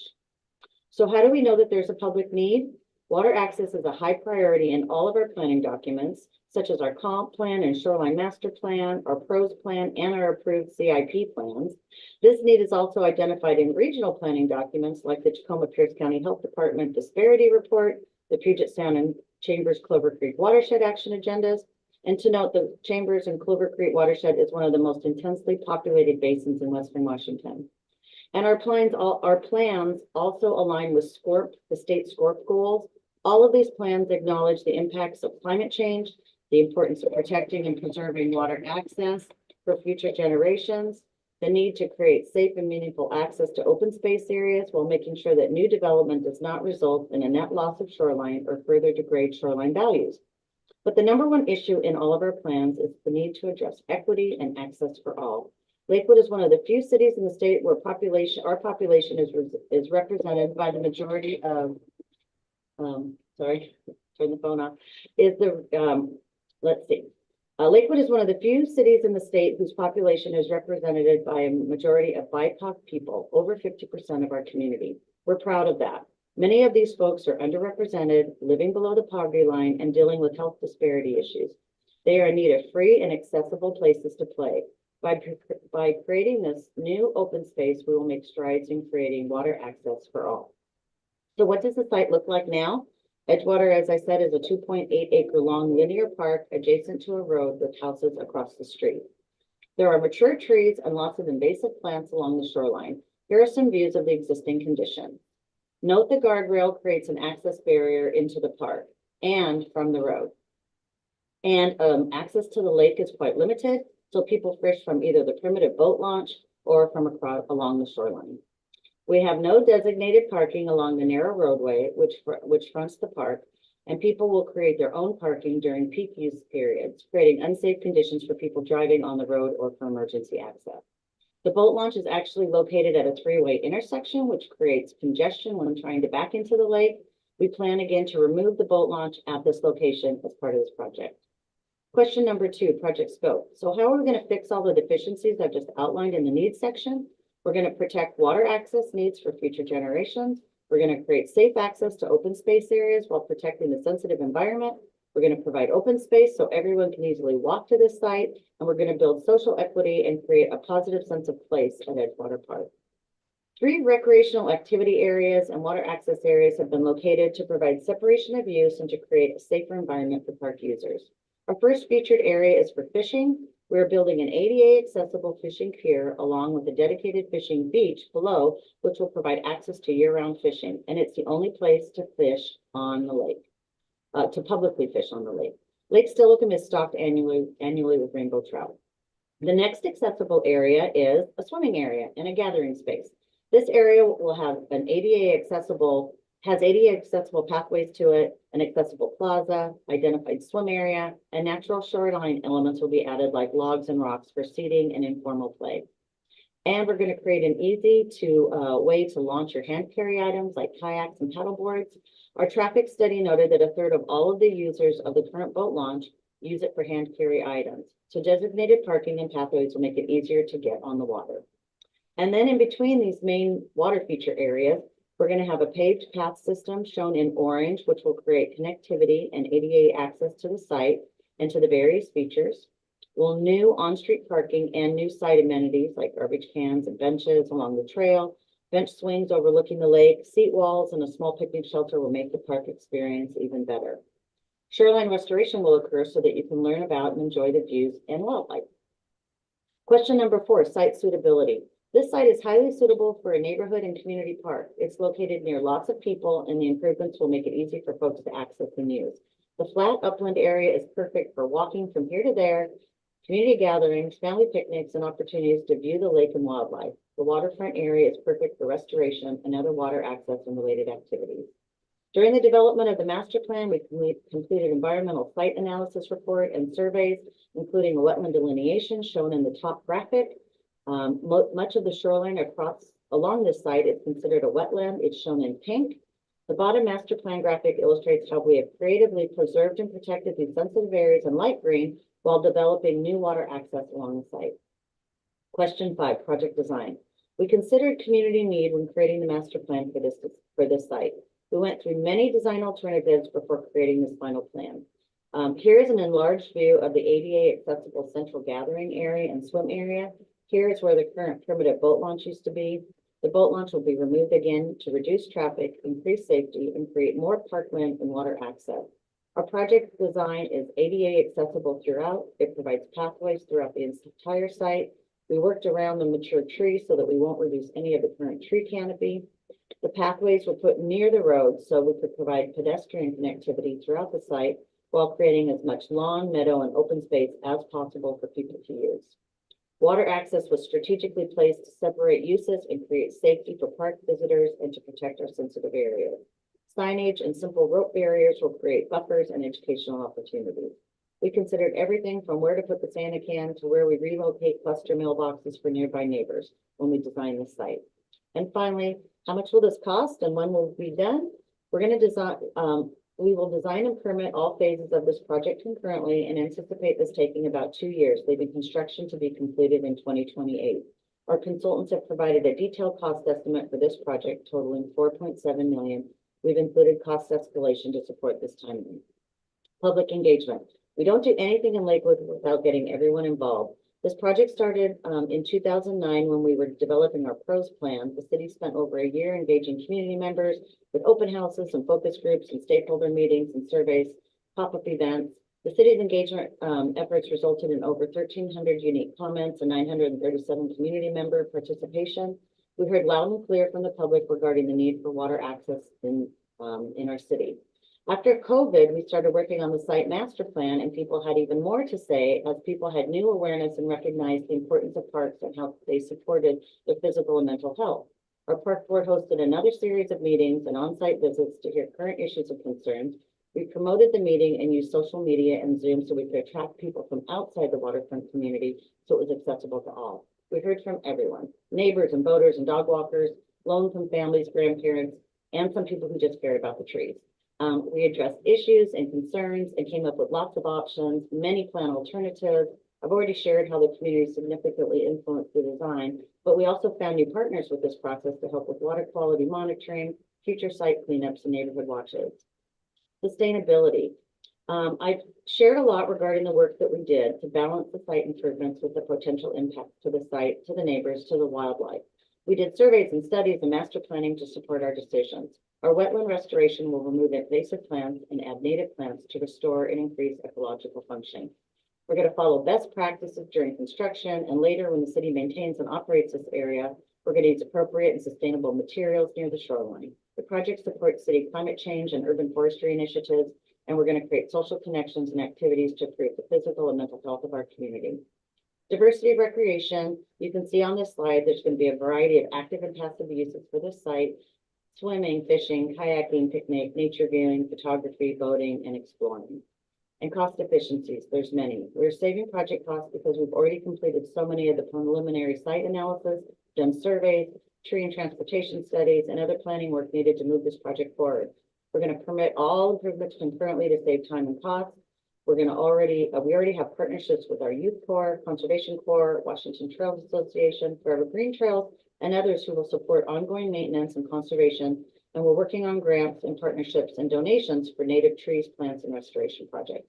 We hope you're excited about this project as we are and will help us make this a reality. Thank you, Mary. Just about spot on with the timeline, so good job with that. Any questions or comments from the committee?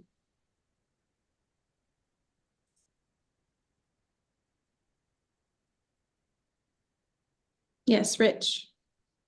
Yeah, just a quick suggestion. I got a little bit lost in the beginning slides that to orient on the location. So you had shown other water access sites in the area, but I wasn't following where this one was in relation to the others.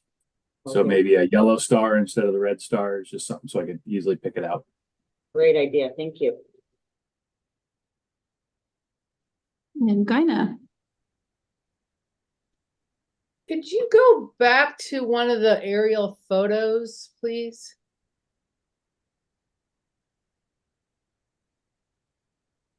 You want the plan or the actual site? Like that one probably works. Yeah. There doesn't appear to be enough, I mean, obviously if you've engineered this, you've figured it out, but it sure doesn't appear to me that there's enough room between the road and the water to accommodate all these facilities. You guys are feeling good about that, apparently. Sure. Well, first of all, there's so much invasive material there. When you pull out all the blackberries and all the invasive materials, it does open up quite a bit of space. Oh, and the other thing that we're doing is, and it's not necessarily a part of this project, but we're doing a one-way conversion of the road. Right now, it's a very narrow road, so I should probably add that. I don't know if that's helpful. But right now it's two-way, very narrow, and so we're going to turn it into a one-way road, which will actually give us a lot more area to work with. I think that helps. I thought I saw that in one of the designs. So that makes sense that to reconfigure the road. Mm-hmm. Thank you, Dinah. I will add that, or just clarify that when we're talking about this space, because yeah. Thank you.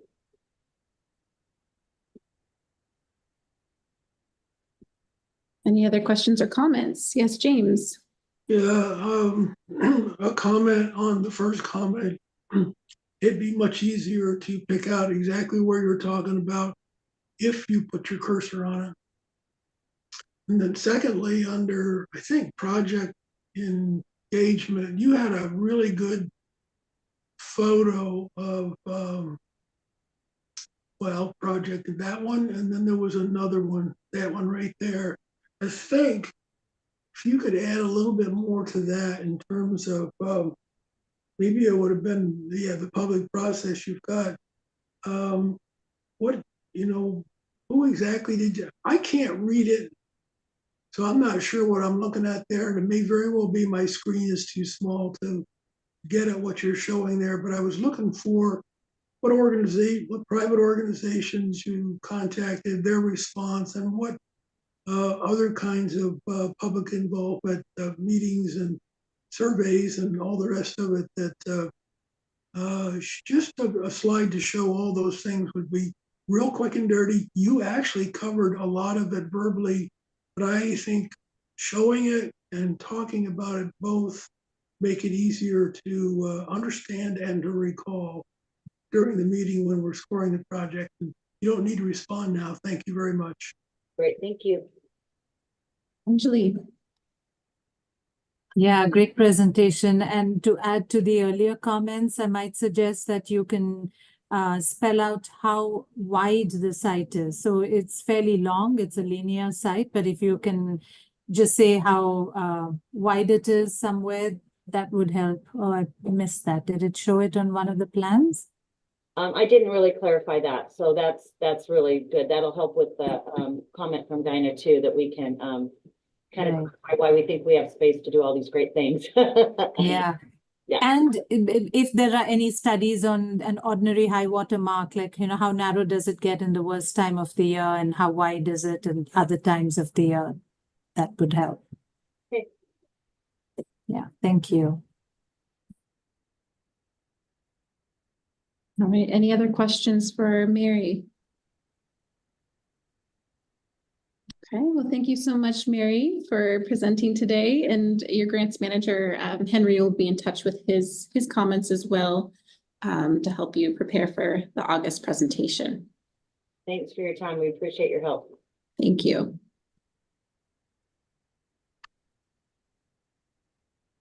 Okay, so we are on to the final presentation for today. We have Penn Met Parks back, and I think Barry, you're the presenter for this one. Yes. Okay. My first few slides are the same as the one I presented earlier. It's just in terms of locating you to the site. Should I still review those or just go on to the first question? Yeah, you can go ahead and still do a brief summary to get started, and I will because we want to treat it like a standalone project when you're doing the evaluation in August. So I just gave you controls if you want to click and make sure that you're able to move the slides. Yep. Okay, great. And I'll start the timer for 12 minutes when you're ready. Uh-oh. You can use the keys on your keyboard too, if that's easier. There you go. Okay. All right. Well, thank you. Good afternoon. My name is Barry Shields, and I'm a project manager with PennMet Parks in Gig Harbor. This presentation is for part of our application for the WWRP water access category for the acquisition of the Island Boulevard properties, which are immediately adjacent to Tacoma Demole Sandspit Park, to provide saltwater access in the Hale Pass area. The ultimate plan is to combine these two parcels with the Tacoma Demole Park. The two parcels together comprise of 3.57 acres and about 300 feet of additional shoreline. The two parcels are currently zoned low density residential. In terms of locating us in the world, PennMet Parks Park District comprises the whole Gig Harbor Peninsula, shown in red, with the exception of the city of Gig Harbor. So we're in the unincorporated part of Gig Harbor.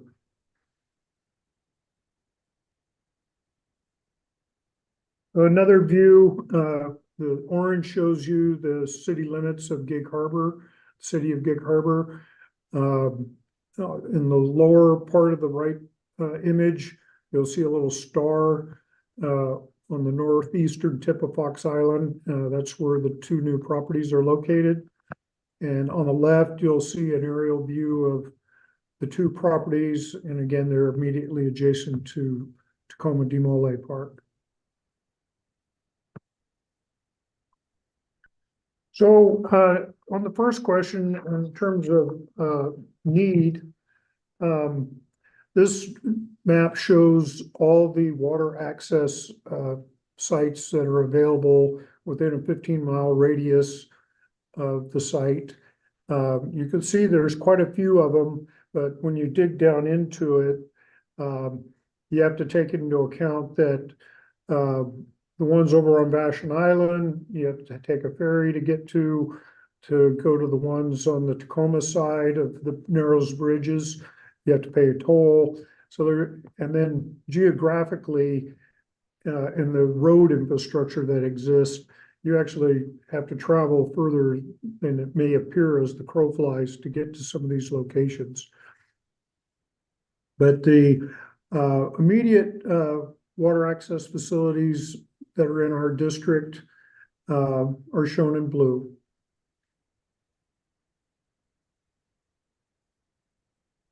So going down even further, if you look at our existing water access properties, they include Loshet Bay, Estuary Park, Sunrise Beach, Narrows Park, and the Fox Island Fishing Pier. And then there's also the state of Washington's Kopachuk State Park. Now, Narrows and Fox Island Fishing Pier both have partial ADA access to the water, but they do not go all the way to the beach. And currently, only the Fox Island boat ramp and Gig Harbor boat ramp actually have launching facilities. Our Sunrise Beach Park and Narrows Park and Fox Island Fishing Pier and Tacoma Demole are on the Cascade Water Trails system.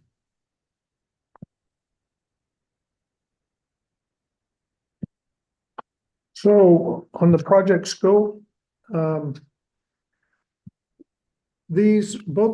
I mentioned earlier, both of these parcels are currently zoned residential, and they have houses on them.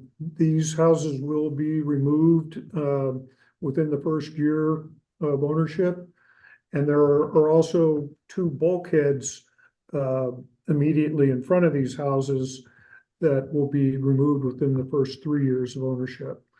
Other than that, those two main features and two access driveways, both properties are largely undeveloped and have not been cleared. The acquisition of these two properties will result in a combined park asset of nearly 9 acres and approximately 2,500 feet of shoreline. The acquisition will bring the entirety of Nerds Point into public ownership.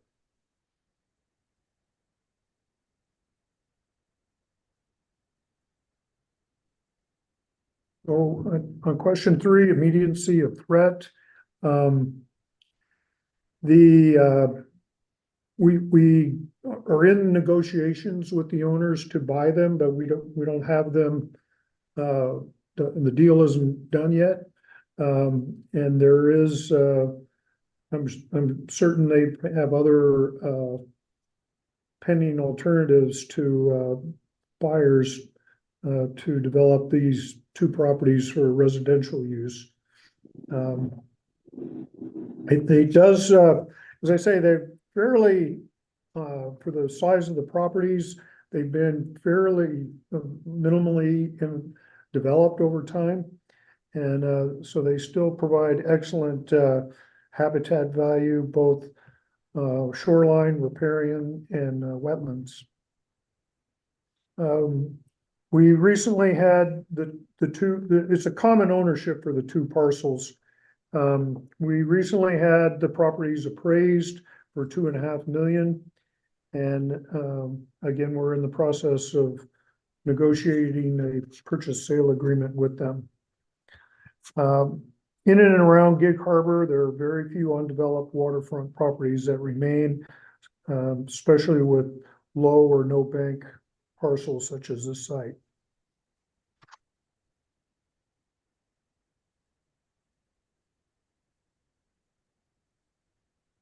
And as mentioned earlier, we will add about 300 feet of shoreline and get the combined Tacoma Mole almost up to 9 acres. The site is a marine shoreline of the state, contains designated wetlands, and is within the 2017 regulated floodplain. The site has species and habitats of local importance as defined in Pierce County Code 18E 4020. The acquisition of these parcels will position PennMet to more fully act on recommendations defined in the Key Peninsula, Gig Harbor, and Islands Watershed Nearshore Salmon Habitat Assessment Final Report dated July 3rd, 23. And we have received broad community support for acquiring and protecting these properties. Like the rest of Tacoma Mole, these two parcels will add to the recreational saltwater access. They'll stabilize the two parcels for wildlife habitat. There's also great viewing opportunities. These relative to Tacoma Mole, these two properties are of a higher elevation. And so they offer some differing views than you get at Tacoma Mole itself. But they face the Olympics, and so there's really great views of that.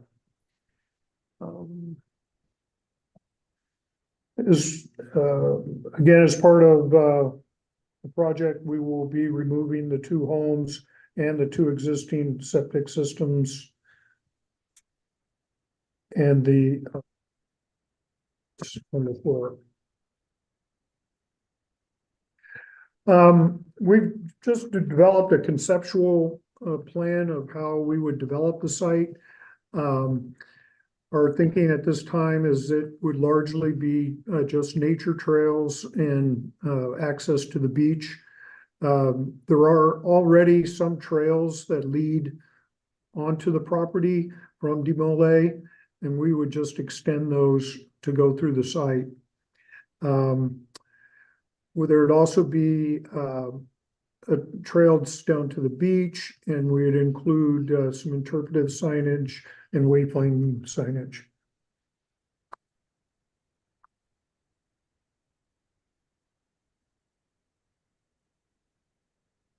And again, we've received great support from the Puyallup tribe, the Nisqually tribe, Harbor Wild Watch, Greater Tacoma Community Foundation, Great Peninsula Conservancy, and Pierce County Conservation District, who, by the way, we are partnering with to do a shoreline restoration on these properties, as well as the adjacent Tacoma Deep.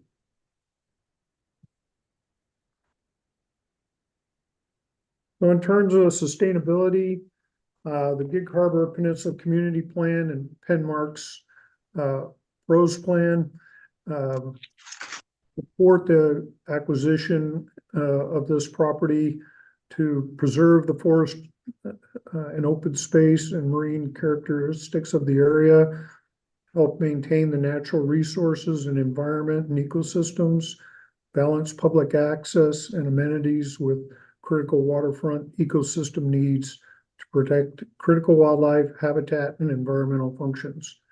And it also promotes and enhances opportunities to educate park system users on the value of the natural open space environments and the overall ecological systems that interconnect our community.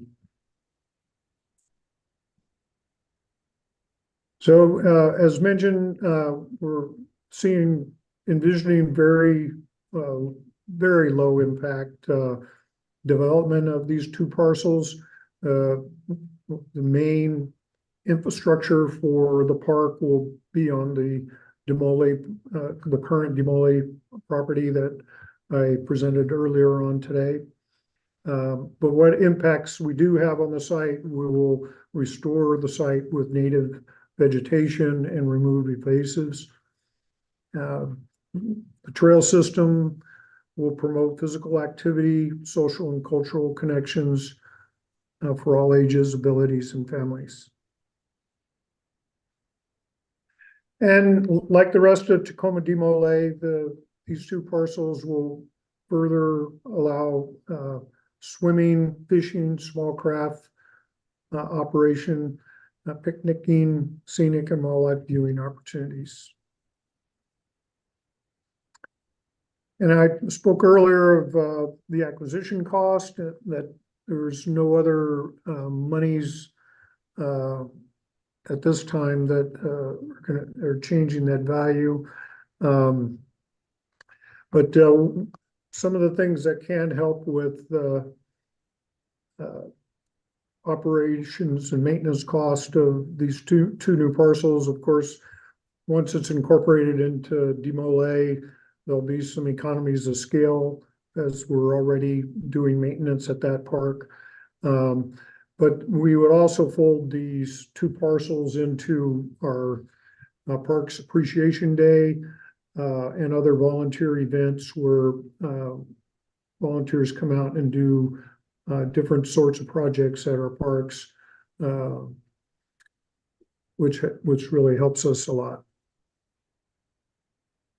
And that concludes my presentation. I'm open to any questions you might have. Thanks so much, Barry. You're just about 1 minute over the time. All right, any questions or comments for Barry? Yes, Kim. Hi, Barry. I think you mentioned earlier in one of the slides that the two parcels are zone R10.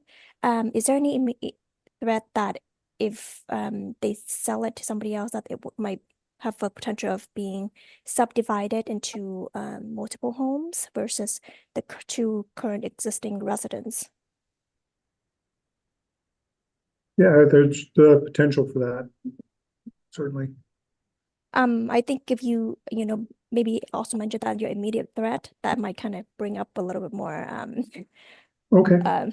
Like immediate need to acquire these properties instead of having multiple homes being built on that. I don't know if there's any, or is the property pretty much a steep slope or any critical area where it's hard for them to develop? It kind of run in with that whole, what is the potential of being subdivided if there's critical area that's kind of preventing them from doing that. Just kind of mention a little bit about that. Just a suggestion, so 300 feet of shoreline is just for these two parcels, right? That doesn't include the existing public owned park that you're mentioned in the previous presentation. I'm sorry, could you say that again? So the 300 feet of shoreline, is that just for these two parcels? Correct. Okay, I think I think it'd be nice to kind of see a note that say 300 feet of shoreline plus additional, whatever you guys already have under the Malay Park already. Then it would make like a bigger impact, a total of however many linear feet of just water access overall. Right. Okay. I think that's all I have. Thanks. All right, thank you. Thanks, Kim. And I see James. Yeah, something just occurred to me. You might have covered this, but I'm looking at that spit in this picture underneath the word questions. And I'm seeing logs all over there. So I'm assuming that high tide places those logs there. And so what's going to be the use of the spit during, say, a king tide, if that's what it takes to cover it, and it looks like it's been covered, or is it not a king tide, but a lower tide? And have you considered future tidal action with the tides growing? I mean, you don't need to respond to that right now, but I think you probably should when we get to the meeting in August. Okay.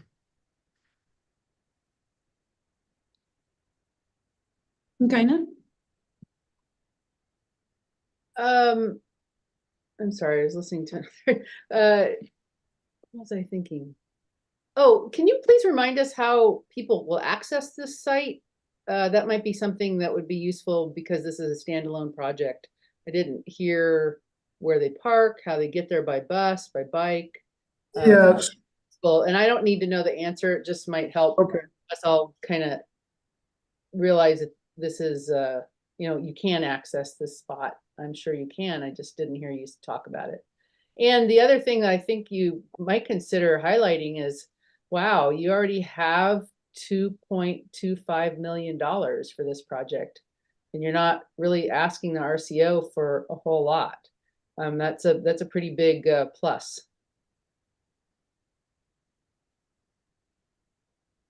Okay. Rich. Yeah, thanks. Great job. So on this slide, so there's two houses to be demolished, but what I would assume to be the project area or the acquisition is the red outline. And is that outline in the right spot? Like, it seems like it should be further down and include both of those parcels. Am I misunderstanding this? There are two parcels shown there. Just the dividing line between the two is kind of pink. The arrow for the house to be demolished is in the wrong spot. There's actually, in the little real narrow skinny parcel, there's a house, and then right immediately next to it is the other house. So the two arrows should have been further up. I'll fix that. Okay, thanks.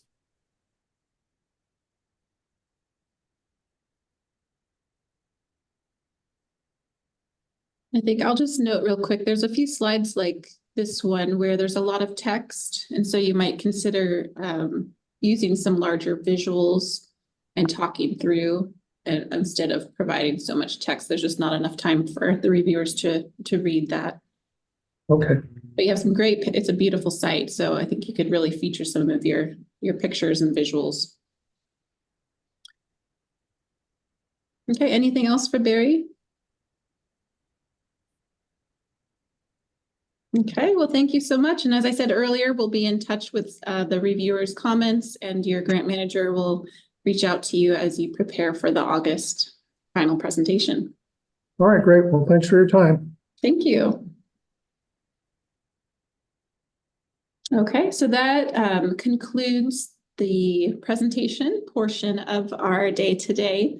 So if we could have the reviewers stay on the line, I'm going to go ahead and stop the recording.